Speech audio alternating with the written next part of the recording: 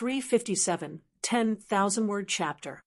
Wei Xian was wearing the West Mountain Nectar armor. After getting Chun Pingan's approval, he tried to find an opportunity to kill Prince Lu Tsong, while Wei Xian was holding back more than half of the cultivators following the army. He didn't care even if he had to sacrifice his life.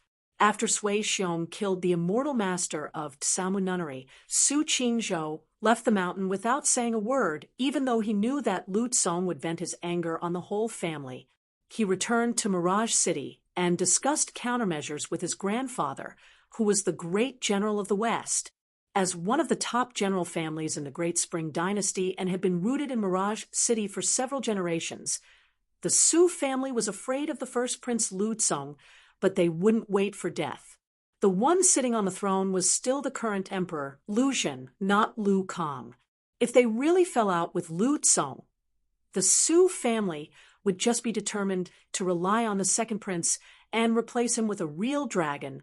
The battlefield where Lu Baixiang was located was still in a stalemate.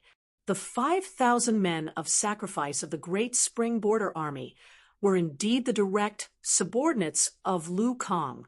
They knew that the military law was strict, even though they were being killed, and watched their fellow soldiers die one by one under that person's blade. They still didn't care about their lives and crazily charged forward. The martial arts grandmasters and cultivators who were hiding in the dark couldn't bear to watch. It was truly too tragic.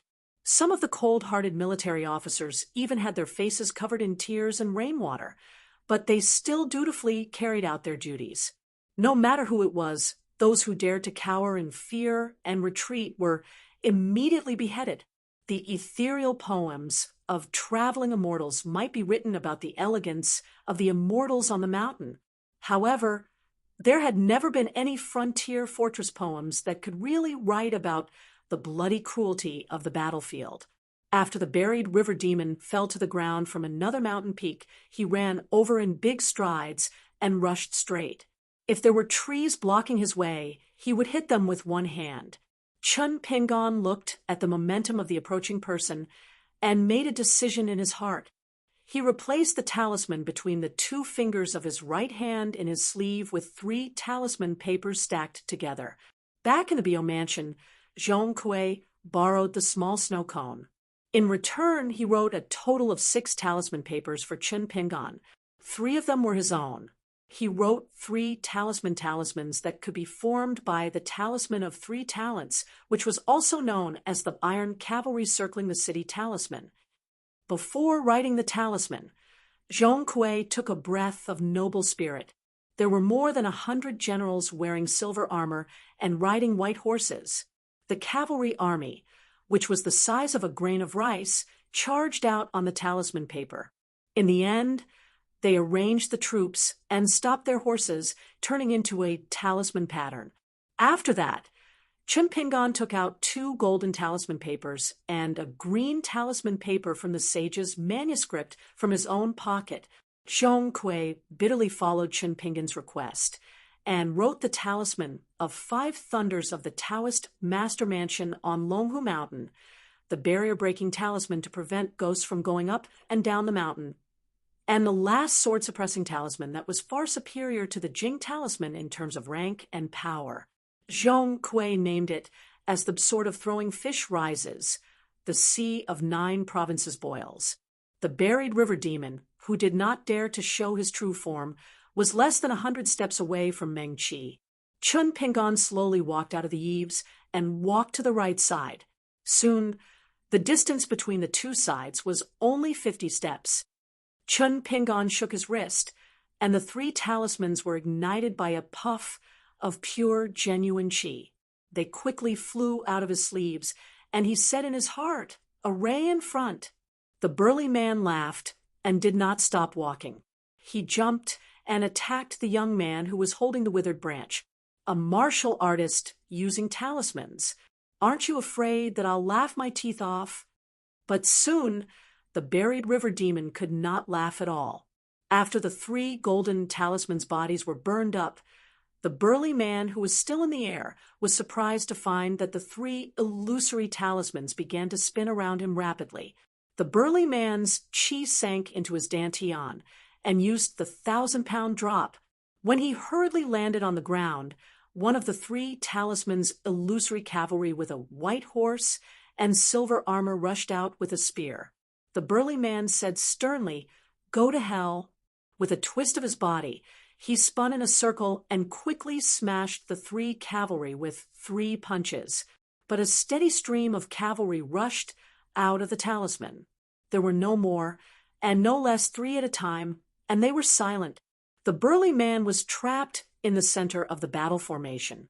He was still fearless, and his fists were like rainbows. He killed the cavalry that rushed out of the talisman's formation again and again. Every time the burly man changed the battlefield, the 3 talismans would float with him and always maintain the original distance. The burly man was excited to kill. He revealed his ferocious appearance and only felt satisfied and happy. It was not difficult to temporarily trap and exhaust a river demon that was almost in the gold core stage with 3 commanders' orders. It was even possible to force the demon to reveal its true body. However, it was absolutely impossible to exhaust the great demon that buried the river to death. Chun Pingon naturally knew this and did not expect the 3 talismans to trap and kill the burly man. The gentleman from the academy, Wang Qi, who stayed at the peak of the mountain, patiently waited for Chun Pingon's flaw. Chun Pingon was also looking for a chance to kill the burly man in the formation with a talisman or a sword. The rain was still pouring, and there was no sign of it slowing down. The buried river demon was annoyed by the 3 strange talismans' entanglement. Why was it that the cavalry formed by the talisman's gallbladder's aura could not be killed? How many of them had he smashed into pieces and scattered their spiritual energy? 150? 200? It felt more and more that the situation was not good. The young man who was standing 30 steps away with the dried branch in his hand was definitely not waiting for it to break the talisman formation out of kindness. Then there would be a **T battle between gentlemen, especially the dried branch in the corner of its eyes. It felt uneasy. Something was wrong. There was definitely something strange. Forget it. Wang Qi should be a coward and not do anything. I don't care how you reason with the Dafu Academy. The buried river demon with many small wounds on its body saw that the rain was about to fall. If it did not take advantage of the situation now, its power would be greatly reduced when it showed its true form. The eyes of the water demon were snow white, and its muscles began to twist extremely. Wang Qi at the peak of the mountain obviously saw the buried river demon's plan and shouted angrily. No, the water demon did not care about these. The earth suddenly trembled and showed its huge true form. Its eyes were as big as lanterns, and its body was hundreds of feet long. Its head was at the place where the burly man stood. The cavalry whose aura had not been exhausted by the circling talisman pulled away from it. There were still armored cavalry charging towards the river demon. Some of the border soldiers of the Daquan who were hiding on both sides and waiting for an opportunity were directly bounced away by the body of the eel demon. When they flew out, they were bleeding from their 7 orifices. Dozens of people were either injured or killed. The heavy rain poured on the body of the river demon. After sliding down the mountain, it did not seep into the mud, but quickly gathered into a stream. Chun Pingon recognized the identity of this great demon. It was the eel demon that was fighting with the water goddess at the bottom of the river. It seemed that the hidden master at the peak of the mountain was no doubt the Academy's gentleman, Wang Qi. He pinched the dragon tiger mountain talisman that Zhong Kuei said was 5 dragons holding the pearl with 2 fingers. After injecting his genuine qi, he threw it at the head of the buried river demon. There were indeed 5 slender flood dragons, more than 100 feet long, hovering in the air with white pearls in their mouths. There were thunder and lightning lingering around. The buried river demon just thought that it was time for it to use its supernatural powers. It did not expect 5 flood dragons that faintly contained the power of heaven to appear above its head. After a slight stagnation, it roared loudly and began to struggle violently. It wanted to break free from the siege of the circling talisman and suffer as little as possible from the thunder and lightning pearls. The cavalry held their spears and pierced the body of the eel demon again and again. They allowed the body of the buried river demon to sweep them away. Their bodies dissipated together with their spiritual chi and returned to the world. A flood dragon opened its mouth, and a snow-white thunder pearl shot out, smashing into the head of the buried river demon. The mountain trembled. 2 more pearls smashed onto the vital part of the river demon and its tail. Not only was its body shaking from the pain, the soul and golden elixir of the river demon were also trembling. The only good thing was that the huge force that burst out finally swept down and smashed the 3 dam talismans. A long green rainbow landed on the tree trunk of this mountain from another mountain peak. It pleaded with Chinpingan telepathically, "Both of us should stop now. I'll let Lu Tsong lead the troops and leave immediately. How about that?" When Wang Qi said these words, he gritted his teeth. That buried river demon was truly an incompetent thing that could only spoil things. After a flood dragon spat out the thunder and lightning pearl, it would automatically dissipate and disappear. Chun Pingon did not have any intention of stopping. In the end, the 2 flood dragons naturally spat out the most righteous thunder magic beads that contained the most powerful magic in the world without any hesitation. The 5 flood dragons had already disappeared, but the 5 pearls were firmly embedded in the body of the buried river demon. From the head to the tail, when they finally connected into a line, they emitted a bright light. In the body of the river demon, thunder and lightning swam rapidly, finally forming a huge lightning bolt that was almost as thick as the river demon's body. Chuyi and Shiwu, who were telepathically connected with Chun Pingon, changed their original strategy. They drew out 2 fireflies and pierced into the lantern-sized eyes of the buried river demon. Sui, Yu also controlled the infatuation sword that had pierced through countless hearts and accurately nailed it into the head of the buried river demon. It pierced through, and the entire long sword directly entered the ground below the head. It was enough to show its sharpness. As for Wang Qi and Chun Pingon, they acted almost at the same time. They both had the intention to kill. Chun Pingon used the withered branch as a sword and swept out, and the heavy rain between heaven and earth seemed to be controlled by the gentleman Wang Qi in an instant. The raindrops changed their falling trajectory one by one. Tens of thousands of raindrops shot towards Chun Pingon. After the sword, Wang Qi's figure was no longer on the branch. Chun Pingon stood in the position of the gentleman of the academy. He shook his shoulders, and a wave of ripples surged out from his robe, bouncing off the raindrops that were embedded in the golden robe. As a gentleman of the academy, Wang Qi retreated to avoid the battle. The dying buried river demon could no longer control the stream of rainwater under its body. Its blood and rainwater seeped into the soil together. The withered branch in Chun Pingon's hand turned into powder. He swept over to the head of the buried river demon.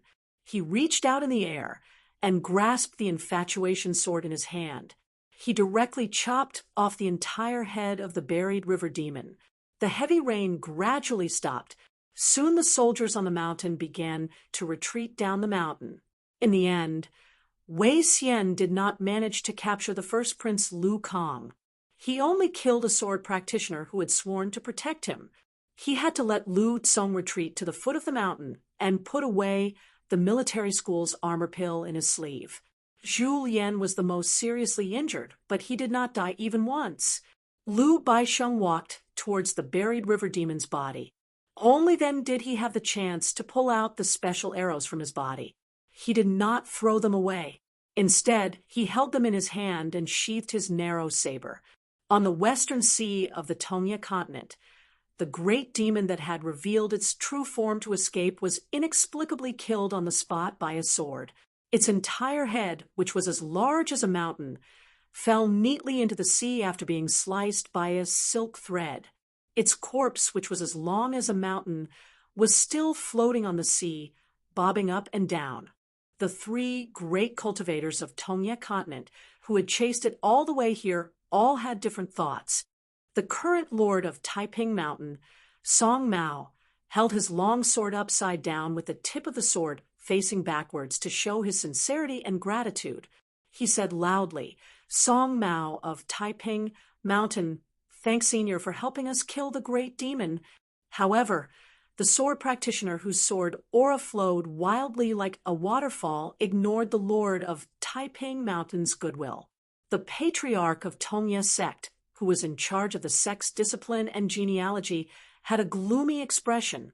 Song Mao was the only one who did all he could to chase the great demon all the way. He did not care about his own life and wanted to perish together with the great demon. However, although Song Mao was the first lord of Taiping Mountain in name, his cultivation was not very high.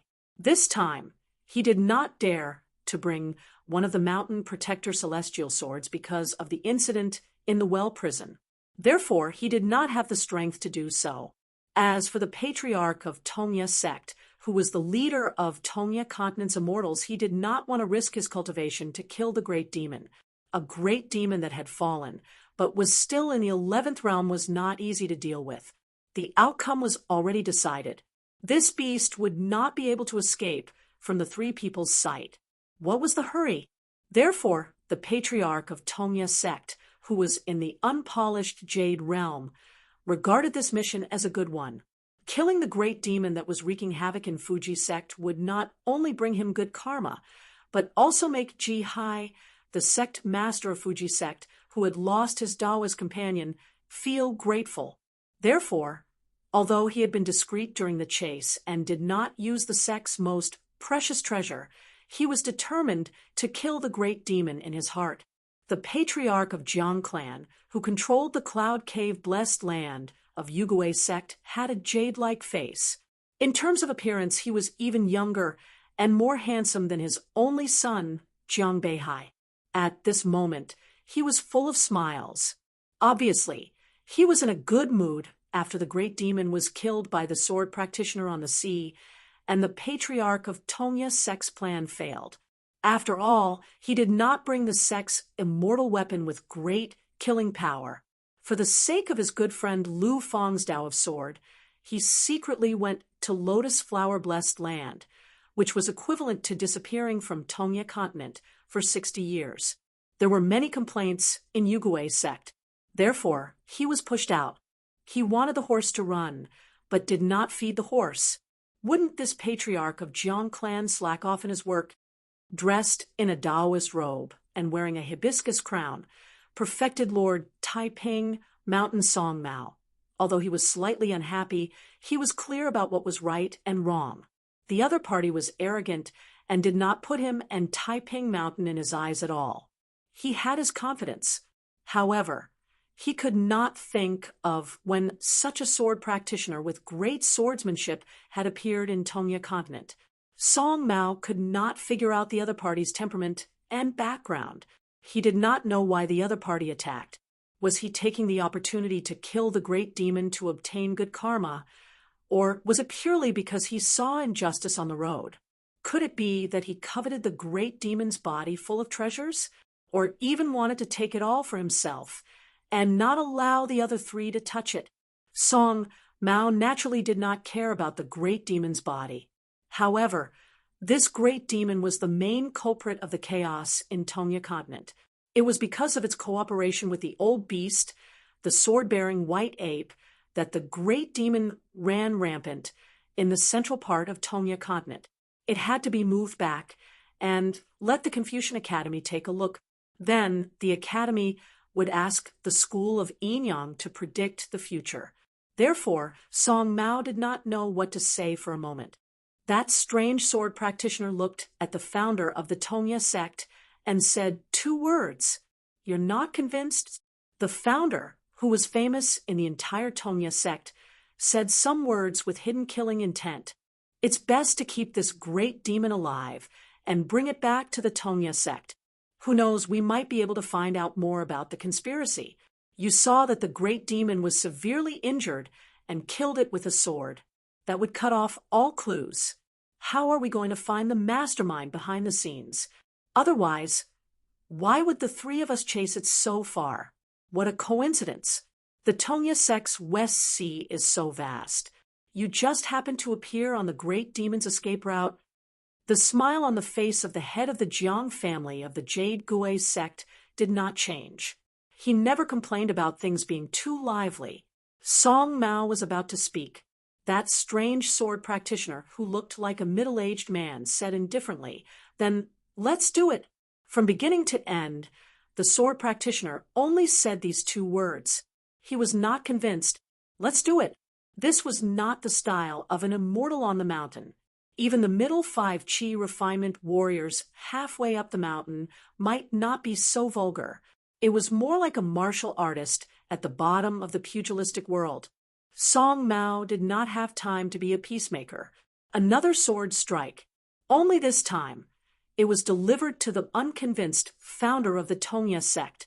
That old immortal's expression changed drastically.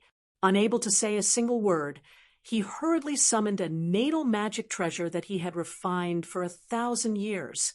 It was an ancient ritual bell that he had obtained from a shattered grotto heaven. The bell was the head of the 8 notes.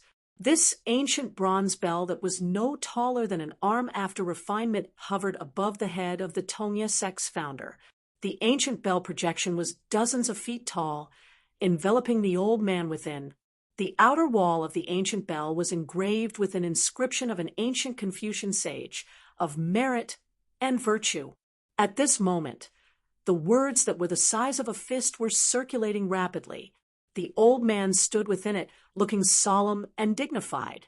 However, when the sword Qi cleaved down on his head, the old man, who thought that he could at least resist for a moment, realized that the ancient bell projection in front of him had been split apart.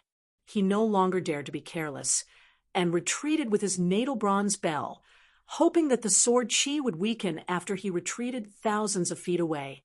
He retreated again and again. On the surface of the sea that was more than 10 miles long, there was a ravine that had not been filled by seawater for a long time. When the sword Qi finally disappeared, the founder of the Tongya sect was pale. He was shocked and distressed. Holding the natal ancient bell in his hand, he saw a fine scratch on it. How many heavenly materials and earthly treasures did he have to use to repair it? How could that sword cultivator's casual sword strike be so powerful? Not to mention the Tongya continent, not to mention the small Aquarius continent in the north. Even the Hassa continent should not have such a sword immortal. Chao Shi, who had refined a large river into a flying sword on her wrist, and the person in charge of guarding the Jinhai Tower, definitely did not have such a sword Qi. The sword cultivator pushed the old cultivator back with one strike. After rolling so far away, he was finally not an eyesore. He turned to the other person and asked, "Was it fun?" The smile on the master of the Jiang clan's face immediately stiffened. He cupped his fists and apologized. "Please forgive me for my rudeness." The sword cultivator sneered. "Senior? You are much older than me." The master of the Jiang clan was famous for his fearlessness on the Tongya continent mountain. He said seriously, "On the path of cultivation, the one who reaches the top wins. I, Jiang Shangzhen, do not dare to be mentioned in the same breath as you." The sword cultivator no longer paid attention to Jiang Shangzhen, who he had never heard of. He looked at the old man who was further away with lingering fear. "You seem to have a treasure that is good at attacking." "Not bad. Can you let me have a look?" The founder who had suffered a lot knew the temper of this sword cultivator. He was more hot-tempered than the Lord of Heaven of the Taiping Mountain. He did not dare to show his sect's treasure stupidly. It was obvious that the sword cultivator would not give up. What if he said, "Since you have already taken it out, don't waste it. Let's exchange moves and see how powerful it is." Should he take it or not? If he did not take it, the people of the Yugui sect and the Taiping Mountain were watching from the side. If he took it, it would be fine if he took it. But if he could not, would he be buried together with the big demon? The old cultivator no longer dared to put on airs. He hurriedly said, "Carrying the sex treasure is only for killing demons. It cannot be casually revealed." He cursed in his heart. There was actually such a domineering and unreasonable sword cultivator in the world. What was the scholarly sage doing? Did he not care? Without waiting for the old cultivator to feel that he had shown weakness by conceding, the sword cultivator had a bit of a brain and should know when to stop. The sword cultivator asked, "If you don't take it out, how can you take my second move?" The founder of the Tongya sect was furious. "Do you really think I am a clay bodhisattva with no temper?" Jiang Shangjin kept a straight face, but he was secretly happy. He had long been sick of the Tongya sect cultivator's annoying face. It was not only him.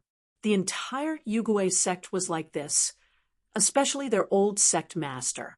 The few times he got angry in his life could be counted on one hand, and it was almost all thanks to the Tongya sect cultivator. "Lord of Heaven of the Taiping Mountain Song," Mao said in a deep voice, "demons are in chaos in the Tongya continent now. Senior Sword Immortal, please do not use your sword today." The sword cultivator retracted his gaze. "Then you will take this move," Song Mao said without hesitation. "Yes, regardless of whether I can take it or not, the people of the Tongya sect and Yugui sect are here, and will send a message to Taiping Mountain. I, Song Mao, am not as good as you. Even if I die here, Taiping Mountain will not hate you." After the sword cultivator muttered Taiping Mountain twice, he seemed to remember something and smiled for the first time. "You are indeed a cultivator of Taiping Mountain. Not bad. In the Tongya continent, you are the only decent ones.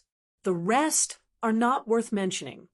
Song Mao was stunned and did not know what to say. The sword cultivator suppressed the sword qi all over his body, indicating that he would not use his sword again. Forget it. He remembered that Shao Qi once mentioned this Taiping Mountain. What did he say again? Had an ancient chivalrous aura?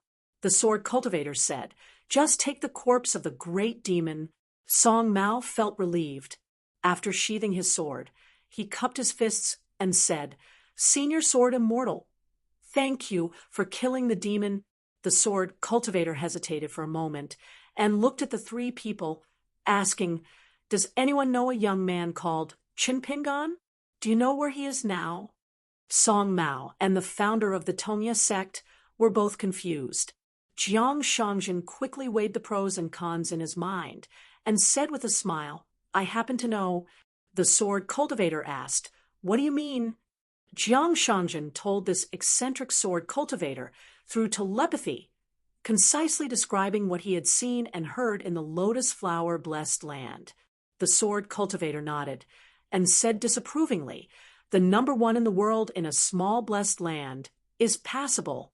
Jiang Shangjin asked tentatively, "Senior, do you need to take care of him?" The sword cultivator squinted. "Are you worthy?" Jiang Shangjin smiled helplessly and said no more. The sword cultivator left.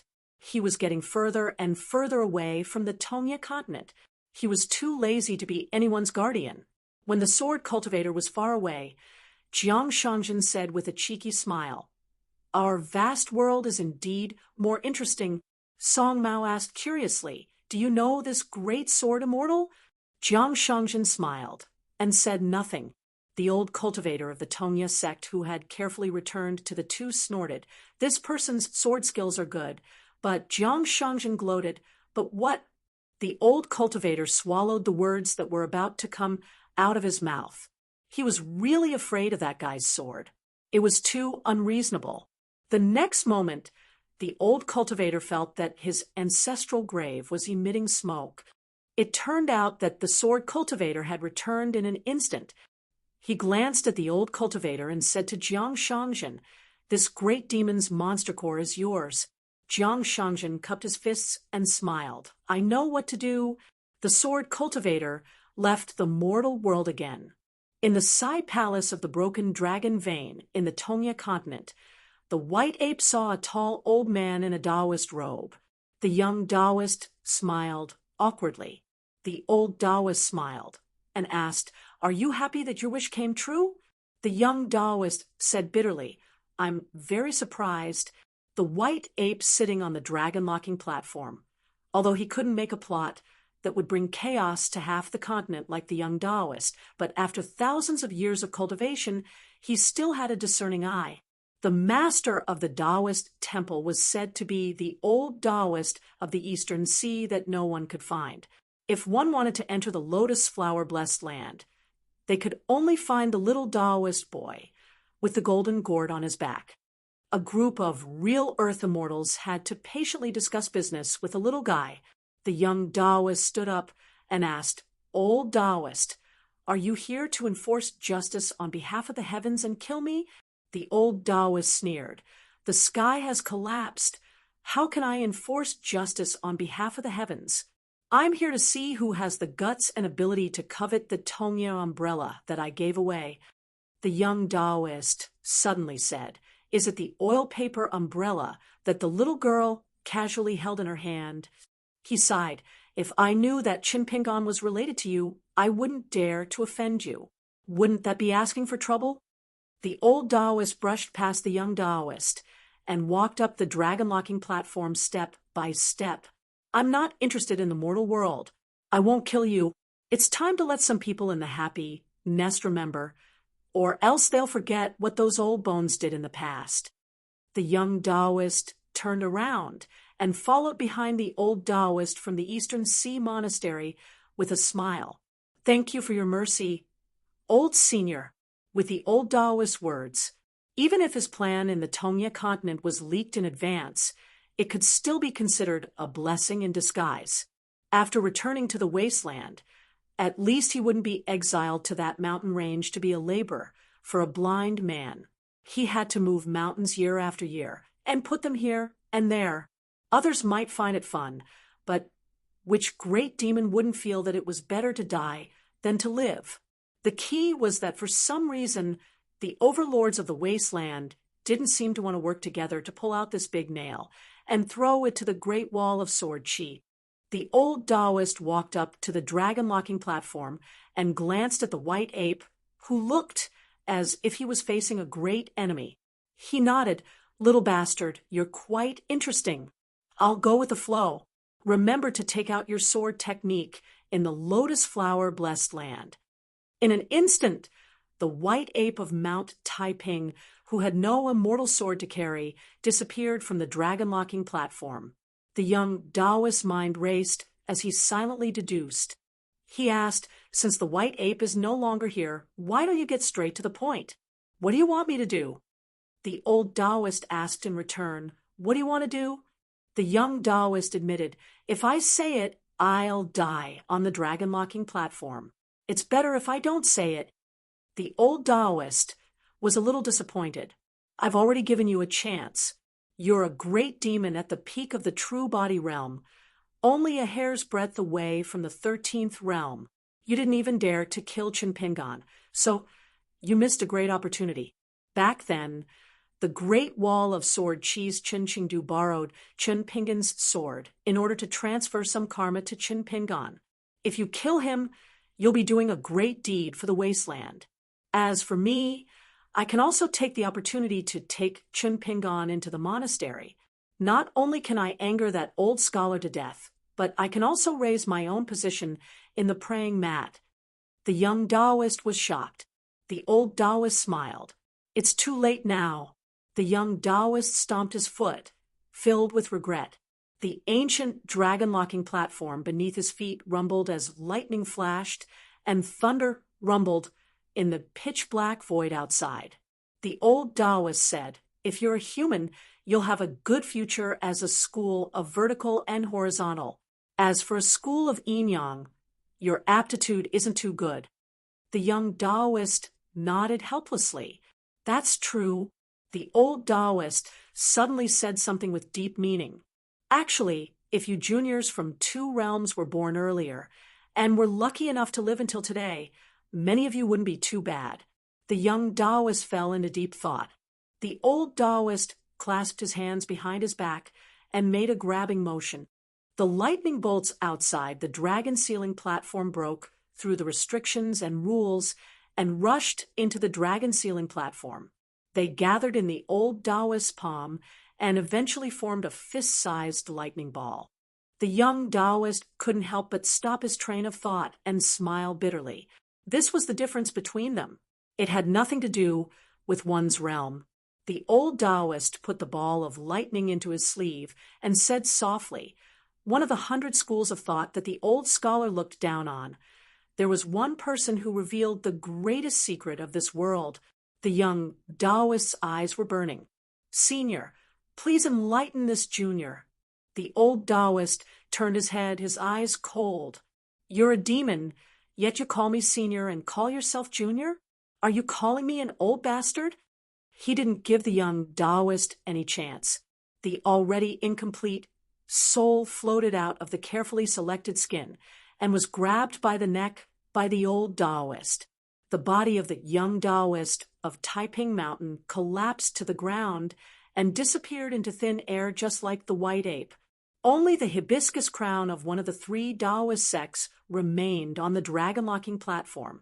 The old Taoist waved his hand, and the human form of the great demon's soul was still that of the young Taoist. It was heavily smashed to the ground with a pained expression. Even so, he hurriedly took the hibiscus crown and put it on his head. Back then, in order to successfully cross the great wall of sword chi, he had to hide his one soul and 4 spirits. Only then could he leave the wasteland, enter the inverted mountain, and finally come to the Tong Yi continent. However, after cultivating in the vast world for so long, his skin was extremely good, so he eventually reached the 12th realm of immortals.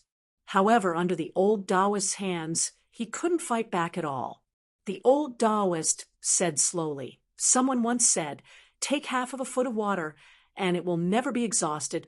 The great demon, who relied on the hibiscus crown to stabilize his soul, said with difficulty, it's one of the most famous pieces of knowledge of the founder of a famous school. I've seen it many times in various books, but I've never thought about it seriously. The old Taoist sneered. That's why I said you were stupid. The great demon, who was only left with his soul and no physical body, wore the hibiscus crown on his head. He was anxious and had never missed his hometown so much. The old Taoist turned his head and smiled. I've already removed the restriction on the narrow saber Shueting, a relic of the past. Do you mind? The great demon shook his head and didn't say anything. The old Taoist laughed. You don't even know how to flatter. Serves you right for suffering such a disaster. The great demon was confused. The old Taoist had already stepped into the void and left. When Chun Pingon opened the life scroll on the right side of the Sui dynasty, he threw in a gold essence copper coin. In the capital of the Nanyuan kingdom of the Lotus Blossom Blessed Land, there was a drizzle. In the early winter, although the rain wasn't heavy, it was still a little annoying. A group of 4 people walked on the street. The young man in the lead was androgynous and very handsome. In the winter, he held a folding fan in his hand. He didn't open it and gently tapped his palm. In the eyes of the people of the Nanyuan kingdom, if not for his good looks, he would be an elegant person. The 4 of them walked on the street. The young man looked left and right and clicked his tongue in wonder. There was a young boy named Chao Qinglang. He had already walked out of his shabby alley to the street, but because of the sudden rain, he had no choice but to run home to grab an oil paper umbrella. When he reached the corner of the alley, he saw a group of people in the distance. His eyes were filled with hope as he stared at them. But when he vaguely saw the face of the young master, he was somewhat disappointed. Alone, he quickly walked toward the school. Teacher Zhong disliked people being late when teaching. Chao Qinglang couldn't see the young man clearly. However, the latter saw through him clearly. As a banished immortal who had preserved his cultivation base and landed in the lotus flower blessed land with his true body and complete soul, Lu Tai had entered the ranks of the newest 10 people in the world the moment he landed. As for the 3 retainers behind him, they received the same treatment.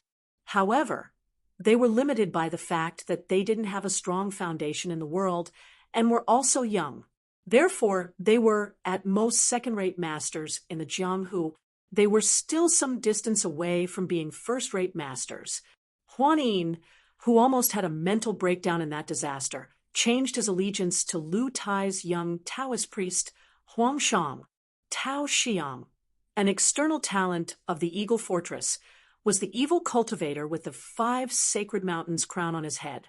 He was a chess piece nailed into the Eagle Fortress. Now, the 3 of them were Lu Tai's unofficial disciples. Lu Tai came to a street adjacent to Zhuangyuan Alley. There was a martial arts school nearby. Lu Tai looked at a small house. It used to be the place where Ding Ying and Ye stayed after entering the capital. It was considered a stronghold of the evil sect in the Nanyuan kingdom. However, after the war ended, the imperial tutor Zhongqiu had been keeping this house. Lu Tai smiled and said, "From now on, this is my private residence." He turned his head and instructed the 3, Huangshang, go to the Lake Mountain faction. How much you can learn from Yu Zhini will depend on your luck. As for Tao Xiang and Huan Yin, you 2 are free to wander around this blessed land. Tao Xiang can pay more attention to General Tang Tie, while Huan Yin can get closer to the armed Saint Cheng Yuanshan. After 60 years, if you can't make it into the top 10 in the world, then obediently become nourishment for this blessed land. Good luck. I've already given you each a life-saving item. If you still drown in this small Jianghu, I feel that it's a waste of money to bring you down here. Lu Tai waved his hand. The 3 of them respectfully bid farewell and left. Not far away stood a green-robed Confucian with white hair on his temples.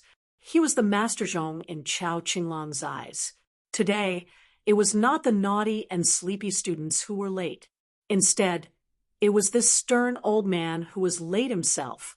Lu Tai smiled and looked at the imperial tutor Zhongqiu. "I'm friends with Chen Pingan. I've personally experienced the splendor of the imperial tutor, so I've chosen to settle down in the Nanyuan kingdom." Zhongqiu nodded. "In that case, I'll wait and see. I still hope that you won't be so reckless, even if you're Chen Pingan's friend." With a snap, Lu Tai opened his elegant bamboo fan and gently fanned the breeze and drizzle. He smiled and said, "Have you ever thought about going out to see the scenery 60 years later?" Zhongqiu shook his head and turned to leave. Lu Tai did not mind and turned to look at the door. After a year of wind and sun, the door gods were slightly old. He muttered to himself, "It's almost the new year. The door gods need to be changed, the couplets need to be put up, and a few more pleasing girls to be maids. Why don't I go to the Springtide Palace and ask for a few from the hairpin boy, Zhou Shi?" After Chen Pingan threw the second gold-copper coin into the scroll, Chen Pingan felt a chill run down his spine. In the Lake Mountain sect of the Songlai Kingdom, a fine sun rain fell. No one made a fuss, except for the childlike sect leader, Yu Zhini, who was flying on his sword. Yu Zhini hovered in the air on his sword. The strong wind blew his Taoist robe and made a sound. He said softly, "A storm is coming." In an official residence in the capital city of the Nanyuan Kingdom, a youth had just walked out of the library with a book in his hand when an object fell from the sky and landed in front of him. It almost hit him, giving the youth a fright. Taking a closer look, it was a skinny little white ape covered in blood. The little guy was lying on the ground with a dispirited look. Its eyes were even more confused than the teenager holding the book. At the border of the Beijing Kingdom in the lotus flower-blessed land, a young Taoist stood by the lake and stared at the mirror image in the lake. He repeatedly muttered, "Who am I? Who am I?" Finally, with a splitting headache, he squatted down with his head in his hands. The atmosphere in the ruined temple was strange. Everyone was sitting around the bonfire. Chen Pingan only said one sentence, "You've worked hard." Zhu Lian rejected the porcelain bottle that Chen Pingan handed over. He said that it was the best medicine for such injuries. There was no need to waste the young master's elixir. Then he glanced at Sui Yuyu, who was already in the golden body state.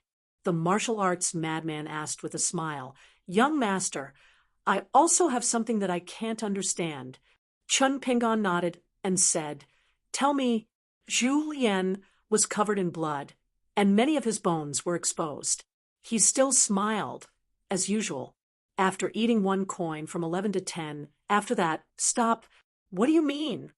Sui Yu suddenly stood up, his murderous aura surging. However, he realized that Chen Pingan had not returned the sword of infatuation to him after taking it away. Sui Yu stared at the stooped old man. "Zhu Lian, why didn't you say so earlier?"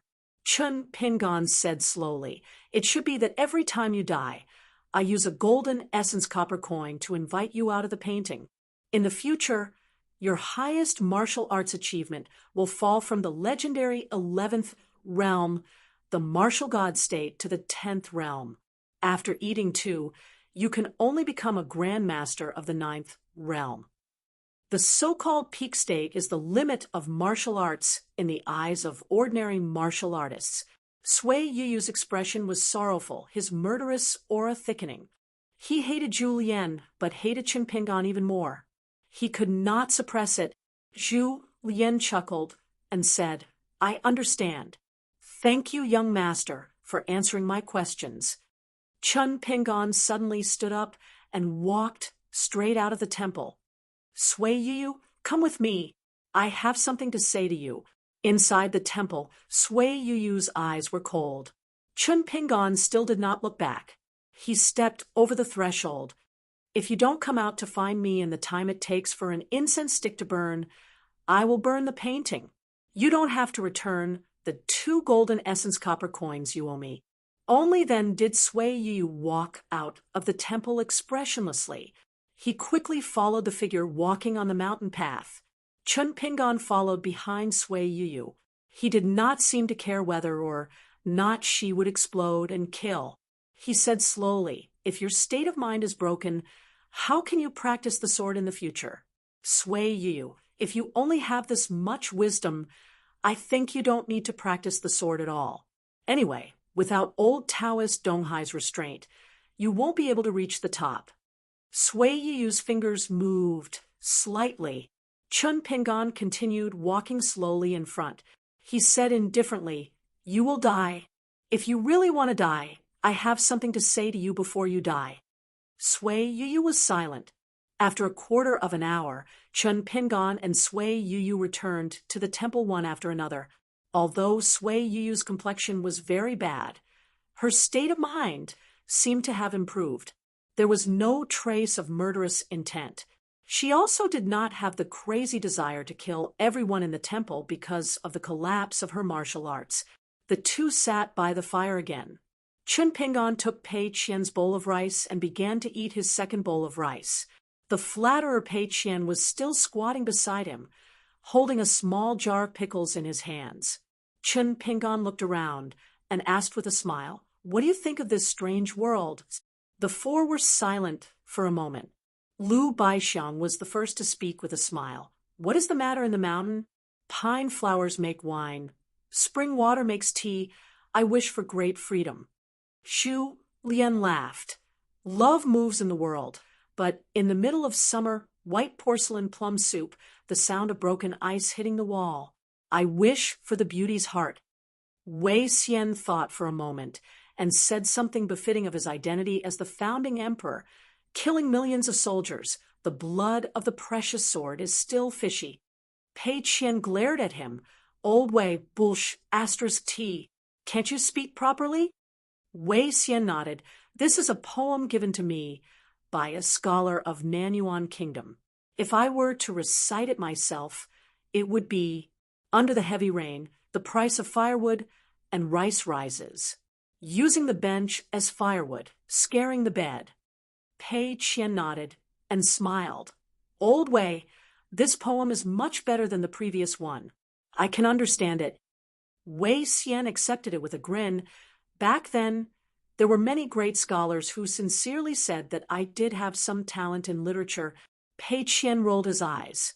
Sui Yu continued, I wish to follow the teacher to the heavenly altar and sweep the fallen flowers with the immortals. Chen Ping'an turned to Pei Qian and asked with a smile, You're the only one left? Pei Qian was surprised and said shyly, I haven't studied much yet. I don't know how to compose poems yet. Chen Ping'an ate a big mouthful of rice and picked up some pickles with his chopsticks. He smiled. I didn't ask you to compose a poem. Pei Qian was in high spirits. Then I'll really say it. Don't be angry. Don't scold me. Chen Ping'an nodded. Pei Qian said loudly, I want to read the worst books, eat the most expensive dishes, scold the worst people, and beat the wildest dogs. Chen Ping'an almost choked on his rice. Pei Qian saw that the situation was not good and felt that his ambition was not big enough. He glanced at the mountaineering staff by his feet and hurriedly added, How about I add the biggest hornet's nest? Wei Xian said with a straight face, At such a young age, you already have such a tyrannical ambition. Pei Qian grinned at Old Wei and gave him a thumbs up. Old Wei, you're still the best. You have a good eye. No wonder you can become an emperor. Alas, it's just that you're a bit poor now. Chen Ping'an shook his head and laughed. Outside the ruined temple, the rain stopped. 3:58. Inside the ruined temple after the rain, the bonfire brought some warmth. Chen Ping'an sat cross-legged on his knees, and the little guy quietly pointed at Pei Qian's eyes. Chen Ping'an understood and asked Pei Qian to go out with him. The little guy sank into the ground and helped Chen Ping'an to patrol the small temple. Although Chen Ping'an did not see Pei Qian's strange phenomenon in the ruined temple, after the battle, Pei Qian's sleeves were full of blood, and his body was covered in mud. He said that his eyes hurt, and he rolled on the ground for a long time. At that time, the little guy waved his hands and feet and roughly explained the process to Chen Ping'an. One big and one small walked out of the ruined temple. After Chen Ping'an walked for a distance, he turned around and stopped. He squatted down and stared at Pei Qian's eyes. Why did your eyes suddenly bleed? Pei Qian still had lingering fear. His face was pale, and his eyes were full of tears. He shook his head and choked. I don't know. It suddenly hurt so much, as if something was going to explode, like the firecrackers used by rich people during the New Year. By the way, can we set off firecrackers during the New Year? It's so festive. I've always wanted to try it myself. Chen Ping'an did not know whether to laugh or cry. He said softly, When I left my hometown, someone told me not to return to Longquan County for 5 years. But it's not difficult to set off firecrackers during the New Year. Let's get down to business. Did the old Taoist, who threw us out of lotus blossom blessed land, do something to your eyes? Did he say anything to you? Pei Qian thought for a moment and said, In Old Wei's house, which is the capital of Nanyuan Kingdom, there is a well. I looked at the bottom of the well for a while, and then looked at the big sun above my head. I was annoyed. Then I saw a very tall old guy in a Taoist robe. He said that he wanted to put something in my eyes. Of course, I didn't agree, but the old Taoist said that it was very valuable. I thought for a while and agreed. Pei Qian exclaimed and quickly tilted his head. It turned out that Chen Ping'an had pulled her ear and lectured her. You're so obsessed with money that you don't even want your life anymore. Chen Ping'an finally let go of Pei Qian's hand after Pei Qian complained about the pain in his eyes. Chen Ping'an fell into deep thought. Zhong Kui kept saying that Pei Qian's eyes were beautiful, so he must have noticed something, but he didn't say it out loud. In fact, Zhong Kui had secretly said a prophecy. The sun rises from the eastern sea, melting gold for 10,000 miles. When the moon sets behind the western hills, the night apes rise. Chen Ping'an muttered to himself, You can't really put the sun and moon of the lotus flower blessed land into Pei Qian's eyes, right? At the very least, Pei Qian could see the little lotus figure under the ground and see through the abbot's supernatural power that isolated heaven and earth. After the incident of the young Taoist priest of Taiping Mountain giving him the jade token of the Hall of the Patriarchs, Chun Pingan felt that once bitten, twice shy. However, for the old Taoist priest of the Eastern Sea Temple, who claimed to know the sage of literature, and was the first person in the world to hear about the order theory, even if he really wanted to plot against Chun Pingan didn't have the ability to break through the situation. He could only take one step at a time. The reason why it was a plot, and not a sinister plot like the jade token of the Hall of the Patriarchs of Taiping Mountain, and not because Chun Pingan admired the Abbey Dean of the Eastern Sea Temple, but because cultivators at the level of the old Taoist priest or the hierarch Lu Qin had long disdained to use plots and tricks. They were all open and above-board schemes, striving to be compatible with the mysterious great way of heaven and earth. Chun Pingan stood up. "I'll buy you a new oil paper umbrella in the future." Pei Qian was surprised. "What's the point of spending this money?" Chun Pingan didn't give an answer, but asked her to go back to the ruined temple first. After Pei Qian ran all the way back to the temple, Chun Pingan turned around and saw the man who he recognized at first glance. It was Gao Shizhen, the Duke of Shun, because Gao Shi looked very similar to this duke. Behind Gao Shizhen stood an old man who looked like a butler, holding an umbrella. He should be a hidden Qi refinement warrior. There was also an old man in white who was holding an old rattan walking stick. He smiled at Chun Pingan obsequiously. Gao Shizhen stared at Chun Pingan and suddenly sighed. "You are much younger than I imagined." Gao Shizhen asked if it weren't for the fact that in that small border town, the third prince wanted to take advantage of the situation to force the Yao family to death and add flowers to his own book of merit, and that disaster would have happened. If it had been in Mirage City, and you and my son Gao Shi met, it would have been like the heavy rain tonight, two strangers drinking wine in an old and famous restaurant. Would the two of you have become friends? Chun Pingan shook his head.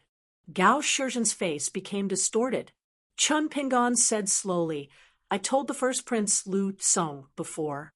In fact, we both understand the reason, but sometimes, no matter how good the reason is, it is too light compared to what we want to get. I hope that a person like Gao Shi will not meet me in his next life, or else I will kill him again." Gao Shizhen's face was gloomy. "You want to provoke me and lure me to attack you, so that you can take the opportunity to eliminate the source of the trouble and remove the name of Duke Shin's mansion from the Great Spring." Chun Pingan stretched out two fingers and casually swiped in front of him, saying, "This is how you and Gao Shi deal with people. What you do and what you say always has a track to follow." Chun Pingan's harmless action made the old man holding the umbrella nervous and almost protect Gao Shizhen. The old man holding the old cane almost escaped by burrowing into the ground. God, he killed the buried river demon with a thunderous method and forced the gentleman of the academy to retreat with a sword.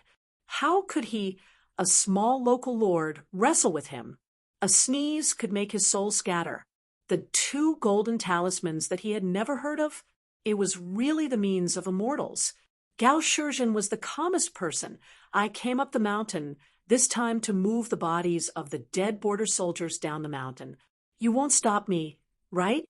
Chun Pingan said, "This is why I am still willing to stand here and talk to you." Gao Shizhen's face was full of anger. Duke Shin's mansion had stood in the Great Spring Empire for 200 years and was the same age as the country. When had they ever been humiliated like this? The old housekeeper whispered, "Master." Gao Shizhen took a deep breath and turned to look at the god of mountains and rivers, the local lord of the Zhongshu government. "If you have something to say, say it." The old man in white plucked up his courage and stepped forward. He bowed to Chun Pingan and said with a smile, "Immortal Master Chun, I have to help Duke Shin clean up the body. I may send some mountain spirits and ghosts. I am worried that those unpresentable things will make a big noise and disturb your rest in the ruined temple. So I came to inform you in advance. I hope you will be generous and not be calculative with me. Chun Pingon nodded and said, "Just do it." The old man said timidly, "I dare to ask one more question. How do you plan to deal with the body of the big monster? Do you need me to order the mountain spirits and ghosts to do things for a mortal master, such as skinning the skin and pulling out the tendons, absorbing the essence blood of the great demon's core chamber, and smashing it into bottles and jars?" Chun Pingon, who had only taken one monster pill from the buried river monster, smiled and said, "Then I will trouble you, Lord of the Land. After it is done, I will give you some rewards to thank you." The old man was flattered and said that he did not dare to let the immortal master spend money. He almost burst into tears. How could there be such a kind and generous immortal in the world? Gao Shizhen snorted and turned to go down the mountain. Chun Pingon walked to the ruined temple alone. The buried river monster was only one step away from forming a golden core. The last crystal green monster pill was the size of a date pit. Was it because of the 5 thunder talisman of Dragon Tiger Mountain? Because of the 5 thunder talisman, the monster pill was flickering with lightning. However, tonight's battle with the buried river demon was a sure bet. Chun Pingon had to pay a total of 3 pieces of talisman paper with dragon claw inscriptions for a fake Oris pill that had yet to mature. In order to destroy the set of talismans written by Zhong Kui, he had to pay the price of the 5 dragons biting the pearl talisman, made of golden material from his own pocket. Even now, Chun Pingon's heart still ached. When he walked to the ruined temple, Immortal Master Chen, who was wearing a white robe with a jade hairpin and a red wine gourd, kept murmuring to himself. As for the 2 copper coins that Sui Yu had spent on the 2 battles, Chun Pingon didn't want to think about it at all. After entering the ruined temple, Wei Xian took the initiative to ask, "Do you want to go back to the Mirage City and beat them up? Lady Lu of Daquan has lost her courage and won't be able to do anything.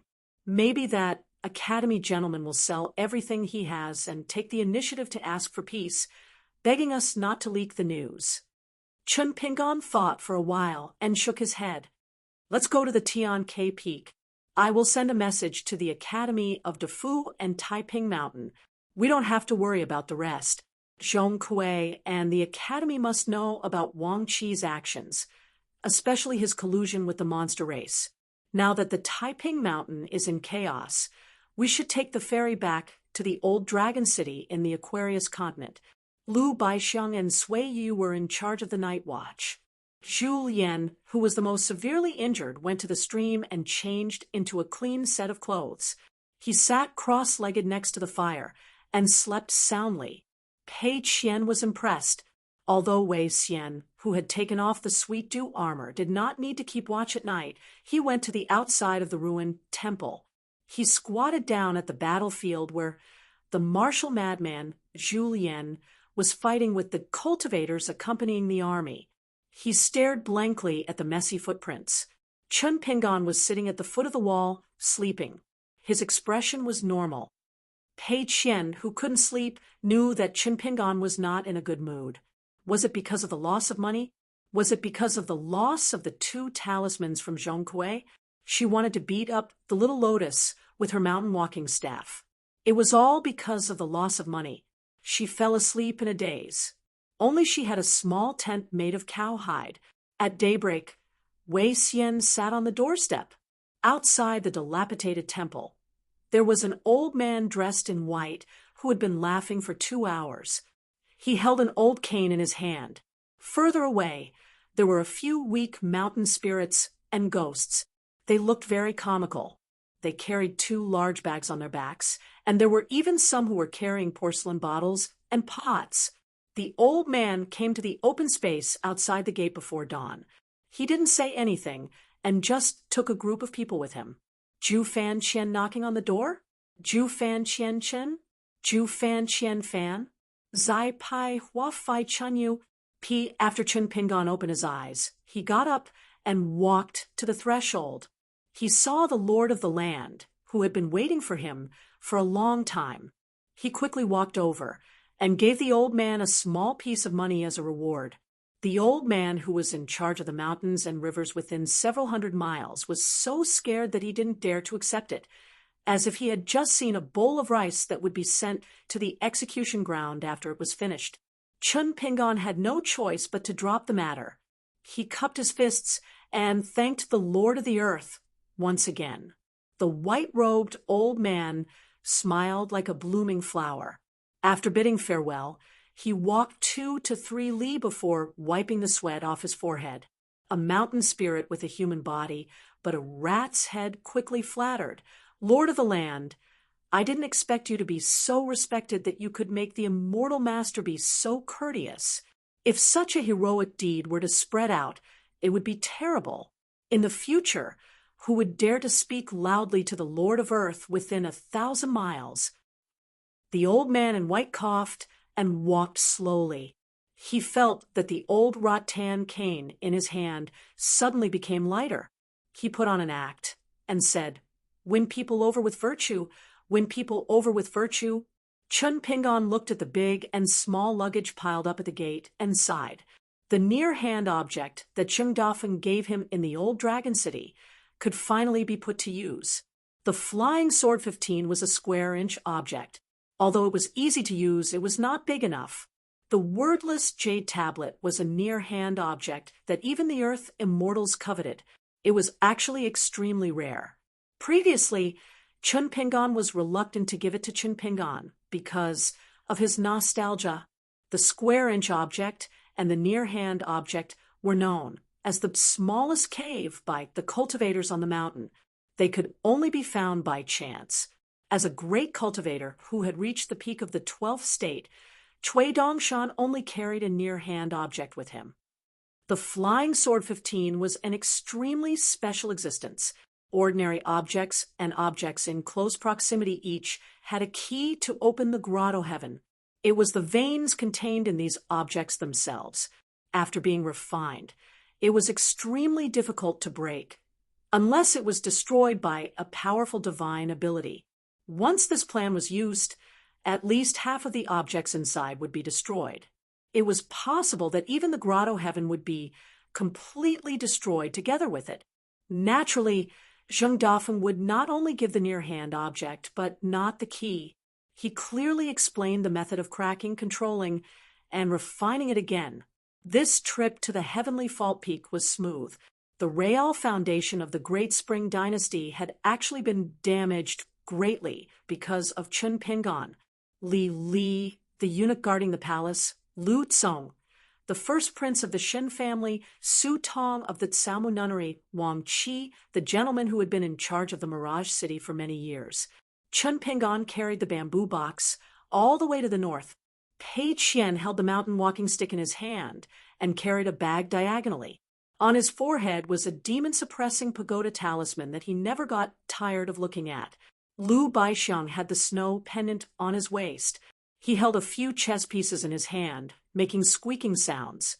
Sui, you carried the infatuation sword whose rank had skyrocketed. His eyes were in a trance a few times.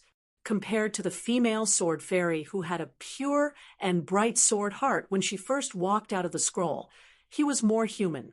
Zhu Lian liked to read while walking. Pei Qian was puzzled. This old guy did not look at the ground when he walked. Why didn't he fall half to death? Wei Xian had nothing to do. When he walked, he actually used Chun Pingon's 6-step pile walking. Chun Pingon did not say anything about it. Tian Ke Peak was the highest peak of Qingjing Mountain to the north of the Daquan. Qingjing Mountain was covered with peaks and trees, which were especially lush and green. It was far better than other places. Tian Ke Peak had 3,000 steps from the foot of the mountain to the top. There was a green tiger palace at the top of the mountain. However, the people who cultivated here were isolated from the outside world and never set foot in the marketplace. They refused to visit the high officials and dignitaries who climbed the mountain to visit immortals. In addition, there were many wild beasts in Qingjing Mountain, and there was no direct road to Tian Ke Peak, so the existence of the Green Tiger Palace was always shrouded in clouds and fog. Woodcutters in the wild did not dare to approach Tian Ke Peak without permission. The old people said that it was easy to be haunted, and it was the immortals on the mountain who did not want to be contaminated by vulgarity. The group walked on the path of Qingjing Mountain, although Tsamu Nunnery was the #1 cultivation sect in the Daquan in name. Any cultivation place with a cross-continent ferry should not be underestimated. Even if Tian K Peak was certainly not as good as Inverted Hanging Mountain and Old Dragon City, it was definitely not comparable to Tsamu Nunnery. Chun Pingon reminded Wei Xian and the others of a few words. The 4 people in the picture scroll were all extremely intelligent people, so they naturally knew the importance of things. In the immortal book of Jojo Bot from Inverted Hanging Mountain, there was a special mention of the dressing table of female immortals in Tian K Peak. Although there were only a few words, they were very vivid and made people curious. Pei Qian, who was tired from walking, suddenly raised his head and said in surprise, "Look, there is a boat in the sky." Chun Pingon reached out and pressed Pei Qian's finger, whispering, "Have you forgotten the marriage of the mountain gods?" Pei Qian quickly nodded and promised it won't happen next time. Chun Pingon said with a smile, "Even if there is a next time, it doesn't matter. After all, you are still young, but you can't relax because of this." Pei Qian smiled brightly. "I will be 11 next year. I am not young anymore." Chun Pingon asked with a smile, "Then will you carry my bamboo box?" Pei Qian said with a bitter face, "But I am only 10 years old this year." Chun Pingon hit him with a chestnut. Pei Qian dodged nimbly, moved a few steps, and laughed. Zhu Lian looked at the two with a smile. Tian K Peak was the tallest peak, and the surrounding peaks bowed their heads. So it was very eye-catching. Just approaching the top of the mountain, clouds began to curl up, and the specific scenery could not be seen clearly. After entering the boundary of Tian K Peak, one would pass through a stone arch bridge. Below, it was a clear stream with a gurgling sound, and fish leisurely swimming. Chun Pingon stopped just as he stepped onto the bridge and looked to the south. After climbing the mountain, he did not know when he would be able to step on the ground of Tong Yi Continent again. After the Great Demon's Rebellion, would the fuming sect's yelling street with all kinds of strange things disappear? Would the outer sect odd job worker youth who stumbled upon the great conspiracy be like him, changing from a bumpkin to a different person? Over at the Eagle Fortress, was Lu Tai's balcony effective? At that time, why did he secretly put the narrow saber-bing shui, which was worth 20 pieces of grain rain money, into his bag? At that time, when Chun Pingon saw Lu Tai accept Tao Xiang and the other two as nominal disciples, he did not quite understand Lu Tai's words, "Do not approach evil, do not know good." Now, he somewhat understood the meaning. Would Zhong Kuei still be the gentleman of Defu Academy in the future? Would the female Taoist Huang Ting be another good fortune when she chased after the white ape with a sword on his back? After Zhou Fei of the Lotus Flower Blessed Land's Spring Tide Palace returned to the Jade Gui sect, he suddenly became the master of the entire Cloud Cave Blessed Land. Was he called Jiang Shangjin? Did the incense of the Bayou Manor and the Buried River Temple become more prosperous? Did the Great Spring Mirage City welcome the first winter snow of this year? How is Chao Qinglang doing in that small house? Is she doing well? Was the school teacher's knowledge great? Would he teach him the principles beyond the books? On the bridge, Lu Baixiang and the other three saw Chun Pingon stop and stood on the bridge as well. Chun Pingon looked into the distance, and the charcoal girl raised her head to look at Chun Pingon, who was not quite the same as usual. Zhu Lian began to flip through the books whenever he was free. After Pei Qian saw Chun Pingon, he stood on his tiptoes wanting to see what this crazy old man was reading all day long. He was so sneaky that he could not be seen. Zhu Lian slapped Pei Qian's head again and gently pushed it away. Pei Qian asked, "What's written in the book?" Zhu Lian did not answer the question. "Nothing, just some old stories." Pei Qian wanted to get to the bottom of it. "What do you mean by old stories?" Zhu Lian chuckled. "For a child your age, it's not old. Everything you see is new. It's just that the stories in books, the joys and sorrows of separation and reunion, in the end, are shallow, light, and light on paper. Once you've seen it, you'll soon forget it. But when you're alive, you'll be hungry until your stomach growls, blisters form on the soles of your feet, and you'll be beaten black and blue. These are all real. Pei Qian frowned. What are you trying to say? Can't you speak properly and learn more from Old Wei, okay? Zhu Lian looked askance at the little girl holding the mountain walking stick and laughed. You've grown a lot bolder. Pei Qian smiled and took 2 steps back, waving his hand. I'm not fat. I'm not fat. With my small body, I'm skinny. Zhu Lian closed the book and grumbled. With your meddling, the soul-stirring close combat in the book has become tasteless. I don't want to read it anymore. Pei Qian was baffled. The people in the book are very happy to kill. Are they as powerful as my father and fairy sister outside the broken temple? Sui Yuyu's face darkened. He resisted the urge to cut off the old pervert's head with his sword, and then slapped this little girl to death for speaking without thinking. Zhu Lian put away the unusually erotic book, hands behind his back, shook his head and smiled. You can't compare. Pei Qian, who felt that his flattery was superb, turned his head and smiled at Sui Yuyu's fairy sister. Sui Yuyu turned and walked down the stone arch bridge. Out of sight, out of mind. Pei Qian was puzzled. Did this bitch eat the wrong medicine today? Lu Baixiang was still smiling lightly. The scenery here was pleasant. If he could cultivate in the future, he would also look for such a picturesque place. Chun Pingan did not care about Pei Qian. When I reach the southernmost old dragon city in the Aquarius continent, I will be able to meet Fan Air and the gentle lady Gu Wei, and of course Sheng Dafeng from the dusty medicine shop. When I head further north, I will go to the big-bearded hero Su Yuanxia, Big Brother Su's hometown. I will find him and Zhang Shanfeng and tell them about the separation. I can count the number of good wines I have drunk with my hands. Even if I, Chun Pingan, lose, I will also go to the Book Slip Lake to see how Gu Can, that snot-nosed brat, is doing. When I meet her, will Gu Can, who has become an immortal disciple, no longer be a burden behind me? Then I will go to the Great Sui Kingdom's Cliff Academy. There are Li Baoping, Li Huai, Lin Shui, Yulu, thank you. Of course, there is also a disciple, Cui Dongshan. I estimate that after this trip, the 5 years will be almost up.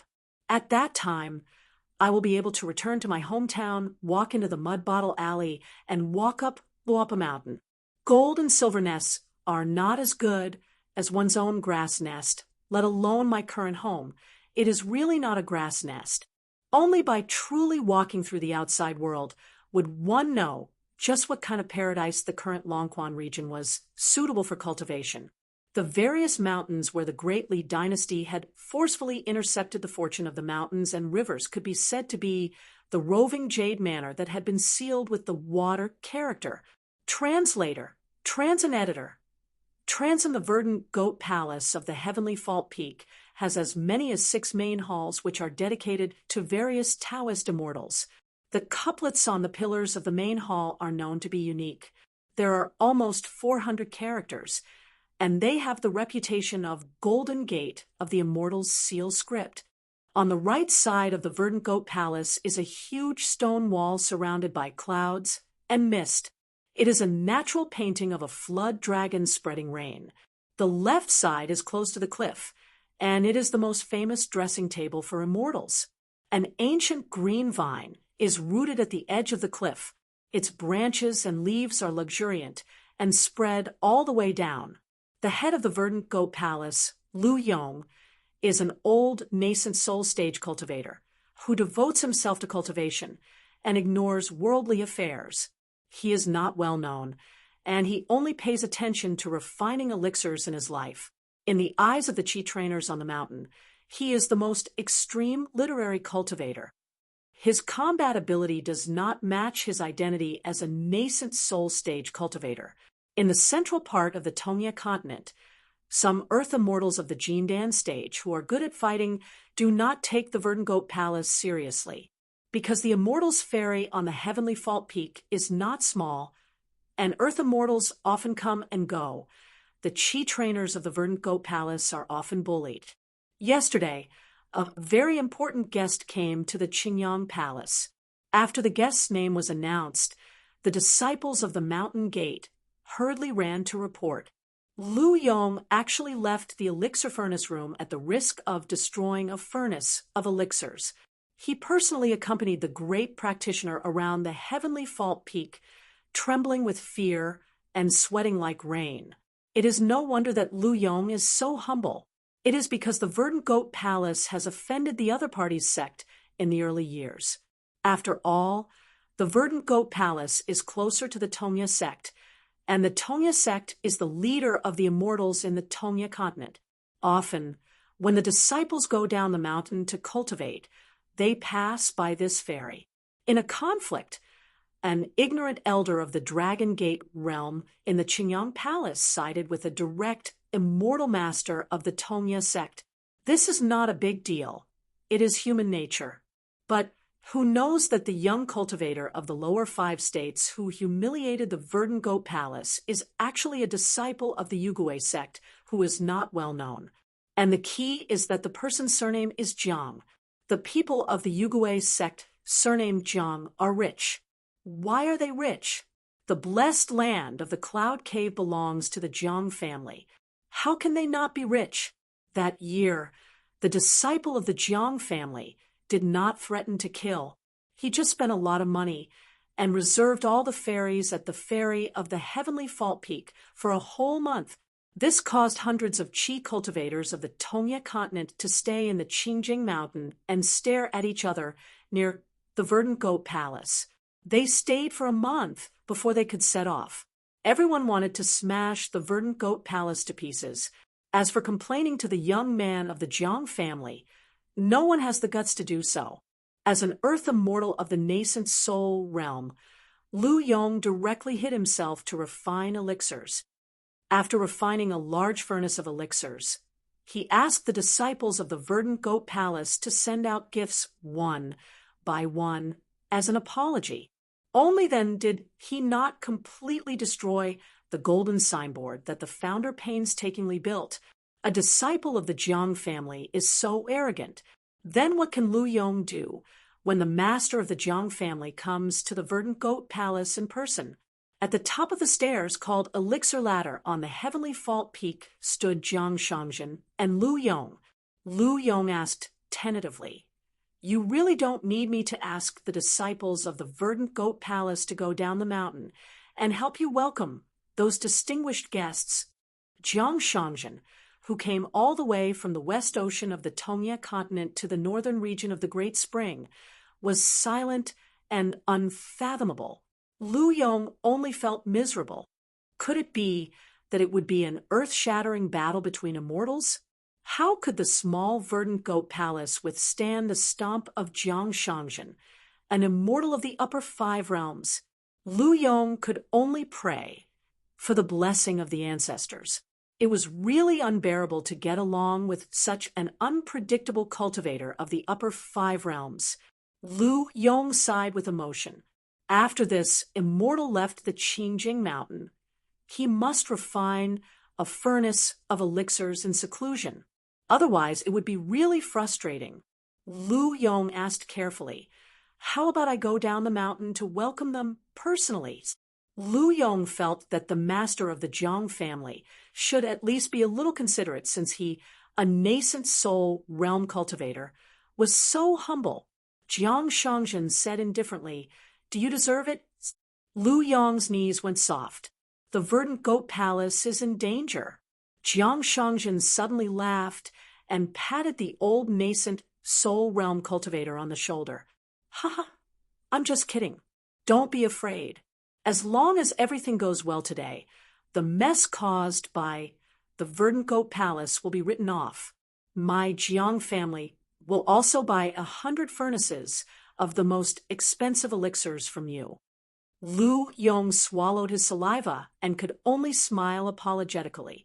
Jiang Shangjin clicked his tongue and said, "It's really refreshing to say these words." On the bridge, Zhu Lian and the other two also crossed the stone arch bridge and stood together with Sui Yuyu. So only Chun Pingan and Pei Qian were left on the bridge. After Chun Pingan came to his senses, he leaned on the railing and stuck his head out as if he was looking for something. Pei Qian jumped and asked curiously, "What are you looking for?" Chun Pingan said, "I want to see if there are any hanging swords under the bridge." Pei Qian straightened her back and began to show her flattery again.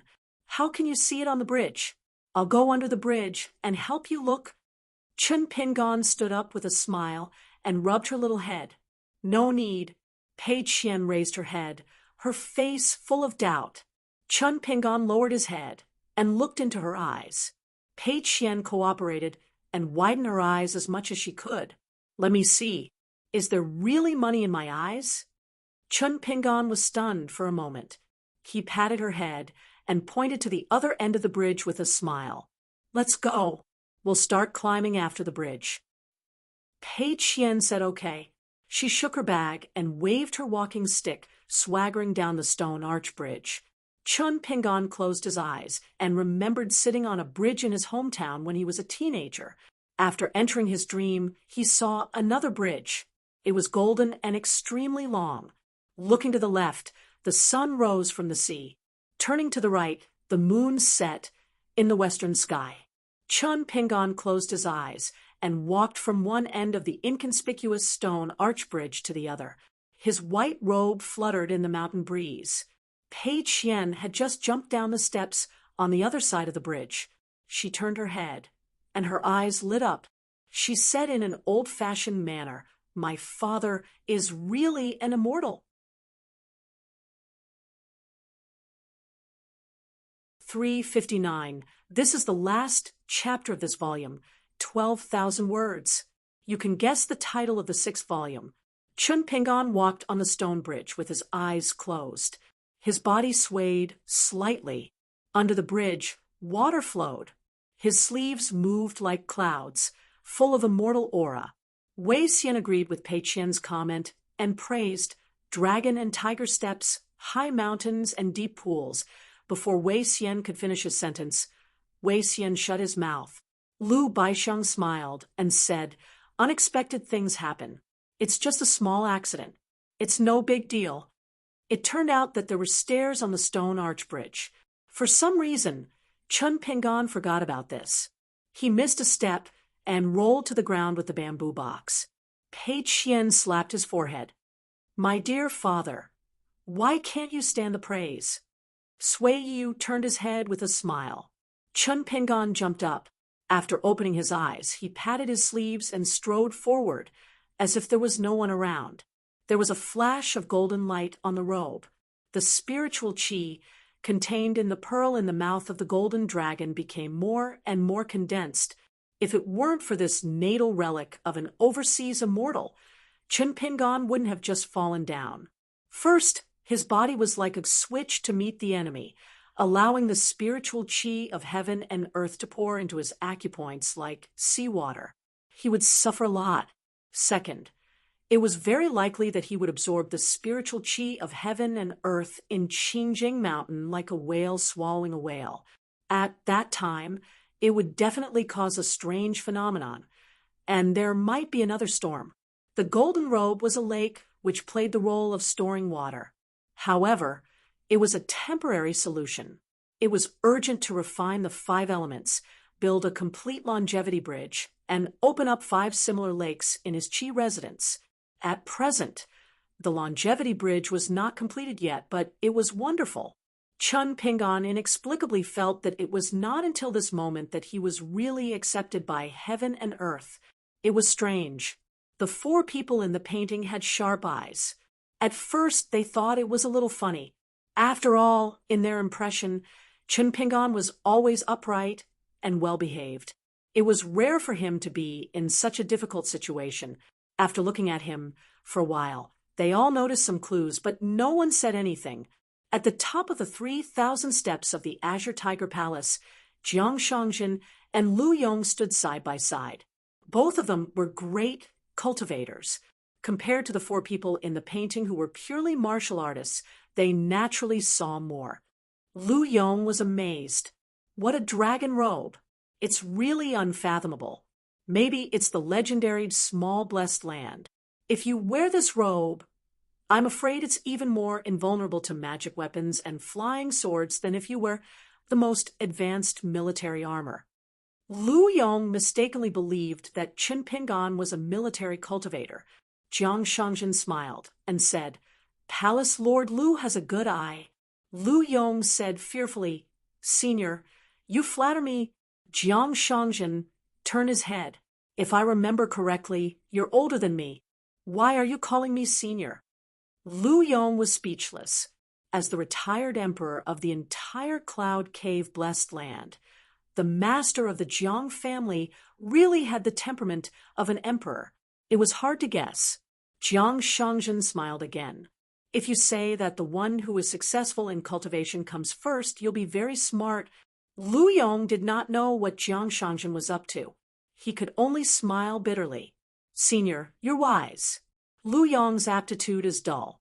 Otherwise, I wouldn't be stuck with cinnabar plants my whole life." Jiang Shangjin asked, "For the past 200 years, I have to personally take care of the affairs of the blessed land. I'm so busy that I don't go out much. It's worse than being blind. Palace Lord Lu is in charge of the immortal ferry on Tian K Peak, welcoming and sending people off. Have you heard of the most famous young sword immortals outside Tong Yi continent, especially in the past 100 years?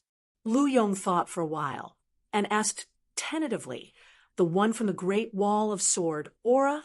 Jiang Shangjin laughed angrily. "Lu Yong, do you really think I'm stupid? How could I not have heard of him?" Lu Yong felt uneasy and hurriedly tried to mend the pen after the sheep were lost. He started to count the famous sword immortals from other continents and told Jiang Shangjin a long list of famous sword immortals of the 5th tier. They were all famous sword immortals who had been in the limelight for the past 100 years. The key was that they were all young. There were as many as 8 of them. There were 4 in the Central Plains, 3 in the North Continent, and 1 in the small Aquarius continent. Wei Jin, the sword immortal who had just entered the pure jade realm a few years ago, had a divine immortal foundation in the Wind Snow Temple. Compared to the previous 7, Wei Jin's cultivation level was not high at the moment, but his future achievements were clear. Therefore, even those in the Tong Yi continent had heard of him. Even old nascent soul cultivators like Lu Yong from the Green Tiger Palace had heard of the Wind Snow Temple for the first time because of Wei Jin. Jiang Shangjin kept shaking his head as he listened to the names and the stories. He only said that it was not right. Lu Yong was at his wit's end. There were very few sword immortals among the Qi cultivators. Sword immortals were even rarer. Only sword immortals could ignore the huge gap between them and kill those in the Jade Immortal realm. As for the young sword immortals in the past 100 years, Lu Yong, who was focused on alchemy, had only heard of so many. Jiang Shangjin did not make things difficult for Lu Yong anymore. He was also quite helpless. He had spent 60 years in the Lotus Flower Blessed Land. In the previous 260 years, he went to the Cloud Cave Blessed Land and quelled a rare chaos. He was seriously injured. After that, he went into seclusion to recuperate. He really had no time to care about the world. In the past 200 years, the ordinary people at the foot of the mountain had died many times. However, for Jiang Shangjin and other cultivators at the top of the mountain, especially those who had the hope of making further progress, they did not feel much about the passing of time. If they could take a step forward and stand firm, they could live for hundreds or even thousands of years. The grievances of the people at the foot of the mountain were not worth mentioning. Under immortality, there was no Tao. Jiang Shangjin's gaze was slightly lowered. The Green Tiger Palace behind him was said to worship all the Taoist immortals. The 3,000 steps of the stairway to heaven under his feet meant 3,000 great paths. It sounded like there were quite a lot of paths, but how many people could really reach the top? The great path did not mean that the path was very wide. The higher one went, the narrower the path under one's feet. It could even be a single plank bridge. However, Jiang Shangjin was self-aware.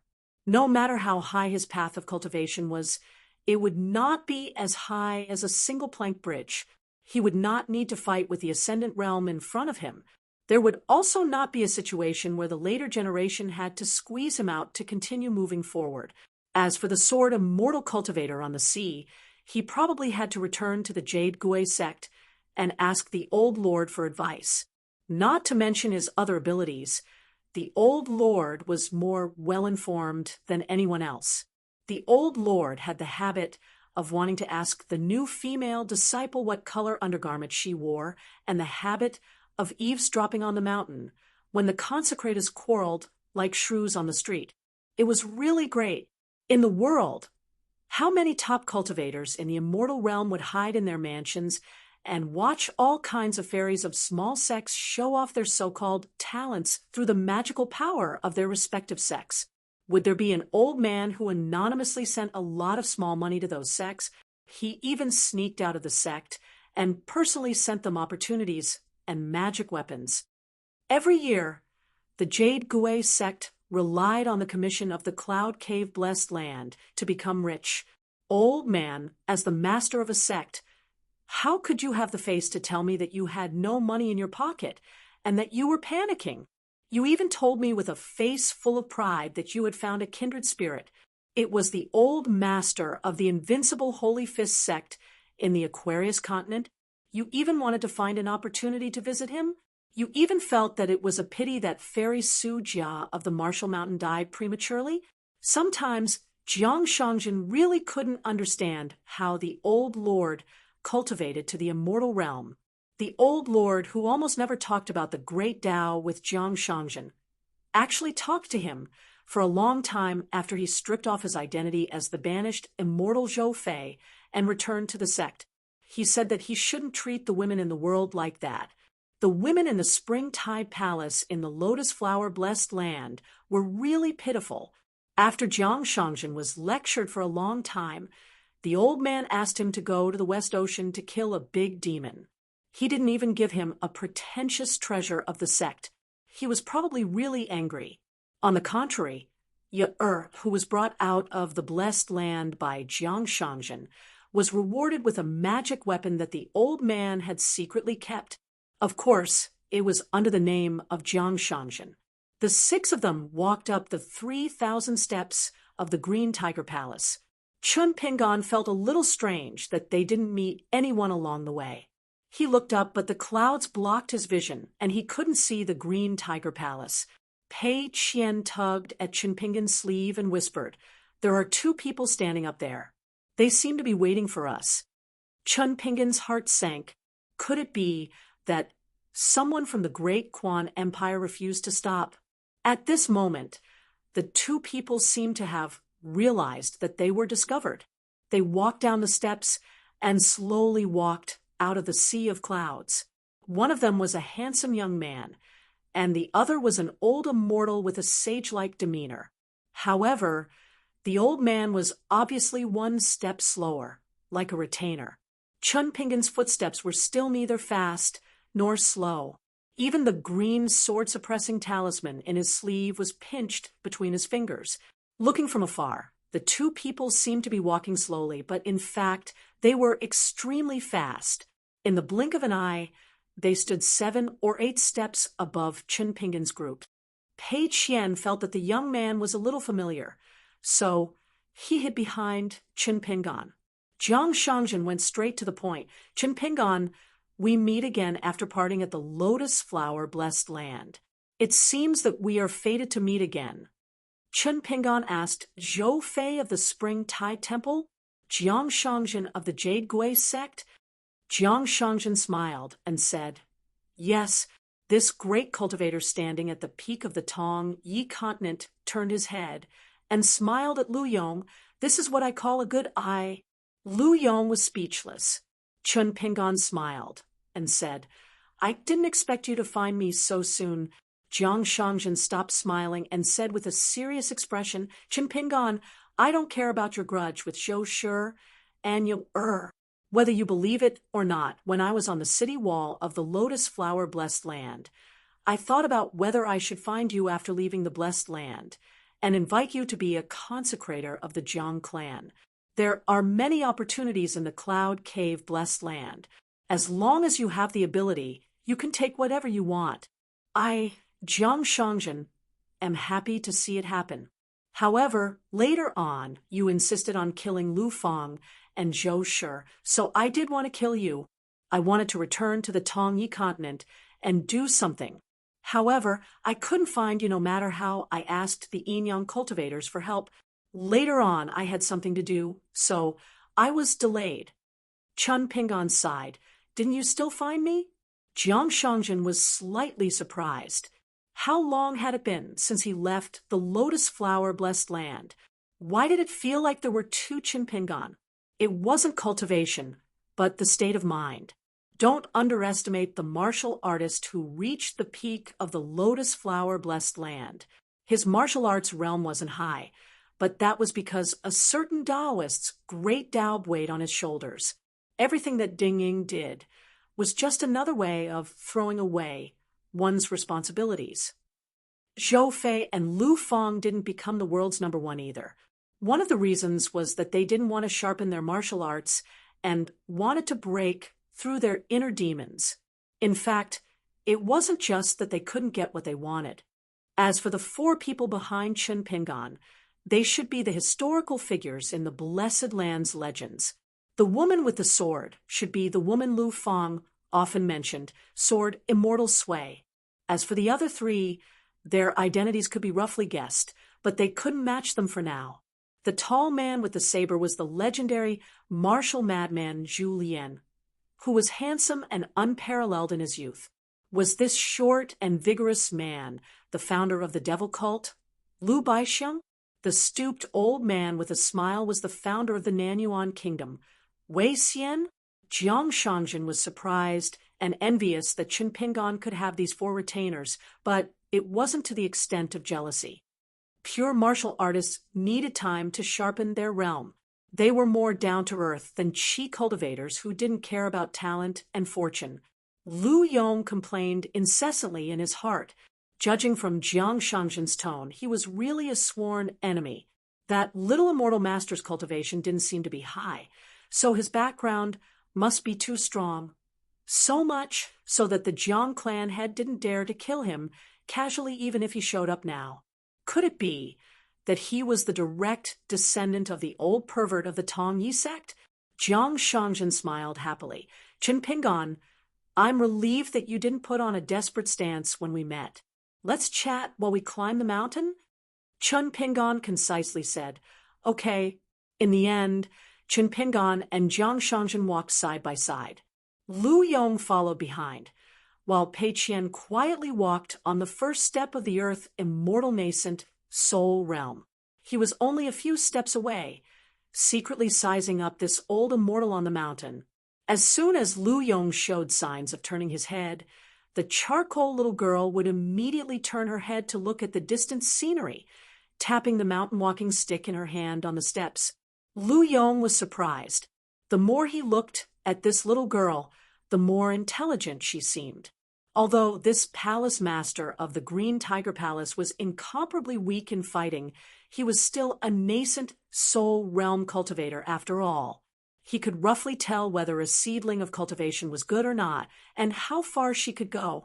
Jiang Shangjin first asked about the identities of the four retainers. Qin Pingan didn't hide anything, so when Jiang Shangjin found out the truth, he couldn't guess any of them correctly. He slapped his forehead and said self-deprecatingly, "My eyesight is comparable to Lu Yong's." The atmosphere didn't seem to be heavy. It didn't seem like the meeting of enemies, like old friends meeting again. Or was it just talking and laughing? But the truth was only known to Jiang Shangjin and Qin Pingan. Jiang Shangjin asked, "Did the journey to the north go smoothly?" Qin Pingan shook his head and said, "There were some bumps and bumps. I had a lot of conflicts with the two princes of the great Quan Empire." "Oh, Jiang Shangzhen turned his head and asked Palace Master Lu, "What's the name of the great Quan Emperor?" Lu Yong quickly replied, "Lu Zhen." Jiang Shangzhen looked at Qin Pingan and said, "I brought their father here and asked him to apologize to you. It's not long to go to the Mirage City.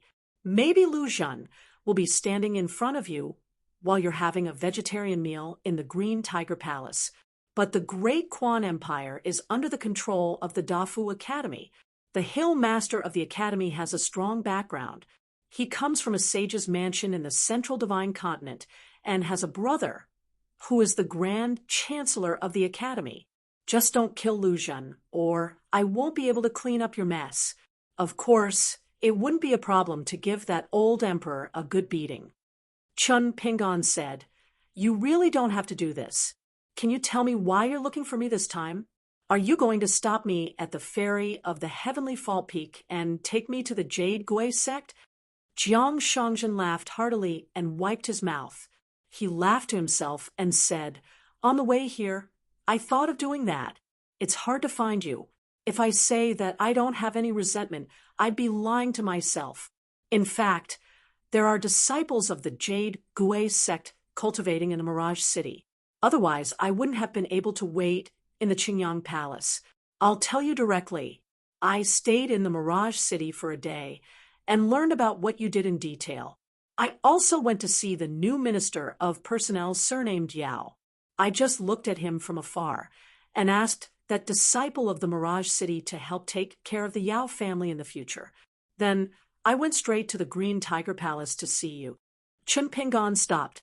Jiang Shangzhen continued to walk up the steps and said indifferently, "When we get to the top, I'll tell you everything." Chun Pingan followed Jiang Shangzhen and stepped into the sea of clouds surrounding the Heavenly Fault Peak. The journey was filled with white fog, but it suddenly opened up, and they saw a majestic palace. It turned out that they had reached the top of the Heavenly Fault Peak. When they walked into the sea of clouds, Lu Yong wanted to take a good look at the girl. He didn't expect that when he turned his head, Pei Qian would turn his head and avoid him. Lu Yong was even more surprised.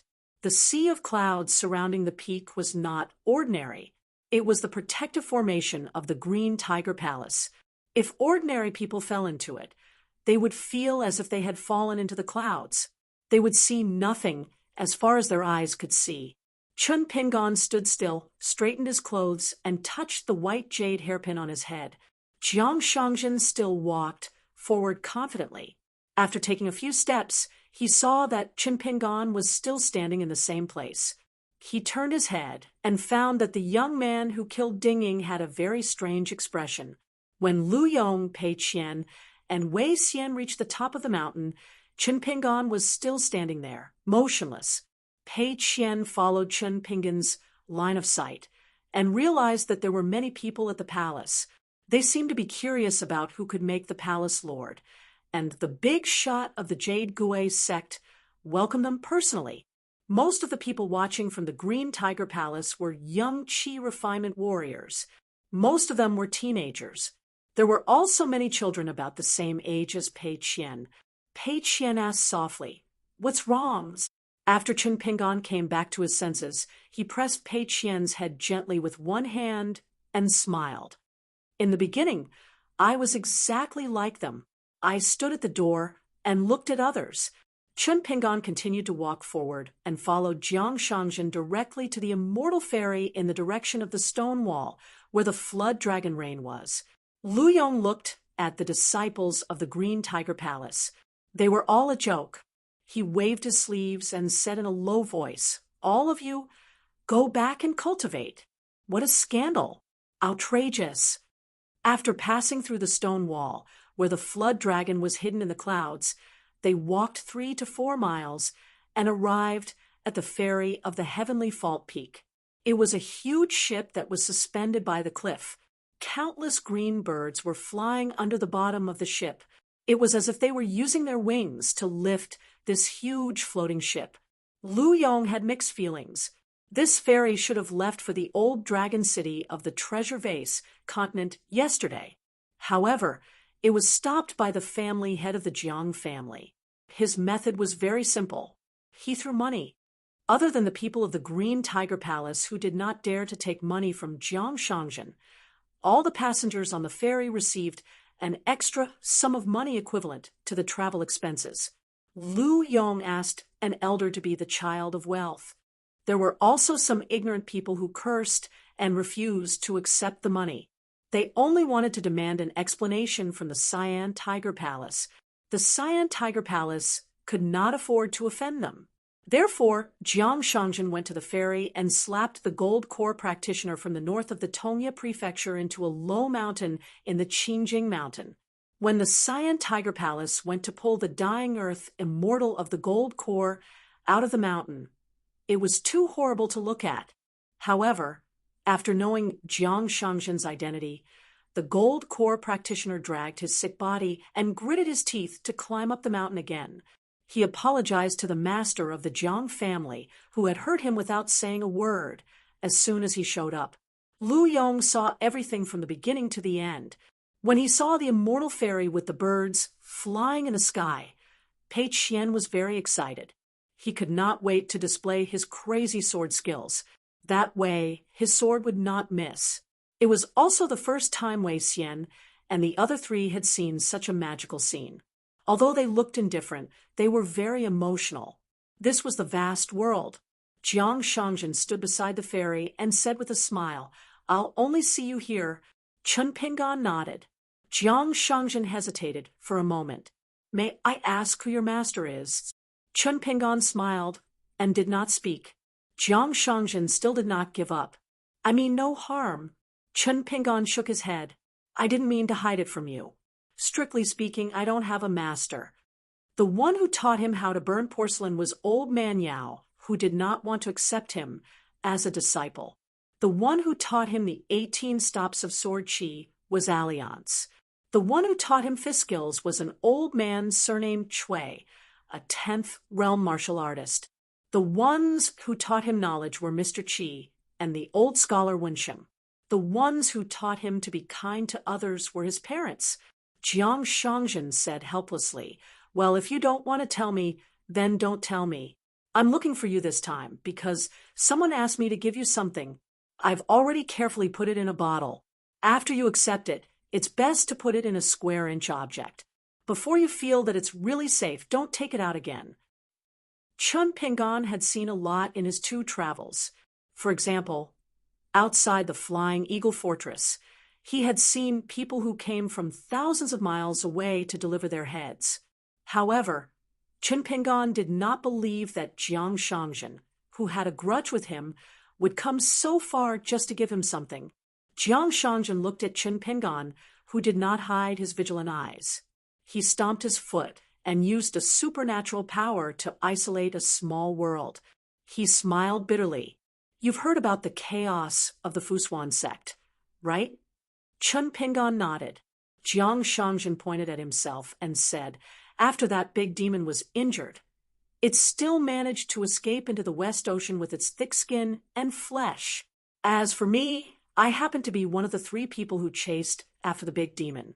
The other 2 were Song Mao, the head of the Taiping Mountain sect, and an old bastard in charge of the Tongya sect. The big demon was seriously injured and couldn't escape death.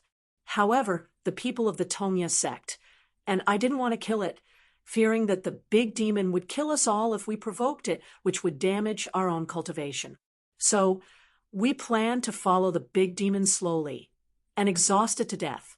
Chen Pingan knew that the chase was definitely not as easy as Jiang Shangjin said. Jiang Shangjin turned his head to the west and sighed. "Then the 3 of us met a sword cultivator. He was really full of sword chi. He was born with a chivalrous heart and a good temper. Not only did he kill the big demon with 1 strike, but he also liked to reason with us. He was not greedy for the big demon's body. Speaking of this, Jiang Shangjin slapped his forehead. "I really can't make it up anymore." Jiang Shangjin's eyes suddenly became sharp, and he stared at Chen Pingan. "The sword cultivator asked me who knew you, Chen Pingan. I told him the truth. He did not say much. He just returned and said that the demon core was his. With only this sentence, the Taiping Mountain sect and the Tongya sect did not have any objections. They let me take away the most precious demon core of a 12th realm big demon. I knew the sword cultivator's intention, so I came to you to give the demon core to you. Chun Pingan's expression was, as usual, I know that sword cultivator. He is called Zwa. Know him? That's it? Zwa? What a strange name. Was he really a young sword immortal who emerged in the past 200 years? Jiang Shangjin wanted to jump and curse. He stared at Chun Pingan's eyes, and an exquisite porcelain bottle half an arm high appeared in his hand. Do you know the value of this demon core? Do you know what kind of sword cultivator can kill a big demon that shows its true form with one sword strike? Ooh. Chun Pingan shook his head and then nodded. I don't know the value of the demon core, but I know it was swordsmanship. Zwa personally told me that his sword intent is lower than Alliance's, but his swordsmanship is higher than Alliance's. I believe him. Jiang Shangjin's face stiffened. He tilted his head and rubbed his face. Chun Pingan, oh Chun Pingan, can you not use such an understatement to talk about a friend who claims that his swordsmanship is higher than Alliance? Chun Pingan also sensed something and smiled. Don't worry. The grudge between me, Flower Hairpin Zhou Shi, and the demonic sex Crow has nothing to do with you. Moreover, even if I ask Zwa, he will not agree to attack you, Jiang Shangjin. The self-proclaimed eldest senior brother Zwa. He pinched his nose and acknowledged him as his junior brother. Don't worry my ass. It wasn't that Jiang Shangjin didn't believe Chun Pingan's words, but did the sword immortal called Zwa need a reason to attack? If he was in a bad mood, he would probably strike the Jade Gui Sex Mountain. Why don't Chun Pingan ask that old bastard from the Tong Yi sect how he feels right now? After receiving the first strike, in order not to receive the second strike, he would even throw away his old face. Jiang Shangjin made up his mind to stay away from Chun Pingan in the future. After handing over the bottle containing the demon core, Chun Pingan didn't say anything and hurriedly stored it in his core object. Jiang Shangjin said softly, "This bottle is a good talisman. Take it as my Jiang clan's apology. As for whether you and Zhou Shi will meet in the future, and what will happen if you do, we'll talk about it later." Pei Qian glanced at Chun Pingan, and that guy then didn't look anymore. The mountain god's marriage was the first time, and pointing at the fairy above his head was the second time. Nothing should happen more than 3 times. Pei Qian could see them, but he didn't look anymore. Lu Yong, Wei Xian, and the others couldn't see them, so they didn't look anymore. After a while, the 2 figures reappeared beside the crowd. Chun Pingan took the lead and walked towards the ferry, followed by Pei Qian and the others. After Chun Pingan boarded the ferry, he turned to Jiang Shangjin and cupped his fists. "That's another matter. Thank you." Jiang Shangjin nodded with a smile. How many years had it been since he felt so relieved? The steward of the Azure Tiger Palace was already waiting at the bow. He carefully led Chun Pingan and the others to the top floor of the ferry. Jiang Shangjin was still looking at the ferry, speechless for a long time. Lu Yong could only accompany the Jiang clan lord in a daze. The ferry was only waiting for Chun Pingan and the others. Soon, it rose into the sky and headed north. Jiang Shangjin retracted his gaze and said softly, "Esteemed guests have arrived. Isn't the Azure Tiger Palace planning to give something to Immortal Master Chun?" Lu Yong's heart skipped a beat, and he said, "Of course we will, but I hope you can tell me what to give him." Jiang Shangjin sneered. "Give him whatever is valuable. You are a nascent soul cultivator. Do you need me to teach you how to give gifts?" Lu Yong gritted his teeth and said carefully, "What if Immortal Master Chun refuses? What will the Azure Tiger Palace do?" Jiang Shangjin turned around and said coldly, "Cry and hang yourself." How can he not accept it? It's not easy to cheat money into one's pocket, but it's hard to give him money. If the Azure Tiger Palace can't even do such a small thing, why don't you just go to hell? Lu Yong was sweating profusely. You are right, senior. I know what to do. Jiang Shangjin snorted. I don't care what you give him, Lu Yong. Give me a price, and I will pay back the Azure Tiger Palace double. Lu Yong had a plan. Unexpectedly, Jiang Shangjin narrowed his eyes and said gloomily, Don't try to be clever with me over such a trivial matter. You should pay as much as you deserve. You, Lu Yong, and the Green Tiger Palace are not qualified to make me owe you a favor. Lu Yong nodded his head quickly. Jiang Shangjin suddenly laughed self-deprecatingly and patted Lu Yong's shoulder. He said amiably, I just figured something out, so I plan to stay in the Cyan Tiger Palace for one more day. You can pick a few disciples that you like, and I will personally talk to them about cultivation. If there are really good cultivators among them, I will give the Azure Tiger Palace a place to go to the Cloud Cave Blessed Land. Don't forget, no matter how good their talents are, don't be an eyesore to me. When teaching others, you have to be pleasing to the eye. Oh, Lu Yong was overjoyed. He finally bowed and thanked from the bottom of his heart. Lu Yong will remember seniors' kindness. On the path of cultivation, fortune and misfortune always went hand in hand. Misfortune whether one could bear it or not. Fortune whether one could bear it or not. It was all about one's own cultivation. For example, even if it was Jiang Shangjin, who was a top immortal, Zhou Fei, who was a banished immortal, he could only die in the Lotus Flower Blessed Land if Dinging wanted to kill him. After climbing to the top floor of the ferry, the 6 of them each took a first-class room. Of course, Chun Pingan's room was even bigger. Wei Xian and the other 3 took the jade token and key and tacitly followed Chun Pingan. After closing the door, Pei Qian threw away his walking stick and ran around the rooms. Finally, he went to the viewing balcony to look at the sea of clouds. His tan face was full of happiness as he stared blankly into the distance. Wei Xian also went to the viewing balcony. The 3 of them sat down, including Chun Pingan. Lu Baixiang smiled and asked, My lord, who was that young immortal just now? Zhu Yan had already stood up and poured a cup of tea for Chun Pingan. After Chun Pingan took the cup, he said, It was Jiang Shangjin, the head of the Jiang family of the Jade Medallion sect. He seems to be a cultivator of the unpolished Jade realm. Moreover, he controls a cloud cave blessed land of high quality. The blessed land is extremely vast and has many natural treasures. Zhu Lian praised, Young master, not only are there no strangers, but his friends are all immortals on the mountain. Sui, Yu looked at the calm Chun Pingan and poured a cup of tea for himself. Chun Pingan shook his head and said, He's not a friend. Lu Baixiang sighed. Unpolished Jade Realm. That means he has already entered the upper 5 realms. Chun Pingan had already roughly explained to them the different realms of pure martial arts and Qi cultivators.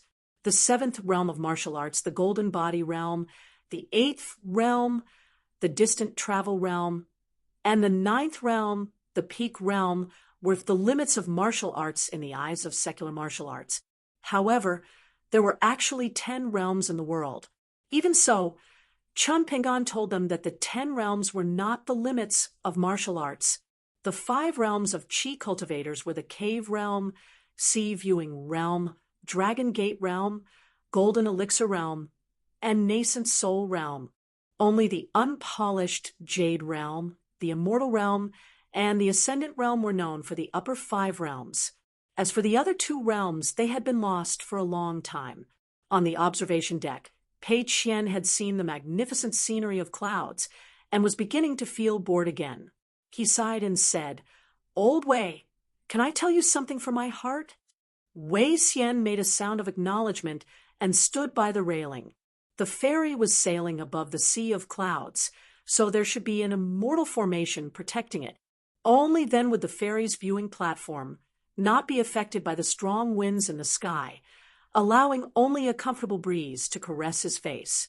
Pei Qian stood on his heels and said with a sad face, My father is still unwilling to teach me the ultimate swordsmanship.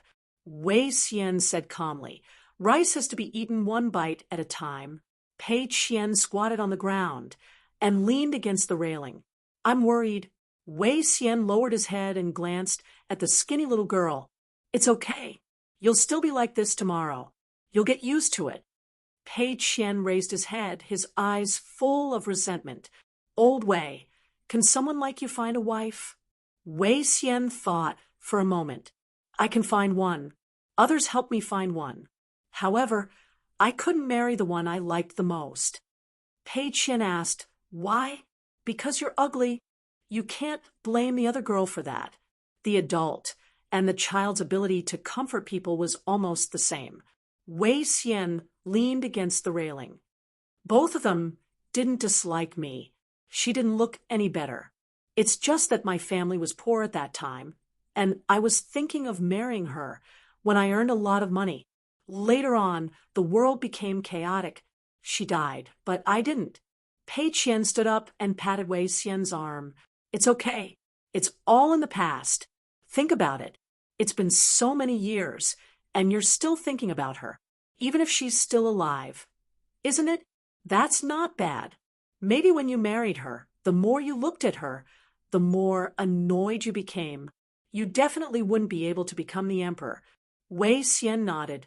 That's true. Back then, there was no one around me who could explain it to me. There were so many officials who studied until they became dogs. Pei Qian giggled and asked, Old Wei, how high do you think I can be? Wei Xian said, girls can't be officials. You'll probably be an ugly girl when you grow up. Even if you enter the palace, you won't be able to see the emperor for the rest of your life. Pei Qian kicked Wei Xian's leg and said angrily, Old Wei, why are you an old hooligan? Wei Xian chuckled. This lotus blossom blessed land's #1 enemy. The small grudge he had in his heart was gone. Actually, one couldn't blame Qin Pingan for being disgusting. It was Wei Xian who had a cheap mouth. He asked Qin Pingan about the history of the Nanyuan kingdom, especially the history book's evaluation of Wei Xian. When Qin Pingan first sensed that something was wrong with the Nanyuan kingdom, he flipped through many official history books and unofficial histories. Naturally, he found a lot about the founding emperor, Wei Xian. Among them, there were various auspicious signs and legends about Wei Xian's birth. For example, Wei Xian's father went to work in the fields and saw his wife lying on the road with a white dragon coiled around her. Then she became pregnant with Wei Xian. After that small talk, Wei Xian didn't talk to Qin Pingan again. Pei Qian, who wanted the world to be in chaos, laughed until he held his stomach and rolled on the ground. During this period of time, he often used this to disgust him. For example, when she was walking on the mountain road, she purposely stuck out her big belly and then circled around Wei Xian. In the end, Qin Pingan pulled his ear until it hurt and gave him a good beating. Only then did Pei Qian stop. He even ran over to apologize to Wei Xian. When his back was facing Qin Pingan, he was actually winking at him. Wei Xian didn't get angry with this girl, but he couldn't be happy. Pei Qian raised his head and looked at Wei Xian's side profile. He suddenly said, Old Wei, I'm sorry. I won't laugh at you in the future. Wei Xian grinned. It's not a problem. Actually, this is nothing. There are many things that the historians of the Nanyuan kingdom don't have the guts to write. Pei Qian whispered, For example, tell me about them. Let's talk in a quiet voice. Wei Xian softly said, There are many. For example, back then, I was nicknamed Rat 8 in my village. My family was poor, so I used to steal chickens and dogs. Later on, I even became a bandit and sold illegal salt. As for my mother, she didn't have any white dragon lying on her body. Instead, I saw her stealing a man with my own eyes, but I didn't say anything. That man was a good person, much better than my father. Later on, in order to save me, that man blocked the alley and got his entire back chopped off by the bandits. He even shouted for me to run away. What could I do? Run away. In the end, I still couldn't find his murderer. Ew. Page Xian sighed as he turned around and walked towards Chinpingan. He suddenly ran and laughed. Wei Xian's mother. Chinpingan turned his head and looked at Page Xian, who was about to expose Page Xian's scars. He said angrily, "Shut up. Go back and apologize." Page Xian was so scared that she kept quiet out of fear. Her eyes reddened, and she immediately ran back to the observation deck. Just as she was about to apologize to Wei Xian smiled and patted her little head. "All right, why are you crying? Next time, you treat me to a candy doll." Page Xian hurriedly agreed, but she was still trembling. She timidly glanced at Chinpingan in the room. "Oh no, he's really angry." She quickly hugged Wei Xian's leg and sobbed, "Later, my father will throw me off the boat. You must catch me." Wei Xian was helpless. He turned to look at the room and smiled. "It's really okay." Chinpingan hesitated for a moment, but still nodded. He stood up and said to Page Xian, "Come here." He brought Page Xian to the study next door. Page Xian hurriedly closed the door and lowered his head. He admitted his mistake and did not talk back, nor did he fight back when he was beaten. Chinpingan said in a low voice, "Is Old Wei your friend?" Page Xian thought for a moment and didn't dare to lie. She honestly answered, "Half a friend." Page Xian hurriedly added, "Half a friend is already a lot. Little White doesn't even have half a friend. Only Old Wei has one." Chinpingan asked, "About friends, what do the two books say?" Page Xian said without hesitation, "Friends are honest, friends are forgiving, friends are well-informed. Advice is good. Stop when you can't. Don't humiliate yourself. Reflect on yourself 3 times a day. Make friends, but don't trust them. A gentleman should treat others with sincerity." Page Xian spilled the beans and said a lot of things. Chinpingan asked, "Then what did you do?" Page Xian lowered his head and muttered, "It's written in the book, not you." Chinpingan was furious. Page Xian said softly, "I know I was wrong. Apart from laughing at Old Wei treated me with sincerity. I should treat him with sincerity too." Chinpingan's expression turned slightly better. He said with a dark face, "Take the book and read it loudly on the observation deck." Page Xian asked, "I can recite it. Can I not take the book?" Seeing that Chinpingan was about to get angry again, Page Xian immediately turned and ran. He said that he wanted to take the book. Otherwise, he wouldn't be sincere enough. Chinpingan sighed. He thought of the snotty goo, from Clay Bottle Alley. None of them. On the observation deck, Page Xian held the book high with both hands. He didn't need to turn the pages, and began to read aloud. When he pretended to turn the pages, he turned his head and smiled at Wei Xian proudly. "Old Wei, my father thinks that I was right when I said I was wrong." Wei Xian gave him a thumbs up as a sign of appreciation. Page Xian shook his head. In the end, he was hit on the head with a chestnut. Page Xian didn't dare to turn his head. He cried, "I won't do it again. I was wrong. I really won't do it again." Zhu Lian nodded and walked away with his hands behind his back. "Good. You're worth teaching. There's still hope." Page Xian suddenly turned his head. He was about to fight the old bastard when he saw Chinpingan walk out of the study. He immediately suppressed his anger and obediently turned his head back to recite the book. In the end, Page Xian stayed on the observation deck to recite the book. Sui Yu had already left. Wei Xian and Zhu Lian also left separately. Only Lu Baixiang was left sitting at the table, facing Chinpingan. Lu Baixiang smiled and asked, "My lord, aren't you going to ask me about the content of that sentence?" Chinpingan took off the blade-strengthening gourd and poured 2 cups of wine. He handed one to Lu Baixiang and smiled. "If you want to say it, say it.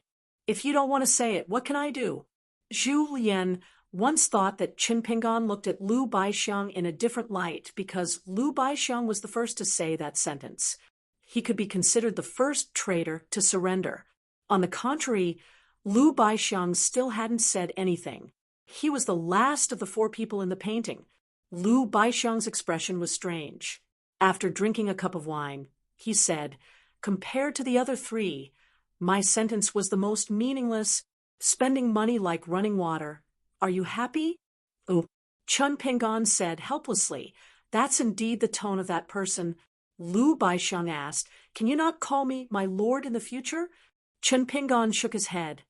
"That won't do. It sounds quite exciting." Lu Baixiang hadn't expected such an answer. He thought that Chun Pingan would most likely agree. Chun Pingan laughed. "No need to call me that. It's just a joke." Lu Baixiang slowly stood up and saluted with cupped fists. He smiled and said, "Chun Pingan treats me like a national knight. Lu Baixiang will definitely repay you like a national knight." Chun Pingan could only follow suit. "If it were Zhu Yan saying this, I'd be used to it. I'm not used to you saying it." Lu Baixiang smiled and took his leave. Chun Pingan sat alone at the table. After a long time, the sound of reading continued. He said, "Let's go back to the house." Pei Qian had been waiting for these words. He closed the book and cheerfully ran back to the house. He plopped down on a stool and poured himself a cup of tea. He said in a hoarse voice, "I'm so thirsty." Chun Pingan asked, "You really don't hate me?" "Ah." Pei Qian's face was blank, but his expression was not fake. "Why?" Chun Pingan smiled and said nothing.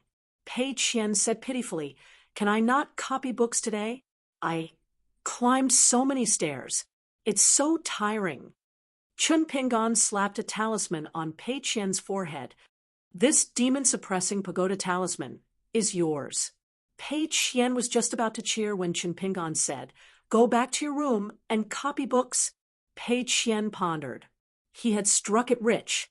He slung his bag over his shoulder, grabbed his walking stick, and skipped away to copy books. Chun Pingan walked to the observation deck. How many times had he taken the immortal fairy? Sui Yu was resting in his room with his eyes closed. The infatuation sword, which was getting sharper and sharper, was on the table. After nurturing the sword for so long, Sui Yu could clearly feel a sword intent swimming in the scabbard. It was sword intent, not sword chi. After the battle that night, she followed Chun Pingan out of the ruined temple. The two had a conversation. Chun Pingan's words were not very polite. "I don't need you to return the 2 gold coins. But from now on, Wei Xian, Julien, and Lu Baixiang have spent my gold coins. Whether they return them or not is to be determined. But you must return them. But I don't care when you return them. But I want to make things clear first. It's better to say the ugly words first than to fall out with me when the time comes." Some of his words were very suspicious. "Don't think that I'm not qualified to talk to you about cultivation and sword Dao. I've seen 2 of the strongest sword cultivators in the world in terms of sword arts and sword intent. Although I haven't been practicing the sword for long, I already know where the peak of sword intent and sword arts is. I just need to walk there step by step." Some of his words were very mysterious. The most important thing in cultivation is the heart-knocking pass. The 4 of you were once the strongest in the world in Lotus Blossom Blessed Land. You have your own path to walk, and you will walk it very firmly. For example, you want to be a sword master. The more ambitious you are, the more desperate you are now. But believe me, there's always a way out. In the end, Sui Yu asked Chun Pingan why only she had to repay the gold coins. That guy, with a serious expression, replied, "I have a girl I like. The next time I go to her, I'll have to check my assets. If it doesn't match up, and it's because of another girl, how am I going to explain it to her?" At the great wall of sword chi, the battle came to an end. In the night sky, 2 moons hung high in the sky. Walking on the horse path, Ning Yao sat on the wall facing the old and new thatched huts. Her skirt knife and scholarwood sword were stacked on her knees. She was in a daze. The eldest sword immortal, Chun Qingdo, came to Ning Yao's side and sat down cross-legged.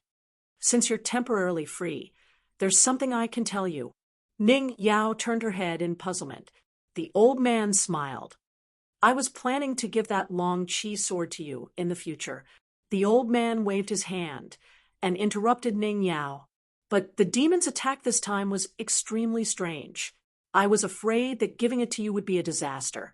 It just so happened that Chen Pingan wanted to rebuild the longevity bridge, so I got him to carry the long chi sword to the Taoist temple in Tonya Continent. Before I borrowed the sword, I told him in private that there were many benefits to carrying the long chi sword, but the disadvantages were even greater. He had to bear the karma between Ning Yao and the demons. Ooh, Chun Qingdao smiled and said, that child, for the first time, he showed a very different look and expression. Even when he was fighting Chao Ci, and we watched him lose 3 rounds in a row, Chen Pingan's eyes weren't as bright as they were now. It really left a deep impression. Chun Qingdao turned his head and asked, Last Ning, why aren't you angry? Don't you blame me for making an unnecessary move and letting him bear the risk? Ning Yao curled her lips. Angry? I'm not angry. I'm Ning Yao. He's Chen Pingan. She was in high spirits. It was as though she was saying that she wasn't surprised that the guy she liked was willing to do so. Chun Qingdao jumped off the wall and walked towards the thatched hut. He clicked his tongue and said, It's so late at night, and I still have to bear such a sword. I'm just asking for trouble. Ning Yao rested her cheeks on her hands and began to miss him. She had a proud smile on her face. Why am I so good at judging people? She suddenly frowned as she recalled a conversation she had at the residence in Clay Bottle Alley. In the end, I'm still the one who's stupid. She stood up and put away the saber she had lent him and the locust-wood sword she had borrowed from him. Then she imitated that idiot and began to walk with her fists. She muttered to herself, Ning Yao, can defeat 500 great sword deity Chen Pingan with one hand. She stopped and turned around to look at the desolate land. She crossed her arms and said in high spirits, Are you afraid? The eldest sword deity Chen Qingdao couldn't help but laugh. If such a day really came, who wouldn't dare to be afraid? Back then, beside the ferry of Tianke Peak, Jiang Shangzhen finally asked Chen Pingan a small question. Why do you care about the opinions of the disciples of Azure Tiger Palace, and you wanted to leave a good impression on them? What are you after? Is it necessary? Of course, Jiang Shangzhen could see through the camouflage. He knew that the Taoist robe and the blade-strengthening gourd were extraordinary. However, what really puzzled Jiang Shangzhen was the white jade hairpin in Chen Pingan's bun. It was made of ordinary material. He paid a little attention and found that there were 8 Xiaozhuan characters engraved on the hairpin, speaking of a gentleman gentle as jade.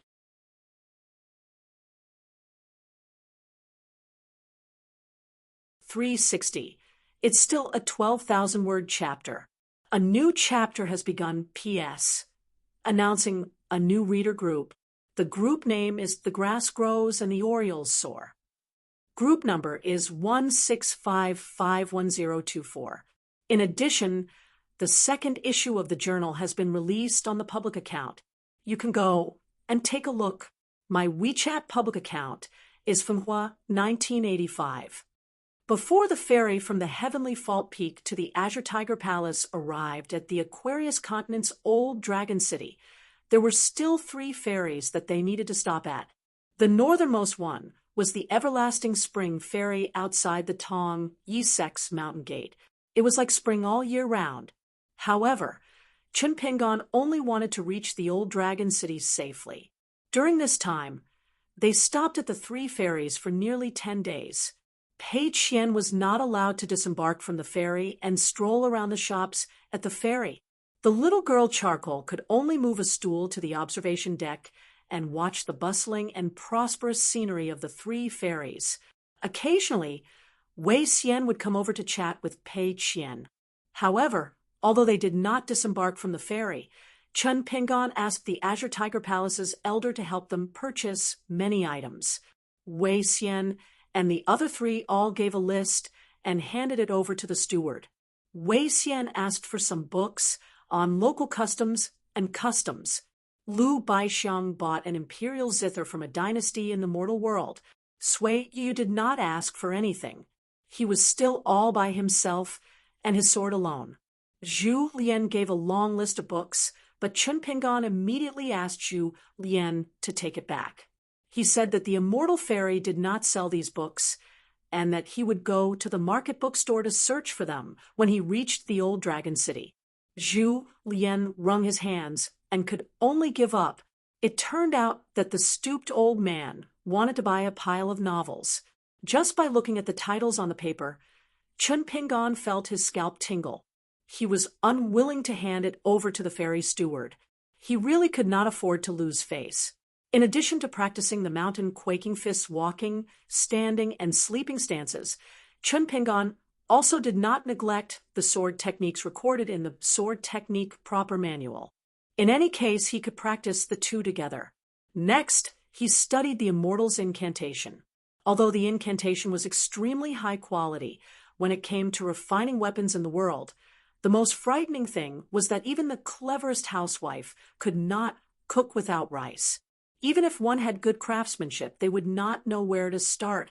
As for the flying swords number 1 and number 15, because they were not life-bound flying swords that Chun Pingan had refined himself, he only needed to nurture them. He also had the sword nurturing gourd, ginger gourd, which could save him a lot of time and effort. However, once he refined his life-bound artifact, the amount and value of the heavenly materials and earthly treasures required was truly astonishing. The higher the quality, the more bottomless the hole. The Taoist master of the Taoist temple, the old Taoist from Donghai, had asked Lu Baixiang to pass on the phrase, spend money like water to him. Apart from ridicule, it was also an undeniable fact.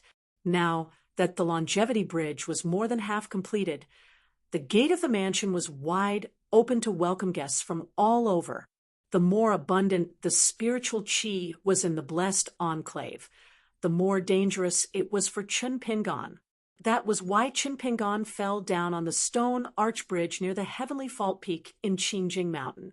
At that time, he was still unable to completely control the golden wine robe to block the torrent of spiritual qi. The spiritual qi clashed with the pure, genuine qi of a martial artist in his body, causing him to lose control. No matter how much spiritual qi the golden wine robe could absorb and transform, there was a bottleneck after all. Once the golden wine robe was full of water and allowed the spiritual qi to rush into the aperture acupoints of the body qi mansion, Chun Pingan's martial arts realm would drop.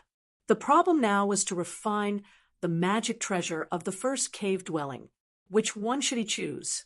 If he chose the water element of the 5 elements, it would be relatively simple.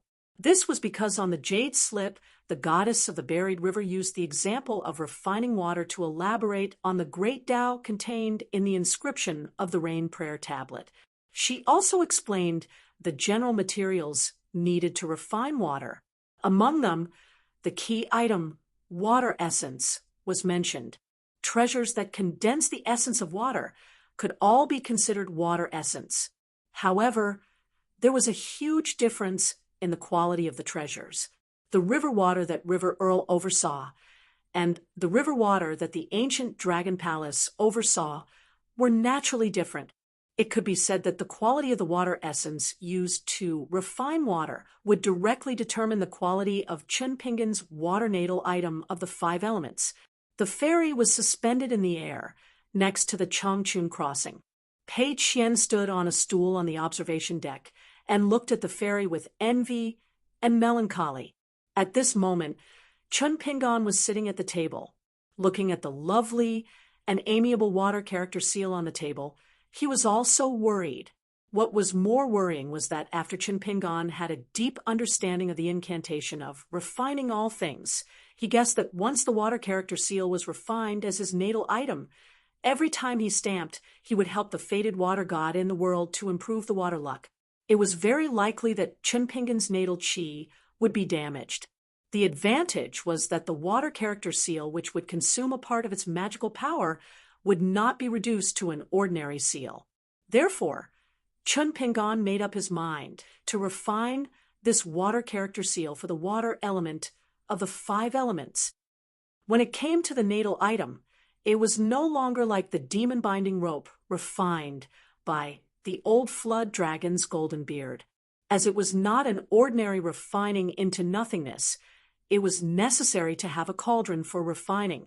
This was a huge problem. It was not easy to buy one. He had to find an immortal who was willing to sell it. Then he would have to buy a good one. It was not easy to say it was easy, but it was even harder to say it was not easy. It all depended on how much money Chun Pingan had in his pocket. I don't have much money now. Chun Pingan's face was full of indignation. There was not a single Guyu coin left. Now that there was no Liju Grotto heaven, it meant that there was no new gold essence copper coin in the world. Every time one was used, there would be one less in the world. In the battle at the ruined temple, 2 were used up. If it was not Sui Yuyu and Wei Xian, Chun Pingan really wanted to beat them up. Pei Qian carried the stool back into the house and sat beside Chun Pingan. He asked worriedly, "What's wrong? We don't have enough money to spend?" It was an unintentional remark, but it happened to hit the nail on the head. Chun Pingan looked at Pei Qian. Where did this girl learn how to comfort people? Pei Qian thought that Chun Pingan was starting to despise him for being a money loser. He was so scared that he almost burst into tears. He wrinkled his tanned little face and said, "Don't throw me off the boat. I won't complain about eating fish and meat every day. A bowl of white rice and 3 chopsticks of pickled vegetables will be enough to satisfy me." Chun Pingan smiled and said, "It has nothing to do with how much you eat. You're still growing. How much money can you get by eating a few more bowls of rice?" Pei Qian wiped his face and instantly smiled brightly. "When we reach Laolong City, will we have a place to stay? If you do, then you can spend less money." Chun Pingan nodded and said, "Yes, I have a friend there who is relatively rich. But let me say this first. His generosity is his business. It's not a reason for you to casually ask for things." Pei Qian was sickly and said weakly, "I know." She thought that she would be able to meet a guy like Yao Jinji again. He didn't even blink when giving her things and would even beg her to accept it. The key was that Chun Pingan couldn't refuse. If he had known earlier, he wouldn't have said those words to Yao Jinji. Once, Yao Jinji, who was wearing a veil hat, chatted with Pei Qian in private. Pei Qian saw that she took off the veil hat and her skin was white and tender. It made Pei Qian feel ashamed. Later on, he forgot what they were talking about. Pei Qian laughed and secretly flattered Yao Jinji. "Sister Jinji, you're so beautiful. It's natural for you to have beautiful thoughts." Yao Jinji didn't get angry. She just smiled and stretched out her slender fingers and lightly tapped Pei Qian's forehead. Day after day, from the beginning of winter to the winter solstice, the fairy had already left the territory of Tongyi Continent and was on the sea between the 2 continents. It was estimated that it was the end of winter when they stopped at the island outside Laolong City. During this time, Lu Baixiang saw Chun Pingan practicing the boring stances in the room. He asked, "This dance is very ordinary. Why do you insist on it?" Chun Pingan replied that the foundation of one's success was not the height. Lu Baixiang was deep in thought. After Lu Baixiang left the room, Pei Qian quietly asked Chun Pingan what he meant. Chun Pingan laughed and said that he couldn't think of any clever words. He was just fooling around. People who were good at chess all liked to think in a complicated way. This made Pei Qian extremely happy. On this day, Chun Pingan sat in the study. He took out his brush and put it down. Pei Qian, who was sitting opposite him copying books, was even more anxious than Chun Pingan. Chun Pingan finally stood up and left the room to find Zhu Lian. When he returned, Pei Qian found that Chun Pingan was becoming more and more hesitant. In the end, he could only put away his brush and paper. Pei Qian was very puzzled. Previously, Chen Pingon had written 2 letters to Dafu Academy and Taiping Mountain. He had sent the flying sword to take the 2 letters away with a whoosh. Then, who was this letter written to? Chen Pingon came to the observation platform and practiced the sword for a stance. Someone knocked on the door. Pei Qian ran to open the door. After seeing the person, she bowed and said, "Pei Qian greets old immortal Lu of Qinghu Palace." The old man smiled and nodded. He was in a good mood. It was Lu Yong, the nascent soul earth immortal of Tianke Peak. Chen Pingon hurried to greet him. After sitting down, Pei Qian skillfully poured 3 cups of tea. First, she gave it to Chen Pingon, then to Lu Yong. Of course, she didn't forget to pour a cup for herself. Lu Yong beat around the bush and chatted for almost 15 minutes. Then, Chen Pingon patiently chatted politely with the land immortal on the heavenly fault peak, whose limelight had been crushed by Jiang Shangzhen. Don't take an earth immortal lightly. Chen Pingon had been through the big and small Jianghu. He knew the weight of an earth immortal. He wouldn't look down on the palace master of Qinghu Palace in front of him, just because he knew him and could be neither servile nor overbearing in front of Jiang Shangzhen.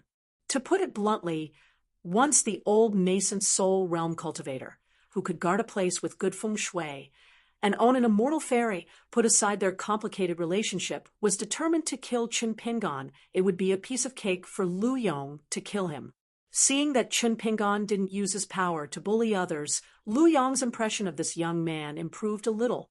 The person who relied on his power was not only Jiang Shangzhen, who came all the way to Tianke Peak, but also the boss behind the scenes, who made the head of the Jiang family the position he was in now.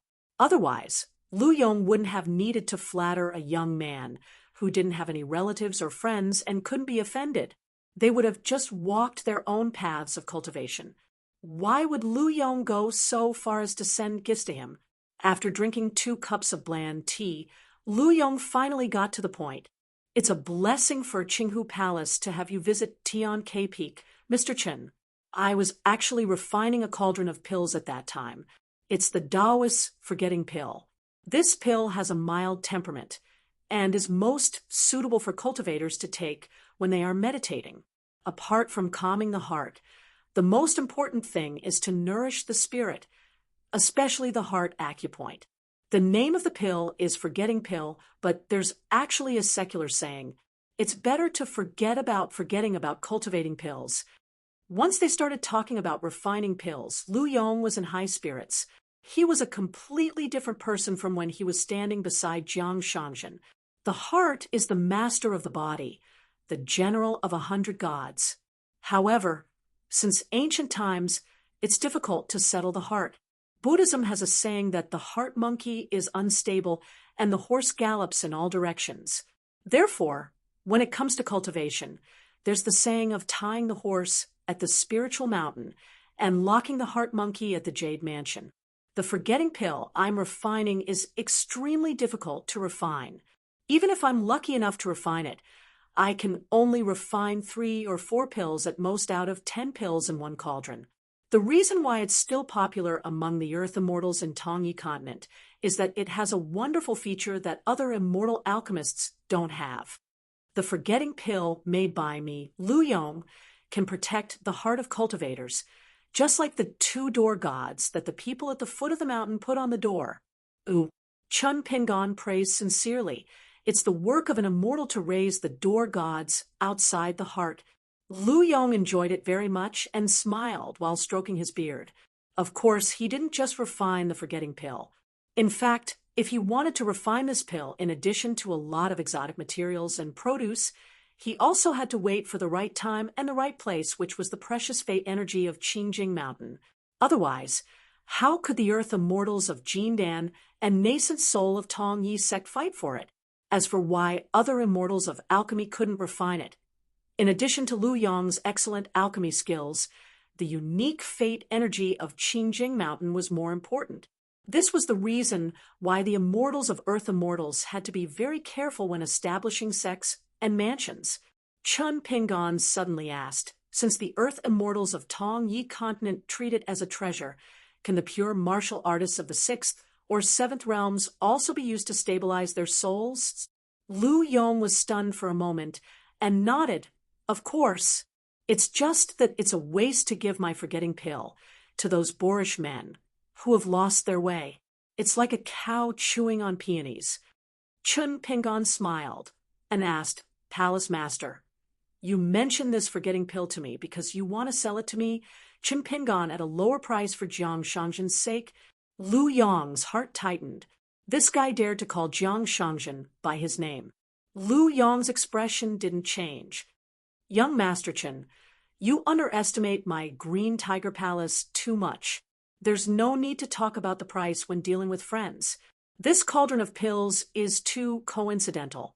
When young Master Chen arrived at Heavenly Fault Peak, and I saw you and the head of the Jiang family off, it was as if the heavens were helping me. Unexpectedly, I refined 6 pills for the first time in hundreds of years. This is the first time in my life that I, Lu Yong, am able to refine pills. This kind of fortune only comes twice in my life. It's the will of the heavens. It's obvious that young Master Chen, my Green Tiger Palace, and I, Lu Yong, have a great destiny. How could I dare to keep it to myself? Thus, I brought 6 forgetting pills for young Master Chen. Pei Qian opened her mouth slightly. Damn. Was there anyone in the world who could lie through their teeth better than her? She could learn from this old immortal's bootlicking skills. It seemed like he was indeed more educated than her. Lu Yong probably felt that his choice of words was a little inappropriate. He pretended to be distressed and said, although it's the will of the heavens that dictates the great Tao, I still feel a little distressed.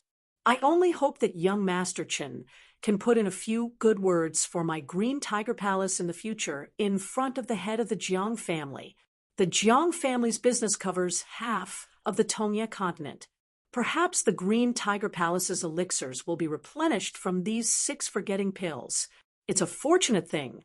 Therefore, young Master Chen, please accept them calmly. Even if the head of the Jiang family looks down on the Green Tiger Palace's production, it's not a loss for the Green Tiger Palace to become friends with young Master Chen. Pei Qian hurriedly flattered Lu Yong. Oh, no. Old immortal Lu Yong handed him another cup of tea. Chun Pingon naturally thought more than Pei Qian. For example, it involved Jiang Shangjin, the Jiang family's business, and the Green Tiger Palace's production. These 6 forgetting pills were actually rather troublesome. After some consideration, Chun Pingon planned to decline politely.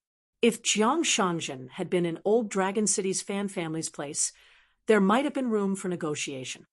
Business was the icing on the cake, but Chun Pingon was unwilling to have more dealings with Jiang Shangjin. Therefore, Chun Pingon said, I appreciate Palace Lord Lu's kindness, but this cauldron of forgetting pills is too valuable. I dare not snatch the limelight from you. Moreover, I'm actually not on very good terms with Jiang Shangjin. However, regarding Palace Lord Lu's gift of the pills, I can write a letter to Jiang Shangjin. I won't make things difficult for Palace Lord Lu if I refuse to accept the pills. Lu Yong's expression was calm. As if he was weighing the pros and cons inwardly, he was a little annoyed at his superfluous actions. He shouldn't have harbored such thoughts, and hoped that Chun Pingon would understand his intentions and help the Green Tiger Palace build bridges with the Jiang family. On the first floor of the ferry, a young cultivator stood by the window with a gloomy expression. This idiot Lu Yong really doesn't know what's good for him. There was also a beautiful but pale female cultivator in the room. She was the Golden Core Earth Immortal, who had almost been slapped to death by Jiang Shangjin on Heavenly Fault Peak. The young cultivator who had cast a camouflage spell at the window was Jiang Shangjin, who had snuck into the ferry. He suddenly had an idea. After giving a lecture at the Green Tiger Palace, he did not immediately return to the Jade Gui sect. Instead, he chose to secretly board the ferry and find the pitiful Golden Core female cultivator who had been plucked out of a crack in the rock. When Jiang Shangjin knocked on the door and opened it in annoyance, she was so frightened that she almost knelt and begged for mercy. Jiang Shangjin did not intend to show himself in front of Qin Pingan, nor did he have any other intentions. It had always been a great taboo in cultivation to be sloppy in matters that involved the fundamentals of the great Tao. A drop of water could break one's state of mind, and a drop of mud could stain one's golden body.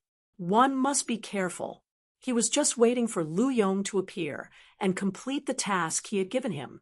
Then, he would return to the Jade Gui sect, which was located at the southernmost tip of the Tongyi continent.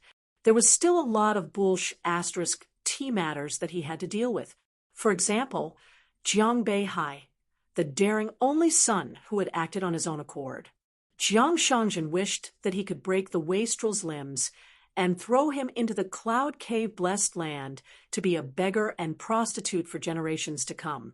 It seemed that his absence from the clan for 60 years had caused this ambitious but incompetent fellow to forget himself. It was especially difficult for cultivators in the upper 5 realms to have children. It was far from being comparable to those in the middle 5 realms. As long as they wanted to have children, they could have a house full of children and grandchildren. Upstairs, Lu Yong did not dare to have any more thoughts. Finally, he only wanted to give away the bottle of forgetfulness elixir. However, everything was difficult at the beginning. It might not be easy after that. One wrong step would make it even more difficult. Chun Pingan did not know that Jiang Shangjin had treated the Azure Tiger Palace with kindness and authority. He was only sure of one thing. The only thing that had anything to do with Jiang Shangjin was to ask Jiang Shangjin to transfer the demon core to him. There was absolutely nothing more. Practicing martial arts to preserve one's life was Chun Pingan's external foundation. A pure mind could be tied to a stable position. It was even more so in a world where people's hearts were complicated. As long as Chun Pingan knew that with Jiang Shangjin's appearance at the Heavenly Fault Peak, Lu Yong would not dare to harbor any ill intentions towards him. Therefore, he did not accept the bottle of forgetfulness elixir. He was not worried that the Azure Tiger Palace would turn against him, especially since Lu Yong was an earth immortal of the nascent soul realm. He would only cherish his current cultivation base and status. Therefore, the Azure Tiger Palace's old palace lord was bitterly regretful. In the end, no matter how hard he tried to persuade him, the young man's words were kind and gentle. However, he just did not accept the bottle of forgetfulness elixir. Could it be that, according to Jiang Shangjin's joke, an earth immortal of the nascent soul realm would cry and throw a tantrum in front of a junior in his own territory? Lu Yong could not do that. Therefore, he could only let Chun Pingan think about it again. Lu Yong left the room and went to another room on the same floor as the fairy. As soon as he opened the door, he saw the face that he was most unwilling to see. It was Jiang Shangjin with an indifferent expression. Jiang Shangjin, who hated people who thought themselves clever the most, did not waste any time talking nonsense with Lu Yong. He directly used the great magical power of the pure jade stage and turned this room into a prison of abbot, heaven, and earth. He stretched out his hand and grabbed, dragging the old nascent soul into the room. In the room, golden pillars with golden dragons entwined around them appeared out of thin air. They began to fly away from the pillars and passed through Lu Yong's Qiqi residence like golden chains. In the end, the most majestic golden dragon pressed down on Lu Yong's head with its claw and slapped him to the ground. Jiang Shangjin walked up to the old nascent soul, who was prostrating on the ground, and stepped on the back of his head. He laughed softly and said, "I've given the green tiger palace face, but you're still not satisfied. Do you really think that I, Jiang Shangjin, am a kind bodhisattva? Do you know that if Chun Pingan had not appeared at the Heavenly Fault Peak and given me a little idea because of that jade hairpin, I wouldn't be preaching the great Tao to the disciples of the Green Tiger Palace. Instead, I would have slapped your nascent soul into that stone wall and used it as a mural." Jiang Shangjin slightly increased the strength of his foot. Poor Lu Yong, who was trapped in the small world, could not even let out a cry. Only his spirit was trembling violently. The pain made this earth a mortal of the nascent soul realm who was not good at fighting and killing feel that he would rather die than live. Jiang Shangjin narrowed his eyes and increased the strength of his foot. How many cultivators in the world are like you, Lu Yong? You don't know when to stop. Just because of a little opportunity, you became a half-baked mountain man. Do you think you're so great? Even I, Jiang Shangjin, have to tuck my tail between my legs. Just for a sword cultivator, I can suppress my killing intent and speak nicely in front of Qin Pingan. Lu Yong, you're even more arrogant than I am. The back of Lu Yong's head was slightly caved in. If it was a moment longer, his nascent soul would probably explode. His Aurus core and nascent soul would explode in this small world. Of course, Jiang Shangjin would be affected and suffer serious injuries. However, it seemed that Jiang Shangjin did not care about the consequences at all. Jiang Shangjin had already promised to send a disciple of the Green Tiger Palace with a decent aptitude. On the day that the disciple ascended to the middle 5 levels in the future, he could go to the Cloud Cave Blessed Land to gain experience and seek his own opportunity. Because of this, the Green Tiger Palace could be considered to have made friends with the Jiang family and the Jade Gui sect. If there were no accidents, at least no Aurus core cultivator would dare to contradict the ferryman of the Green Tiger Palace and scold Lu Yong by name in the future. But so what? Once the opportunity was in their hands, if they could not grasp it, it would instead become a disaster. Everything would come to an end. Even further, Zhao Yao and Song Jisun, who were also from the Lizhu Grotto heaven, were considered to be Qi Jingquan's direct disciples compared to Qin Pingan, who had never attended school. In particular, Zhao Yao had obtained Qi Jingquan's most fundamental Chun character seal. However, when the youth faced the Dali imperial tutor Cui Dong, the young man whom Qi Jingquan had high hopes for, and the young man who rode an ox cart, whom even the gatekeeper Sheng Dafeng liked, didn't even Cui Dong feel that he was just a slightly bigger ant? This caused the Chun character seal to completely disappear from the world. If Zhao Yao was not so smart, he would have sworn that he would not exchange the Chun character seal with Cui Dong for an opportunity at that time. How could Qi Jingquan, who was still in his youth sleeves, allow Cui Dong to take away the seal? Right now, Lu Yong was also about to lose his life because of a slight mistake. Jiang Shangjin took a deep breath and retracted his foot. However, he kicked Lu Yong's face again, sending him crashing into a pillar with a golden dragon coiled around it. Lu Yong struggled to sit up, his back leaning against the pillar. Above him was the golden dragon hanging upside down. Its head slowly turned, ready to bite off Lu Yong's head at any time. Jiang Shangjin suppressed his anger and restrained his smile. He squatted down and smiled at Lu Yong. "Are you angry after being humiliated like this?" Lu Yong said fearfully, I wouldn't dare. Jiang Shangjin's thoughts moved slightly, and a jade-green willow leaf appeared in front of him. Lu Yong was greatly shocked. He actually started kowtowing loudly. "Please spare my life, Senior." Jade Kashyap's Jiang Shangjin had always been known in the Tongyi continent for his bulging money pouch. News of him fighting with others was rarely spread. However, the Jade Kashyap's old sect master regarded Jiang Shangjin with favor. The entire continent knew that the Cloud Cave Blessed Land, which was originally jointly managed by the sect and the Jiang clan, was completely handed over to the young Jiang clan master at that time, regardless of criticism.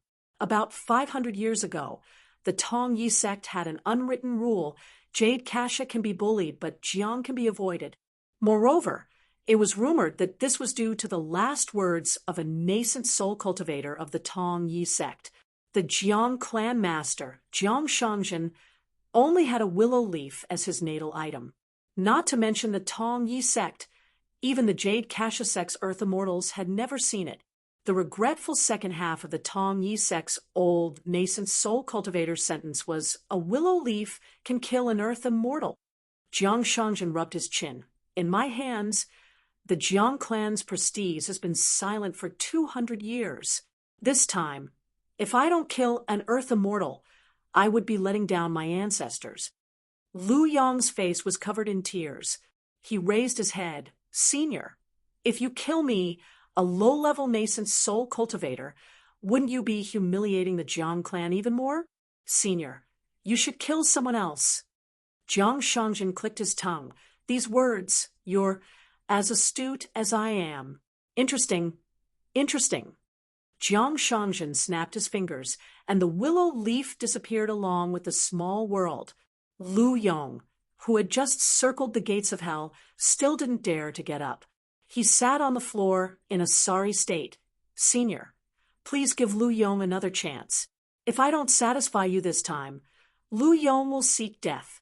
However, if that happens, I hope Senior won't take your anger out on the Azure Tiger Palace." Jiang Shangjin nodded. "At least you said something reasonable. All right, get up. You're a nascent soul cultivator, yet you're weeping endlessly. If word gets out, people will think that I, Jiang Shangjin, am bullying others by relying on my realm. Consider yourself lucky. If you, Lu Yong, were in the Jade Raw realm today, you would already be dead." As expected, Lu Yong immediately stood up. Once again, tears flowed down his old face. "Senior, thank you for sparing my life." Jiang Shangjin lamented, "Looking at your attitude, I actually feel a little sorry for you. It seems that you've stayed in a certain place for too long, and your heart has softened. You must know that when I met an earth immortal of the Tong Yi sect of the same realm, I still felt that he wasn't sincere enough even after he kowtowed 1,000 times. I still rewarded him with a willow leaf and cut off the head of the nascent soul in his body. This time, when I return to the sect, I have to find something troublesome to do." Jiang Shangjin waved his hand. "Go out. You've delivered the item, and we'll consider this matter settled. You don't have to worry about me settling accounts with you. That disciple of the Azure Tiger Palace can still go to the Cloud Cave Blessed Land." Jiang Shangjin's mood improved for no reason. He laughed and said, "That's right. This is called a separate matter." Lu Yong walked backward out of the room. After closing the door, he suddenly realized that this room was the place where he would stay on the ferry. However, he didn't dare to knock on the door again. He directly asked for an ordinary room from the ferry manager. In the night, Lu Yong went back to Qin Pingan's room. After sitting down, he didn't say anything and took out 3 small, quaint porcelain bottles. Under Qin Pingan's puzzled gaze, Lu Yong stood up and said, "The porcelain bottle in the middle contains 6 forgetting elixirs. The other 2 bottles contain 6 fire dragon elixirs and rain spreading elixirs. There are inscriptions at the bottom of the bottles. The main ingredient of the former is the remains of a fire dragon, and the latter is the unique moss on the wall of the mountain gate. It's suitable for all chi cultivators below the earth immortal realm. If taken together, the effect is excellent, and it can strengthen the soul. It has the reputation of golden body painting, especially for chi cultivators who are stuck at the threshold of the golden core realm, without waiting for Qin Pingan to refuse." Lu Yong said in a low voice, "If Child Qin doesn't accept it today, Lu Yong won't dare to force you. But the next time you pass by the Heavenly Fault Peak, please remember to burn 3 incense sticks for me at the ruins of the Green Tiger Palace." After finishing his words, Lu Yong disappeared directly. Pei Qian widened her eyes. Was there such a way to give gifts in the world? She didn't want to learn this. Qin Pingan stood up and looked around. "Jiang Shangjin, come out and meet me." Jiang Shangjin stood at the observation deck and waved with a smile. After waving, Jiang Shangjin leaned back and directly flew out of the observation deck. He crashed into the sea of clouds on the side of the ferry and left gracefully. Qin Pingan reached out and rubbed between his eyebrows.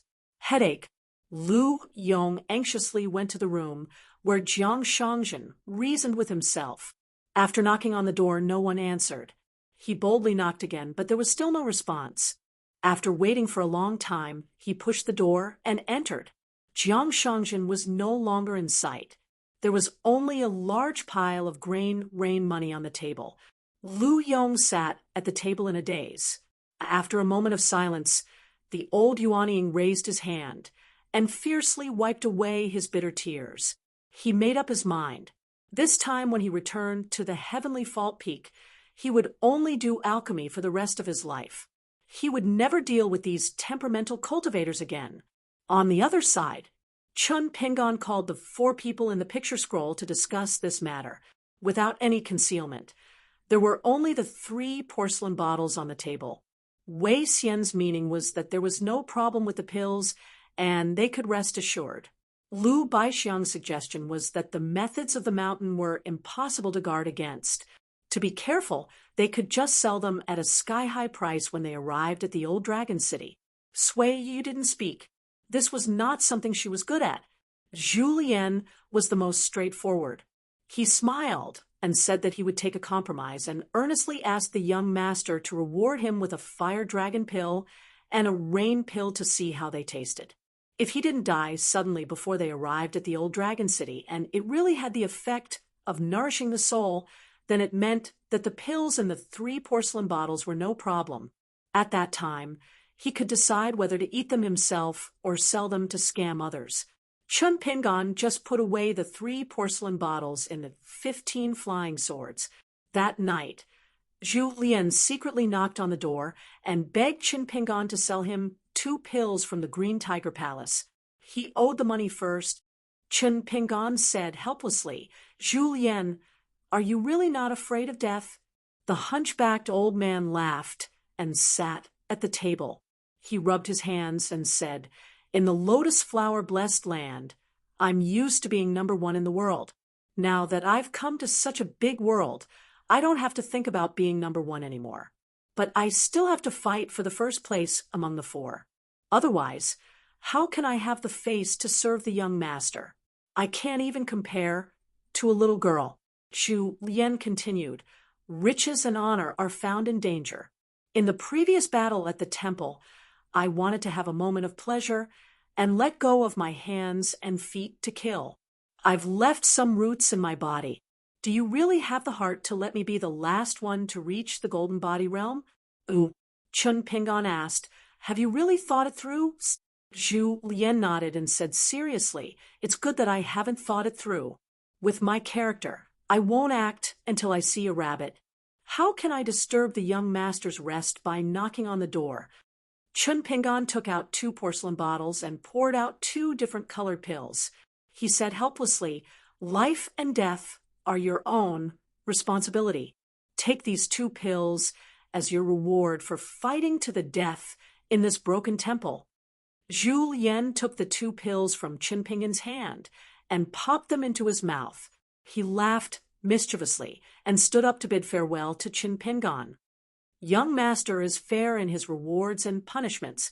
This old servant will follow you loyally." This kind of flattery went in one ear and out the other for Chun Pingon. Zhu Lian glanced at Pei Qian, who had his head tilted and his cheek pressed against the table. The latter stared at him blankly. Zhu Lian left. In the middle of the night, Pei Qian had already gone to sleep next door. Chun Pingon was alone in the room, practicing his stance. He sighed and went to open the door. Sui Yu was standing outside the door. She said, "I don't want the fire dragon pill or the rain pill. I only want one forget pill." "You want to accompany Zhu Lian to pull chestnuts out of the fire? Do you want to die for love? Or what? You don't even want to wait until we reach Old Dragon City. I think it's a waste to give you a whole bottle of forget pills." After Chun Pingon finished speaking, he did not even let her in and slammed the door. Sui Yu stood expressionlessly outside the door for a long time. Finally, he left silently. Half a day later, the wind was calm and the sea of clouds was beautiful. They were still a month away from the southern tip of the Aquarius continent. the gigantic city that looked like a dragon extending its head into the ocean.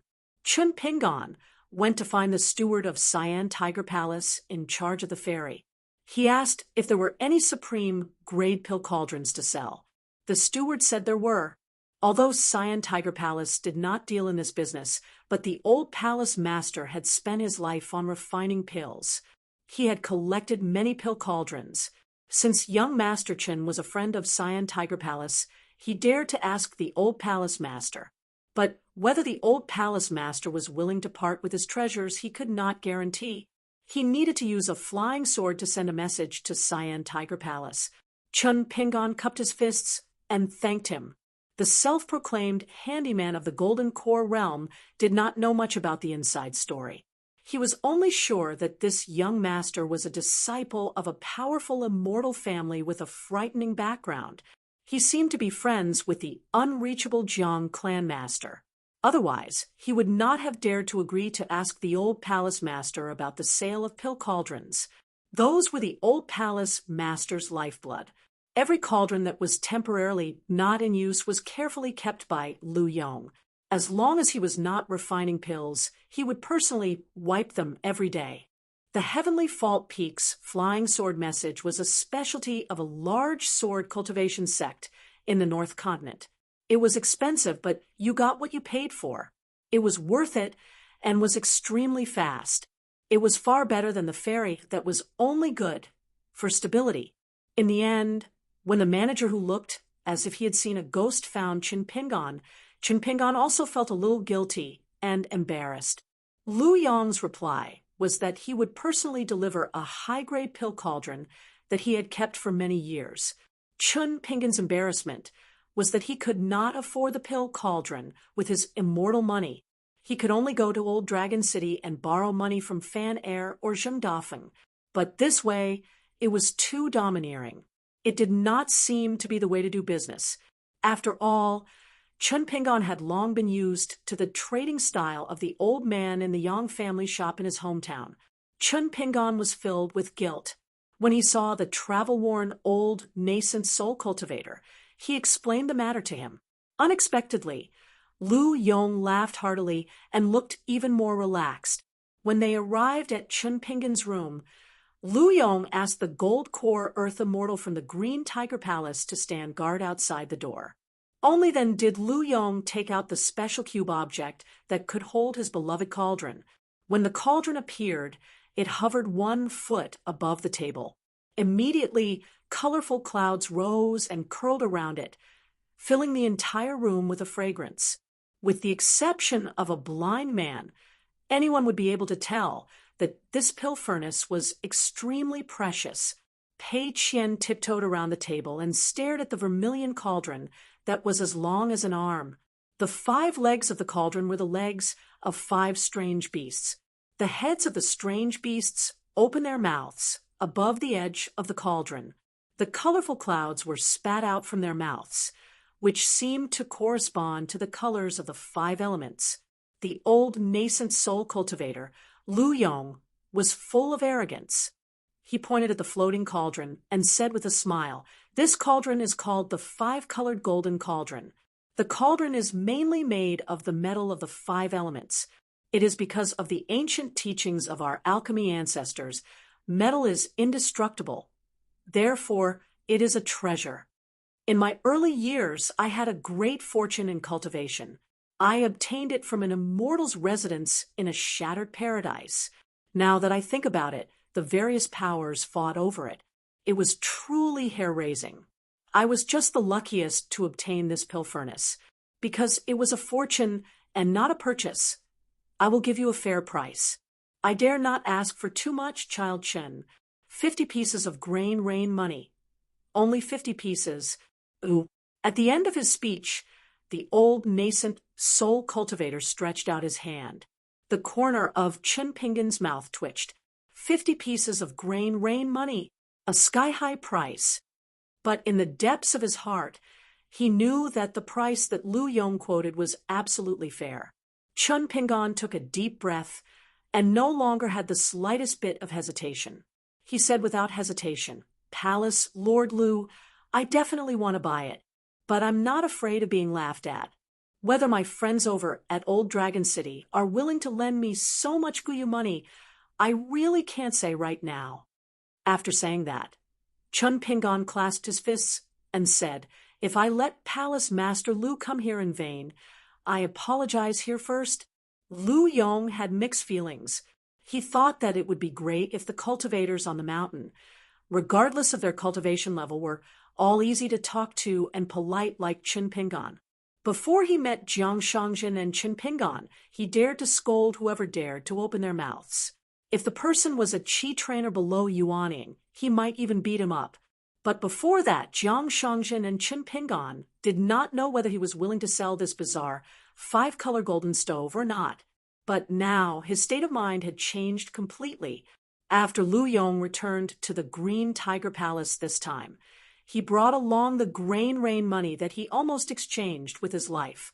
After thinking about it, Lu Yong really figured out one thing, and that was how he should deal with Jiang Shangjin. Therefore, after receiving Chun Pingon's flying sword message from the fairy, he was not angry but happy. Enduring the pain in his heart, he brought along this elixir cauldron that could be said to be Lu Yong's coffin capital. As long as Chun Pingon dared to buy it, Lu Yong, was willing to sell it. There was another secret that was unknown to others, and that was the 5-colored golden cauldron. Its quality was too high, and it had always been Lu Yong's regret. This was because the elixir refinement technique that he was good at was not the best, and the heavenly materials and earthly treasures that he had, or the various materials that others sent to him, Lu Yong could only use the 5-colored golden cauldron once every 100 years. Moreover, every time he refined elixirs or refined items, the income and expenses would be balanced. Occasionally, he would even make a loss. Even Lu Yong had to admit that if this cauldron was placed in the Green Tiger Palace, it would be of little value to him. Before Lu Yong returned to his house, Chun Pingon could only say a few words of courtesy. "Words cannot express my gratitude for your kindness." Lu Yong was in a good mood and left with a smile. He actually left the 5-colored golden cauldron with Chun Pingon and even gave him an elixir refinement manual of unknown materials. Chun Pingon carefully kept the elixir cauldron in the object near him and began to flip through the elixir refinement manual written by Lu Yong himself.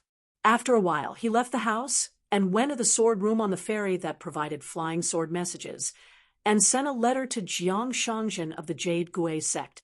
After briefly mentioning Lu Yong's selling of the cauldron, the letter wrote at the end, "One big and one small. I owe you 2 favors." In a house, the Jindan stage manager of the ferry stood beside Lu Yong and said that Chun Pingon had written a letter and sent it to the Jade Gui sect. As for the specific content, naturally he did not know.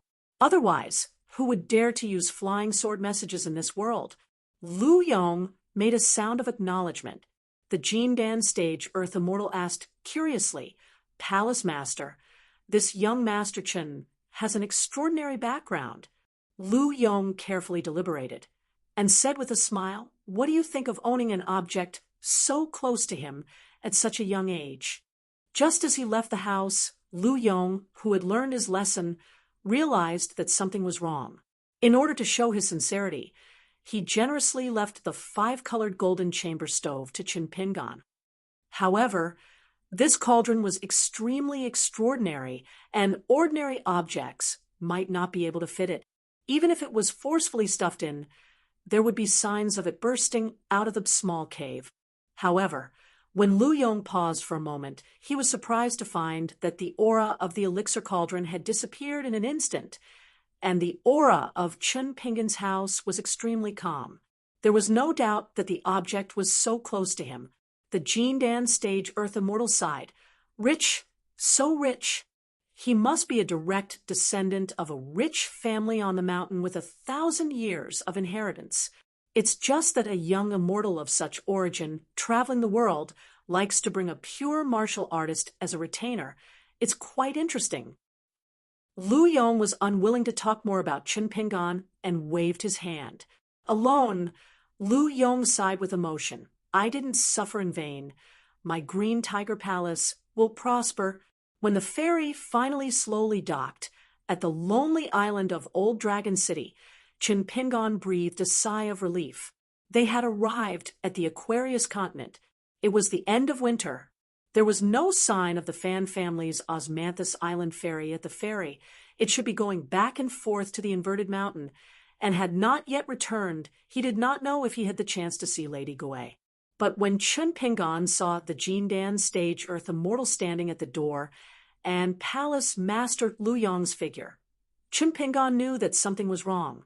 As expected, the Jindan stage Earth Immortal had a strange expression and said, "Palace Master has urgent matters to attend to and needs to return to Tian K Peak immediately, so he wanted me to pass on a message to young Master Chen. The few pieces of Guyu money, when you pass it to the ferry. It's fine. I hope young Master Chen will not worry too much about this small matter." Chinpingon helplessly said, "I will do my best to pass the Guyu money to Senior." The Jindan stage Earth Immortal smiled. "I dare not rush young Master Chen. The Palace Master has spoken, and before he left the ferry, he spoke to me in a very serious tone. I dare not disobey." A few days after Lu Yong returned to Tian K Peak of Qingjing Mountain, an extremely fast messenger flying sword arrived at Green Tiger Palace, and a sword room almost collapsed on the spot. Trembling with fear, Lu Yong took out the secret letter, walked back to the mansion with a straight face, and then laughed out loud. From today onwards, in addition to the 100 pieces of Guyu money given to Lu Yong by the eldest branch of the Jiang family, the Jade Guay sect would buy all the elixirs produced by Green Tiger Palace and help them to sell around Tongyi continent. Lu Yong clenched his fists and hurriedly sent people to the foot of the mountain to recruit disciples, whether it was in the marketplace or in the countryside, or directly from the Great Spring, Southern Qi, and other countries. In short, Green Tiger Palace needed to recruit disciples wantonly. It did not matter if their aptitude was slightly poor, as long as they cultivated for 7 or 8 years. As long as Green Tiger Palace trained them well, they would be able to refine the simplest of elixirs, and every elixir produced would be a steady profit.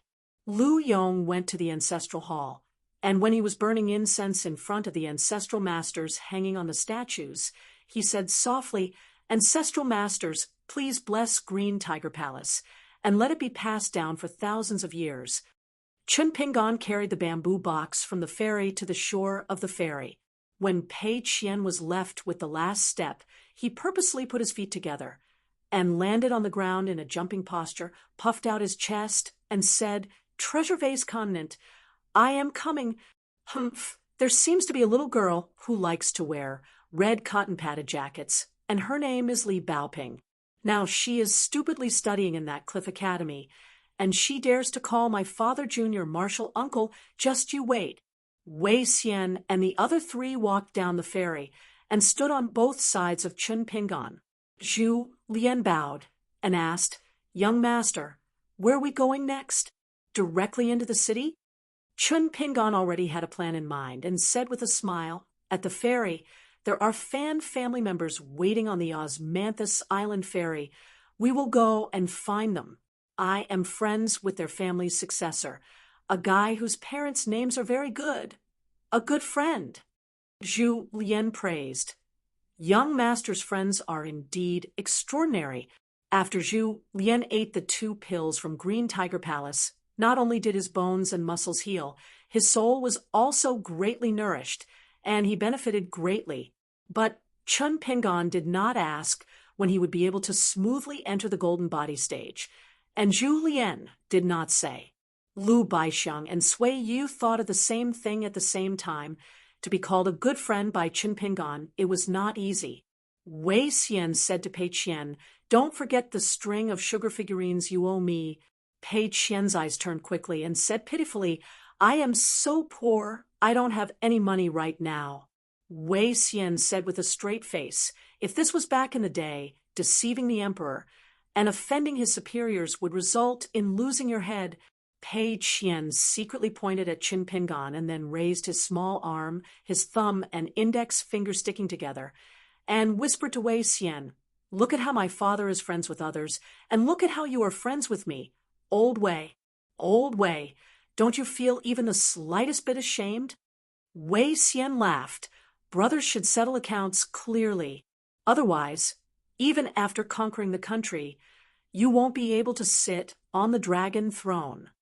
Pei Qian kicked Wei Xian and complained, being friends with you is so boring. Chun Pingan turned his head. Pei Qian hurriedly squatted down and patted Wei Xian's trousers. Old Wei, you're really too much. You're already an adult, but you're still so dirty when you meet people. Let me pat the dust off for you. Chun Pingan, relying on his memory, took the lead and walked towards the Osmanthus Island ferry. When he thought of the 50 grains of grain rain money on him, Chun Pingan's footsteps became somewhat heavy. Young people should be carrying tall grasses, flying orioles, and willows on their shoulders, right? But I'm not a young man anymore. Using Pei Qian's catchphrase, it was worry. 2.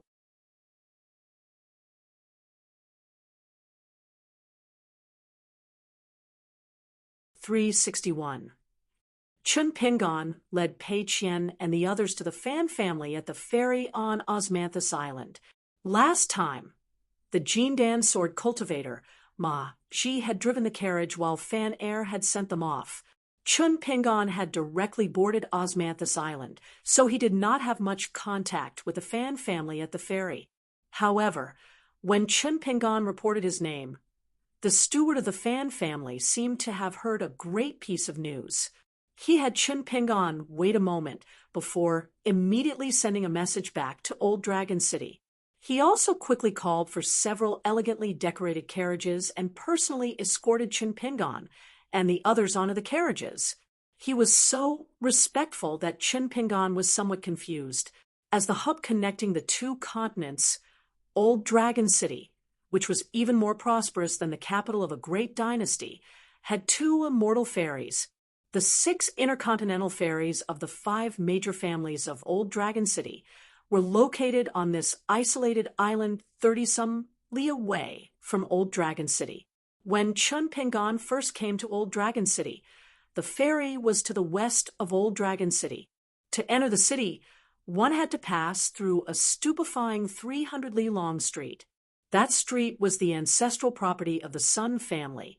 The head of the family, Sun Jiashu, was a young man who had almost become a friend and then an enemy. To this day, Chun Pingan still could not let it go. Chun Pingan and Pei Qian sat in the same carriage. Pei Qian was riding on a ship pulled up by a blue bird. After floating in the sky for so long, he finally had his feet on the ground. He was very excited to have arrived at Chun Pingan's hometown. He lifted the curtain of the carriage and was very curious about the scenery outside. Lu Baixiang and Sui Yu began to chat inside the carriage. Wei Xian and Zhu Lian, who were in the same room, closed their eyes and dozed off, while the other opened his eyes and flipped through old books. Through the attitude of the steward of the Fan family, Chun Pingan sensed that something was amiss.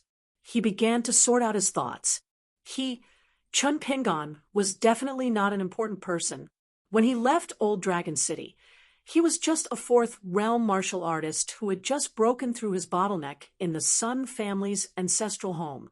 The people he knew were only Fan Air, Sun Jiashu, who had parted ways with him a long time ago, Zheng Dafeng from Dusty Medicine Shop, and Fu Nanhua, whom he had made enemies with in Pearl Grotto Heaven, but had not met in Old Dragon City.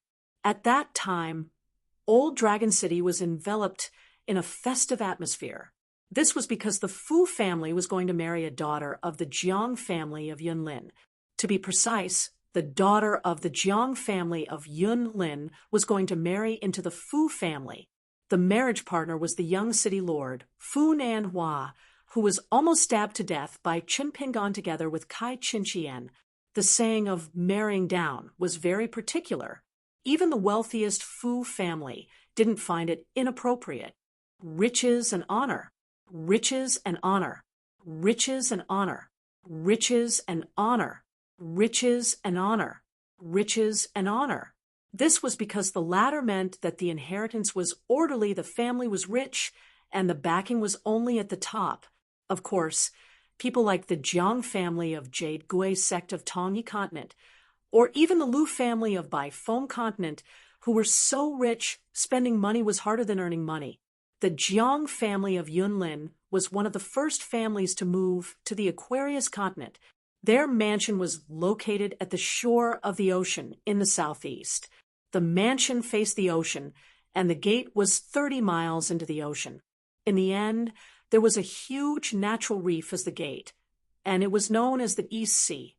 When the Confucian school of Confucianism had just become the orthodox school, the Sage of Rites had set the complicated rules of the world. The ancestors of the Jiang family had many great priests who were one of the 6 heavenly officials along with the great historian and great chancellor. They were in charge of the blessings of all the kings and monarchs in the world. At that time, the entire old dragon city was guessing whether or not the dowry of the Jiang family's daughter was a half-immortal weapon. But to Chen Pingan, this kind of excitement was just something to talk about when he was drinking with Zheng Dafeng and Fan Er. He was not a person of Old Dragon City and did not participate in the power of the continent, so he did not feel much about it. So, what if Fu Nanhua married a woman of noble status? Even if this enemy, whose cultivation was not as high as his brother Fu Donghai and his elder sister Fu Chunhua, was lucky enough to become the city lord of the entire Old Dragon City, then Chen Pingan would be a little annoyed.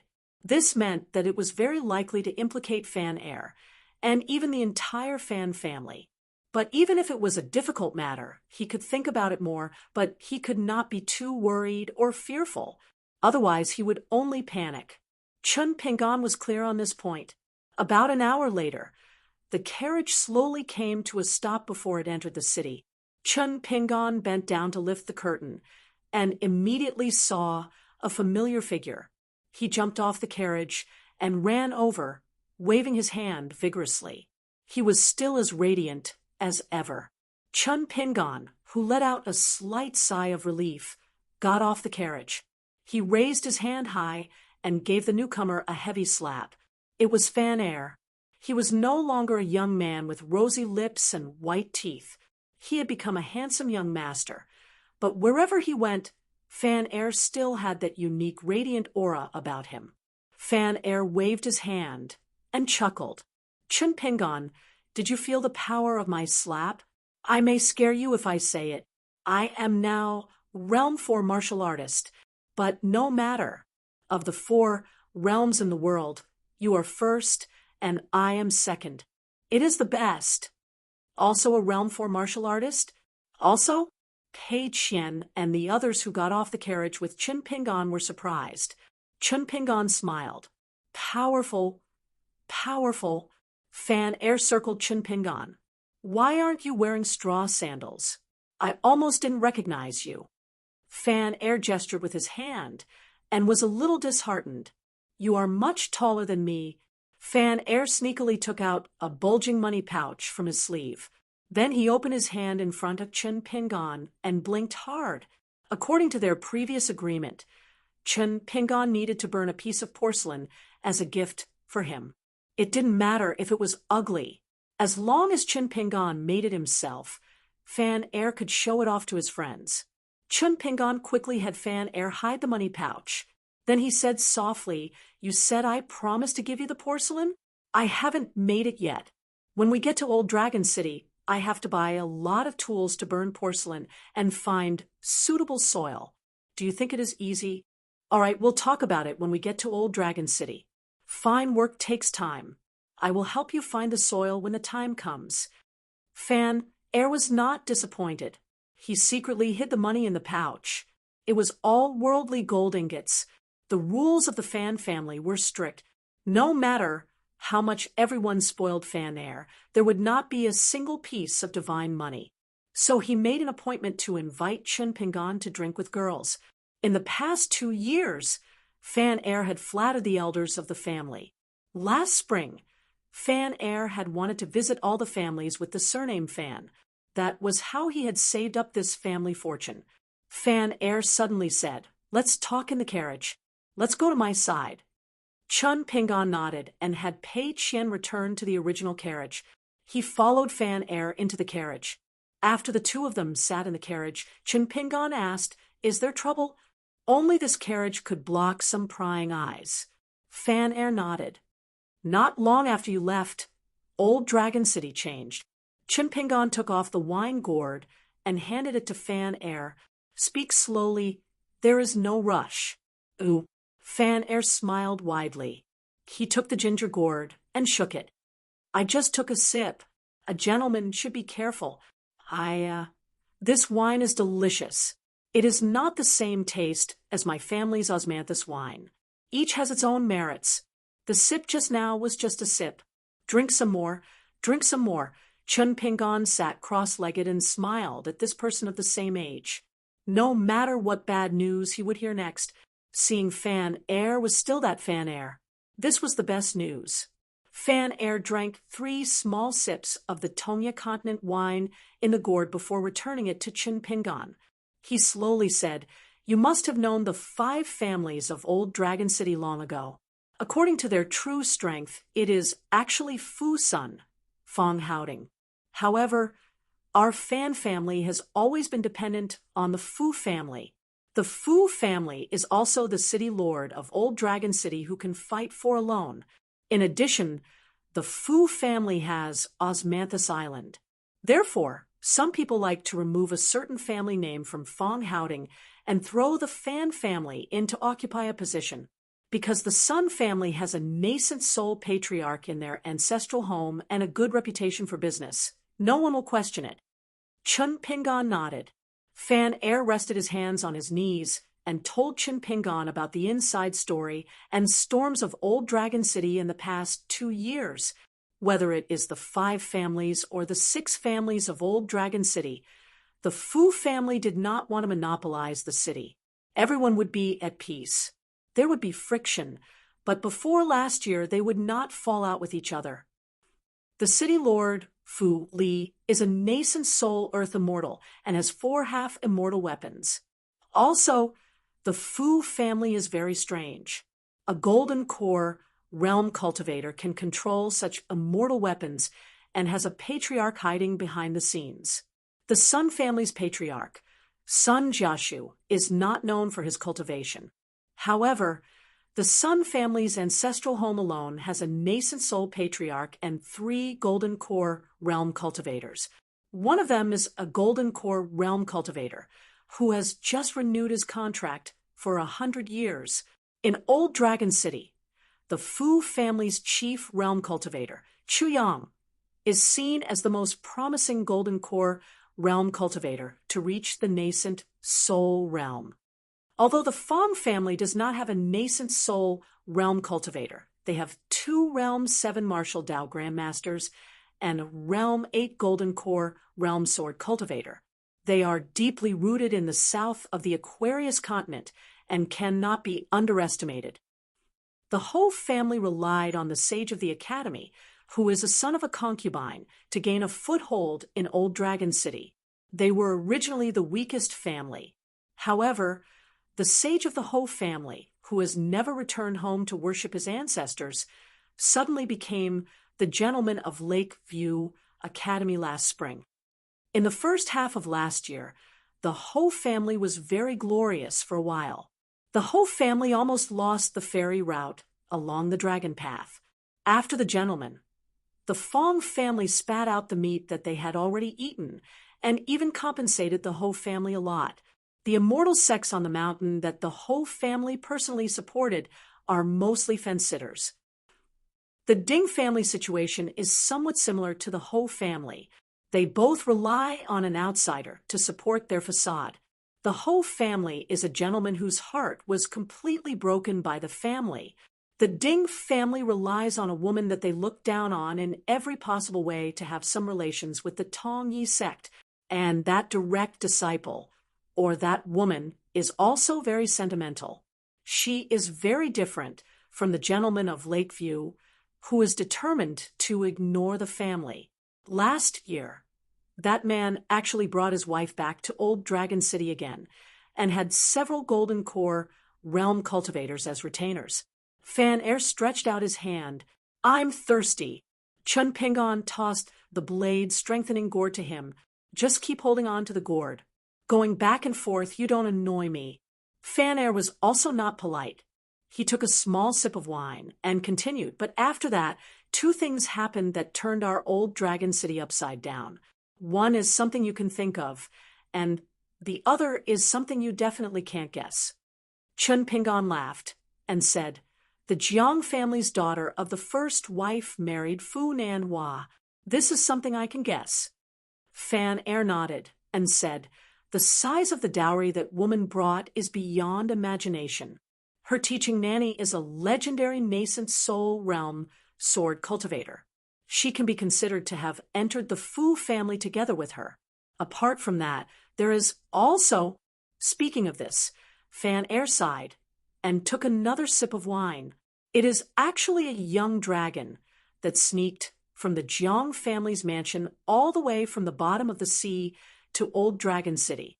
Although it is only in the Golden Core realm, according to the rules, the golden core of such an ancient species can be used as a nascent soul."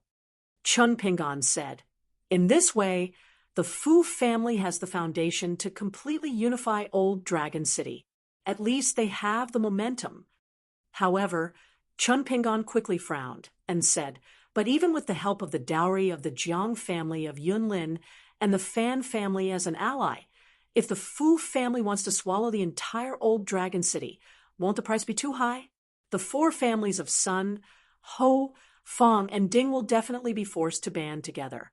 Once the war starts, the battle between the Golden Core and nascent soul realm cultivators on the mountains will not only destroy a lot of territory in Old Dragon City, but also the Fu family will feel the pain." Fan Air smiled bitterly and said, "So in this situation where swords are drawn and no one makes a move for the greater good, something unexpected happened." Chun Pingon asked, "What do you mean?" Fan Air scratched his head.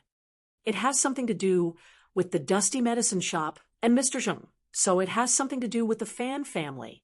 Chun Pingon waited quietly for him to continue. This time, Fan Air raised his head and took a big gulp of wine. He wiped his mouth and said softly, "Not long after you left, a girl in the shop was defiled by a direct descendant of the Fong family and died." Chun Pingon was silent. Fan Air said slowly, after hearing the news, "An elder of the Fan family, who is in charge of the genealogy in the ancestral hall, hurried to tell Mr. Zheng about the situation, together with my father. We all waited in the ancestral hall for the news from the Dusty Medicine Shop. At that time, when the elder returned to the ancestral hall, he looked relaxed and said that Mr. Zheng did not seem to take it seriously. My father believed him, but at that time, my aunt privately reminded my father that things were not so simple.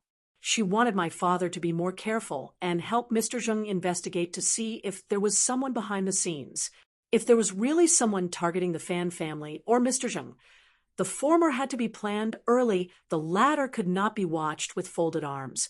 But my father did not want to make a big fuss out of nothing. He said that now that the four major families other than the Fu family had started to form an alliance, if the Fan family stood out at this time, it would be very easy for them to be seen as the Fu family's pawn. It might attract the hostility of the four major families, and they might even treat it as a pushover, so they could not act rashly. I went to tell my father about it, and then I was grounded in the ancestral hall for an entire month. I've tasted the bag of soil under the bed that I never had the chance to use. You're really lying. How can it be eaten?" Chun Pingon saw that Fan Air still wanted to drink, so he reached out and snatched the wine gourd. "You have already drunk a few mouthfuls of wine. Drinking to relieve your worries is just nonsense. Don't believe it." Fan Air nodded and reached out to rub his cheeks. "I wanted to sneak out of the ancestral hall a few times, but I was stopped. After a month, I heard that there was no movement from the Dusty shop. How could I believe it? I personally went to the shop. Mr. Zheng was sitting at the door, smoking a pipe. When he saw me, he even smiled and greeted me. I was also silly at that time. After chatting with Mr. Zheng, I saw that Mr. Zheng really didn't seem to take that small matter to heart. When I left, I was actually a little angry. Ooh, Fan Air said sadly. I know that in the eyes of many people, even my father, who I respect very much in his eyes, that is a small matter. A small matter that is absolutely true. Old Dragon City, is there anything that cannot be solved with money? Even the reasons that everyone gave, I could not find any problems with them. But in my heart, I did not think that it was a small matter.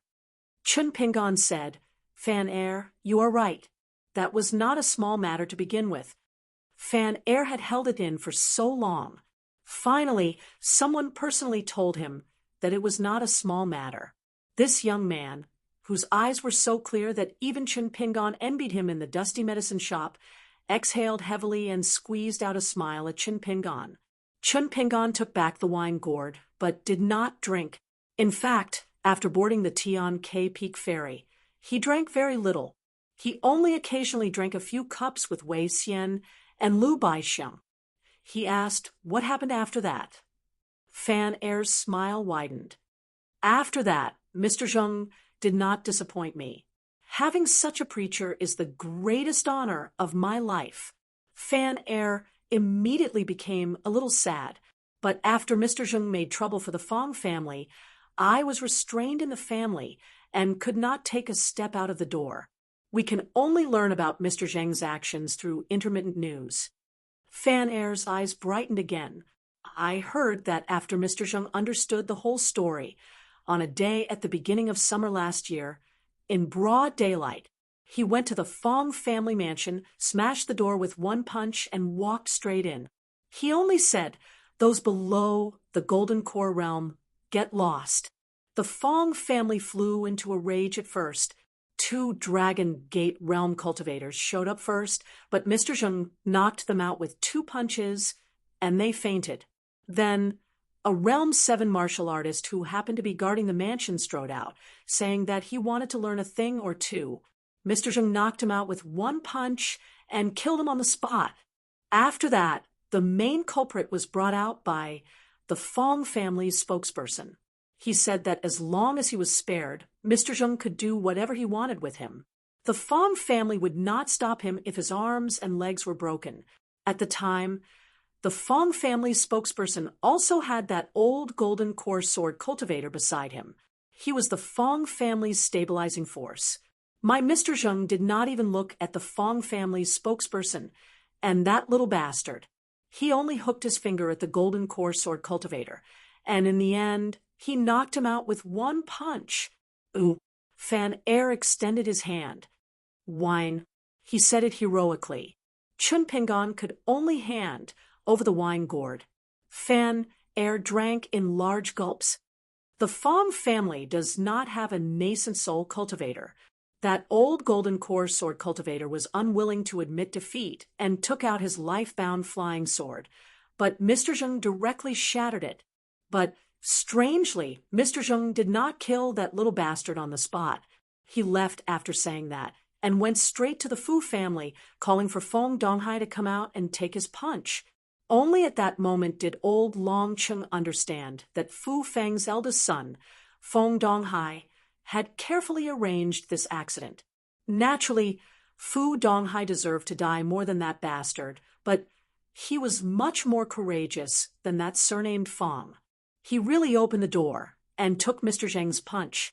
Unfortunately, he relied on an ancestral old dragon rain pendant to save his life, and was saved by an unfamiliar old nanny. Chun Pingon nodded and said, it should be the nanny teaching the Yun Lin Jiang family. Fu Donghai's action was killing 2 birds with 1 stone. He could drive a wedge between Zheng Dafeng and the Fan family, and also had the hope of pushing the Fan family out, forcing the Fan family to start a war with the 4 families that had formed an alliance. But Fong Donghai probably did not expect that Zheng Dafeng had an Yin spirit with the surname Zhao who came from Old Yang's small temple in Black Pearl Grotto Heaven. She was proficient in soul manipulation, concealment, and many other secret techniques. She would follow the clues and find out the mastermind behind the scenes. Fan Air was a bit sad and stopped drinking.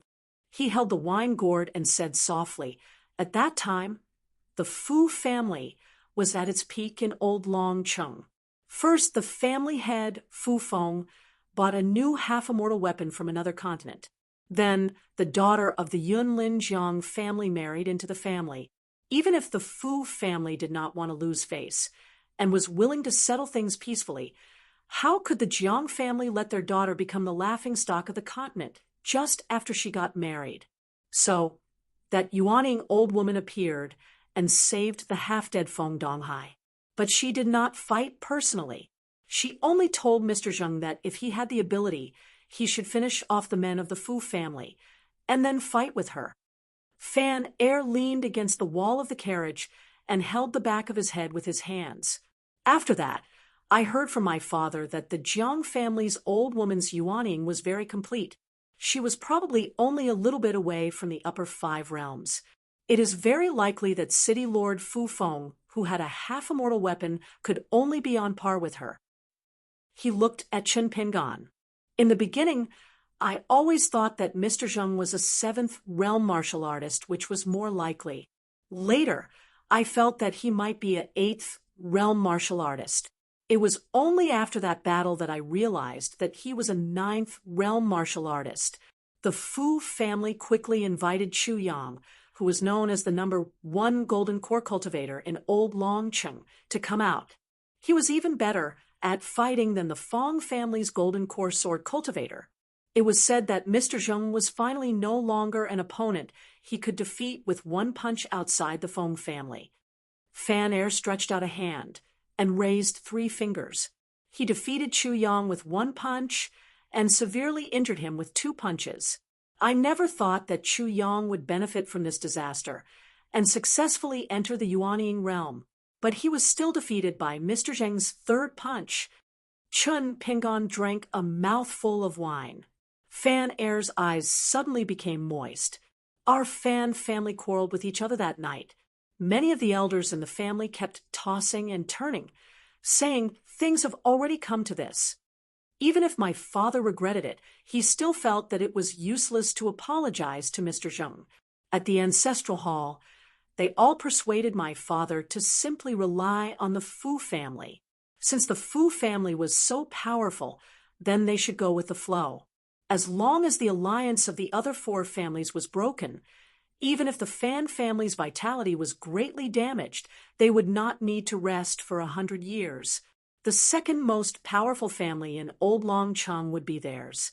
Andy, my mother, and my sister, Fan Junmao, are all not qualified to enter the ancestral hall. No matter what I say, it's useless. See me prattle on and on. My father was probably so angry that he asked me who the head of the family was. What could I say? Chun Pingan asked, what was the conclusion of the Fan family's ancestral hall in the end? You hardened your heart and abandoned Sheng Dafeng, who was seeking his own death, to rely on the Fu family who had schemed against you to attack the other 4 families? Fan Air's eyes were blank. It should have been like this, but then they suddenly changed their minds. My father said to pass a message to everyone, saying that they would discuss it again. No one knew the reason. I went to ask Aunt and my mother, but they could not tell what my father was thinking. Fan Air continued. After defeating Chu Yang with 3 punches, the latter returned to the Dragon Ascension stage to recuperate. He did not continue to pester Mr. Zheng. However, the Fu family had lost so much face in front of everyone. How could they let it go? Hence, after Fu Donghai and the chief consecrator, Chu Yang, a 3rd person walked out. He was the nascent soul patriarch, Ming Yang, who was holding a half-immortal weapon that had been passed down in the Fu family. Because it happened at the doorstep of the Fu family and a half-immortal weapon appeared, the Qi refinement warriors of the Fu family worked together to cover the battlefield.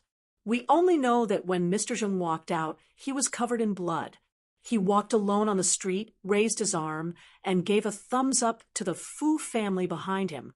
Ooh, Fan Air said softly. On that day, the Sun family betrayed their trust and actually turned to the Fu family at the last minute. The Fong family, which was not very powerful, contacted the Ho family and chose to nominate the Ding family as their leader. The backbone of the Ding family was obviously the direct descendant of the Tong Yi sect, with an extraordinary background. In fact, very soon, a ferry from the Tong Yi sect came to the shore.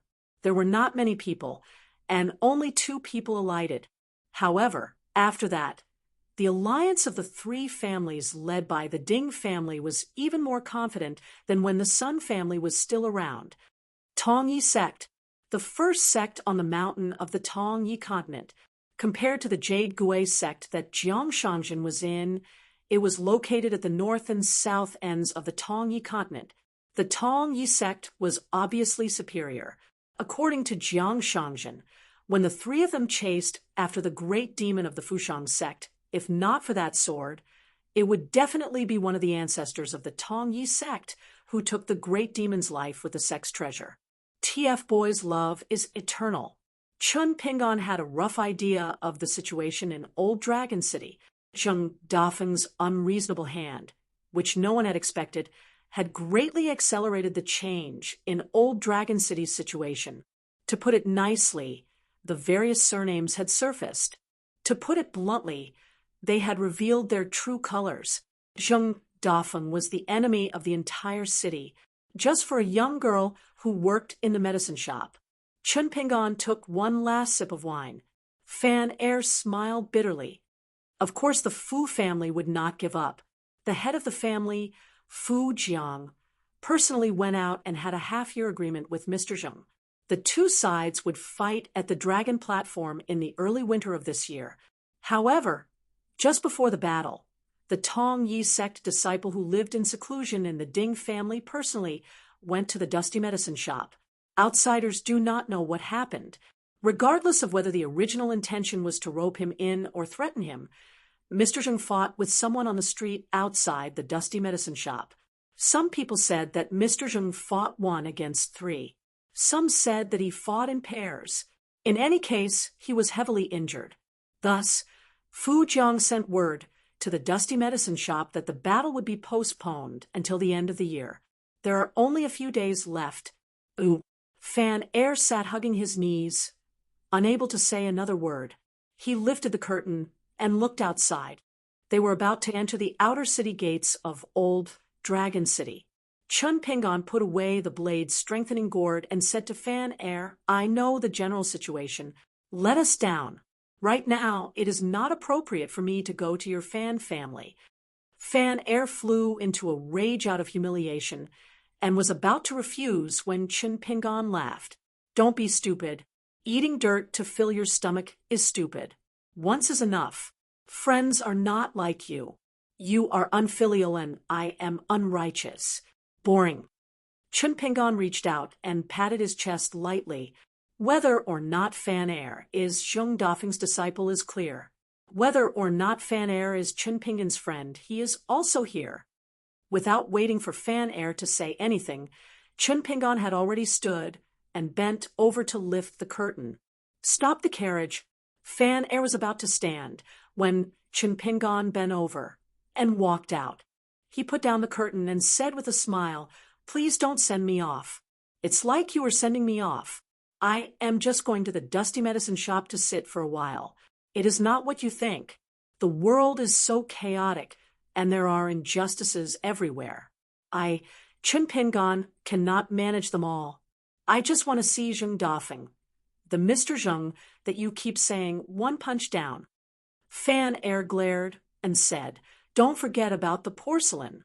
Also, we have an appointment to seriously drink with prostitutes." Chun Pingon had already jumped off the carriage. Fan Air lay in the carriage in a daze. After drinking and seeing his best friend, Fan Air still felt unhappy. Chun Pingon got off the carriage. Pei Qian and the other 4 could only follow and leave the carriage. After watching the Fan family's carriage enter the city, Pei Qian carefully asked, "What is it?" "That guy is not willing to spend money and is not willing to give us a place to eat and live for free. He doesn't look like that kind of person." Chun Pingon laughed and said, "What nonsense are you talking about? Let's go find the other person first." After paying and passing through the outer city gate they still needed to pay to enter the inner city. The dusty drugstore should help pay for this money, right? Chun Pingon knew the route to the dusty drugstore, and he had a good memory. However, Old Dragon City was too big. By the time Chun Pingon reached the alley of the dusty drugstore and the corner of the street, it was already close to dusk. He led the 5 people behind him into the alley and saw a sloppy man sitting on a small stool in front of the store. He was smoking a pipe like his master. Zheng Dafeng choked and coughed for a while. He laughed and said, "What a rare guest." Chun Pingon looked at the sloppy man and did not say anything. Glancing at the empty store, Chun Pingon sat on the doorstep and asked, "Is the drugstore hiring?" Zheng Dafeng said unhappily, "I don't have the money to hire anyone." Chun Pingon said to himself, "Lend me 40 grains of Guyu money, and I will be your drugstore's clerk. Lend it to me, not give it to me." Zheng Dafeng stared at Chun Pingon like he was looking at an idiot. "What? You think you can use Guyu money like it's copper now that you've increased your realm and changed your clothes? Get lost. I'm not in the mood to joke with you." Zheng Dafeng suddenly raised his head and looked at Sui Yuyu, who was carrying the infatuation sword on her back. He said seriously, "However, if this lady is willing to stay in our store, we will take care of your food and lodging. As for your monthly salary, we will owe you for now." Sui Yuyu stood in the alley. She was indifferent to the sloppy man's flirting. She did not even notice the slightest change in her expression. Chun Pingon waved his hand at Pei Qian and pointed inside the store. "We will live here. Put your luggage down and pick your own room." Pei Qian, who was holding the mountain walking staff, cheered. She took out her favorite demon-suppressing pagoda talisman from her sleeve and stuck it on her forehead. Then she ran into the shop. She was so tired from walking in Old Dragon City that she had wanted to take out this talisman to increase her internal strength for a long time. Now she finally got what she wanted. Wei Xian and the other 3 stepped over the door without saying a word. Zheng Dafeng said helplessly, "My dear Uncle Chen, do you really not know the situation in Old Dragon City?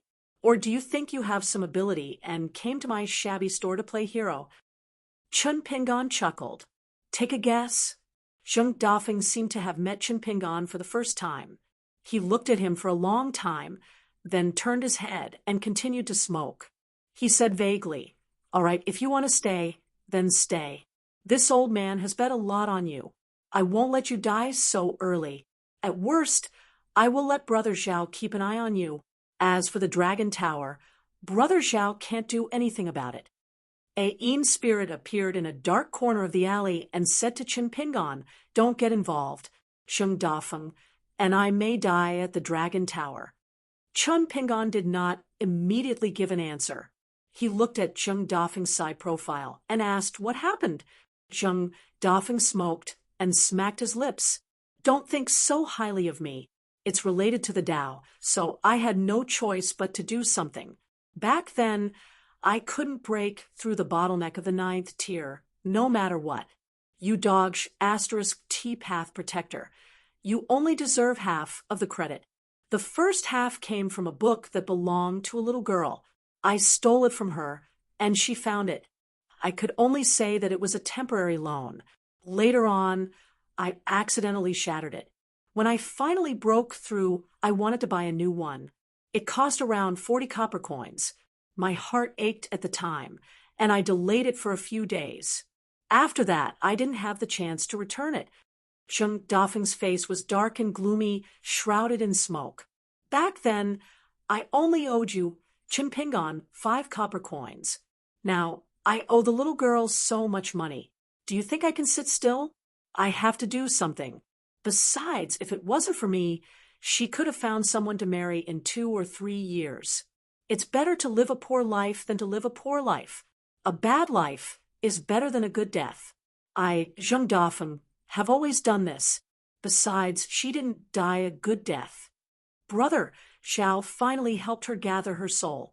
The silly girl didn't say anything. She just begged me to take care of her parents and brother. She cried and said that she didn't blame me. The Yin spirit with the surname Zhao said indifferently, She said that she likes you. She said that she's dirty her body in this life and doesn't dare to think about it anymore.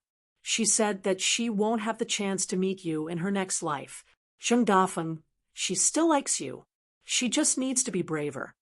Zheng Dafeng suddenly looked up. An incomparably vigorous stellar energy filled the entire alley. Zheng Dafeng said in a low voice, "Scram." The Yin spirit did not care and slowly disappeared. Catch! Chun Pingan tossed a porcelain bottle to Zheng Dafeng. However, Zheng Dafeng allowed the porcelain bottle to fly past him and roll to the ground. Chun Pingan stood up and picked up the bottle of forgetfulness pills. He stood in front of Zheng Dafeng and handed it to him. These are pills that the nascent soul earth immortals of the Tong Yi continent use to nourish the soul. There are 6 of them. Zheng Dafeng, take as many as you can. If you die on the Dragon Ascension platform, I'll ask Old Yang for money. If you don't die, you owe me. Zheng Dafeng looked up and frowned. Chun Pingan, what are you trying to do? What does this have to do with you? Chun Pingan still bent over and handed him the porcelain bottle. Do you think that I'm a bumpkin from Clay Bottle Alley? I've been practicing martial arts and swordsmanship so hard. I've suffered a lot. I used to do it to keep my life. Now that you've said it, I've become a decent person. What do you think I'm trying to do? Zheng Dafeng said indifferently, Asterisk King know what you're trying to do. Zheng Dafeng, have already told you that I've never been on the same path as you, Chun Pingan. This matter has nothing to do with me. However, I have a reason to stay here. Chun Pingan was still in the same position. He asked, do you want to hear something more cultured or something more bumpkin? Zheng Dafeng ignored him. Chun Pingan said to himself, in this world, how can we solve our problems? Only wine and money. Small injustices in the world can be solved with money and wine. When there are injustices in the world, I have a sword and a fist. Chun Pingan grinned. I learned this from books. According to me, this bumpkin, Chun Pingan, since I'm already so pissed, I'll kill them. Otherwise, how can I practice my sword and fist for fun? 2.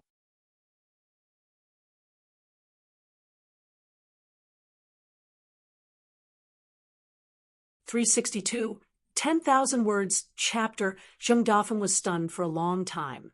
He probably couldn't associate the young man in front of him with the charcoal young man who squatted beside the tree stump with him back then. Finally, he wiped his face and said, just talk. Why did you spray your saliva all over my face? But Zheng Dafeng still took the bottle of forgetfulness pills. If Chun Pingan didn't lie, then 2 pills would be enough to suppress the injury. As for the root of the disease, it was still very difficult. It was no longer a matter of taking a few more pills. Pei Qian had already stuck her head out of the door. She raised the walking stick in her hand and said angrily, why can't you tell good from bad? If you say that again, I'll be angry. Zheng Dafeng put away the porcelain bottle, turned around and said with a smile, you scared me. Who is this peerless heroine? Pei Qian coughed and stood still. She leaned heavily on the walking stick and said, listen carefully. My name is Pei Qian. I'm a princess in distress. Chun Pingan is my master. I'm the first disciple of our sect. Pei Qian never said words like her father in front of Chun Pingan. Zheng Dafeng swallowed and turned to look at Chun Pingan. He probably wanted to ask where Chun Pingan, this blockhead, found such a girl. Chun Pingan said, let's go inside and talk business. Zheng Dafeng was puzzled. Haven't we finished talking? Chun Pingan laughed angrily. I'm willing to interfere in this matter. It's not like I'm looking for death. Which forces in the opponent's camp have several Jindan and Yuaning Earth Immortals? Which forces are sitting on the mountain and watching the tigers fight? Which Earth Immortals will fight? Are there cultivators of the upper 5 realms waiting for an opportunity behind them? Don't I know a little about the geomancy situation of Old Dragon City and the route around the Dragon Ascension platform? Don't I have to listen to the 3 fights between you and the Fu family, the Fong family, and the Ding family? Zheng Dafeng had a headache. He took out the porcelain bottle. Take it back. Take it back. We're not on the same path. We can't be in the same pot. Chun Pingan ignored Zheng Dafeng and stepped over the door.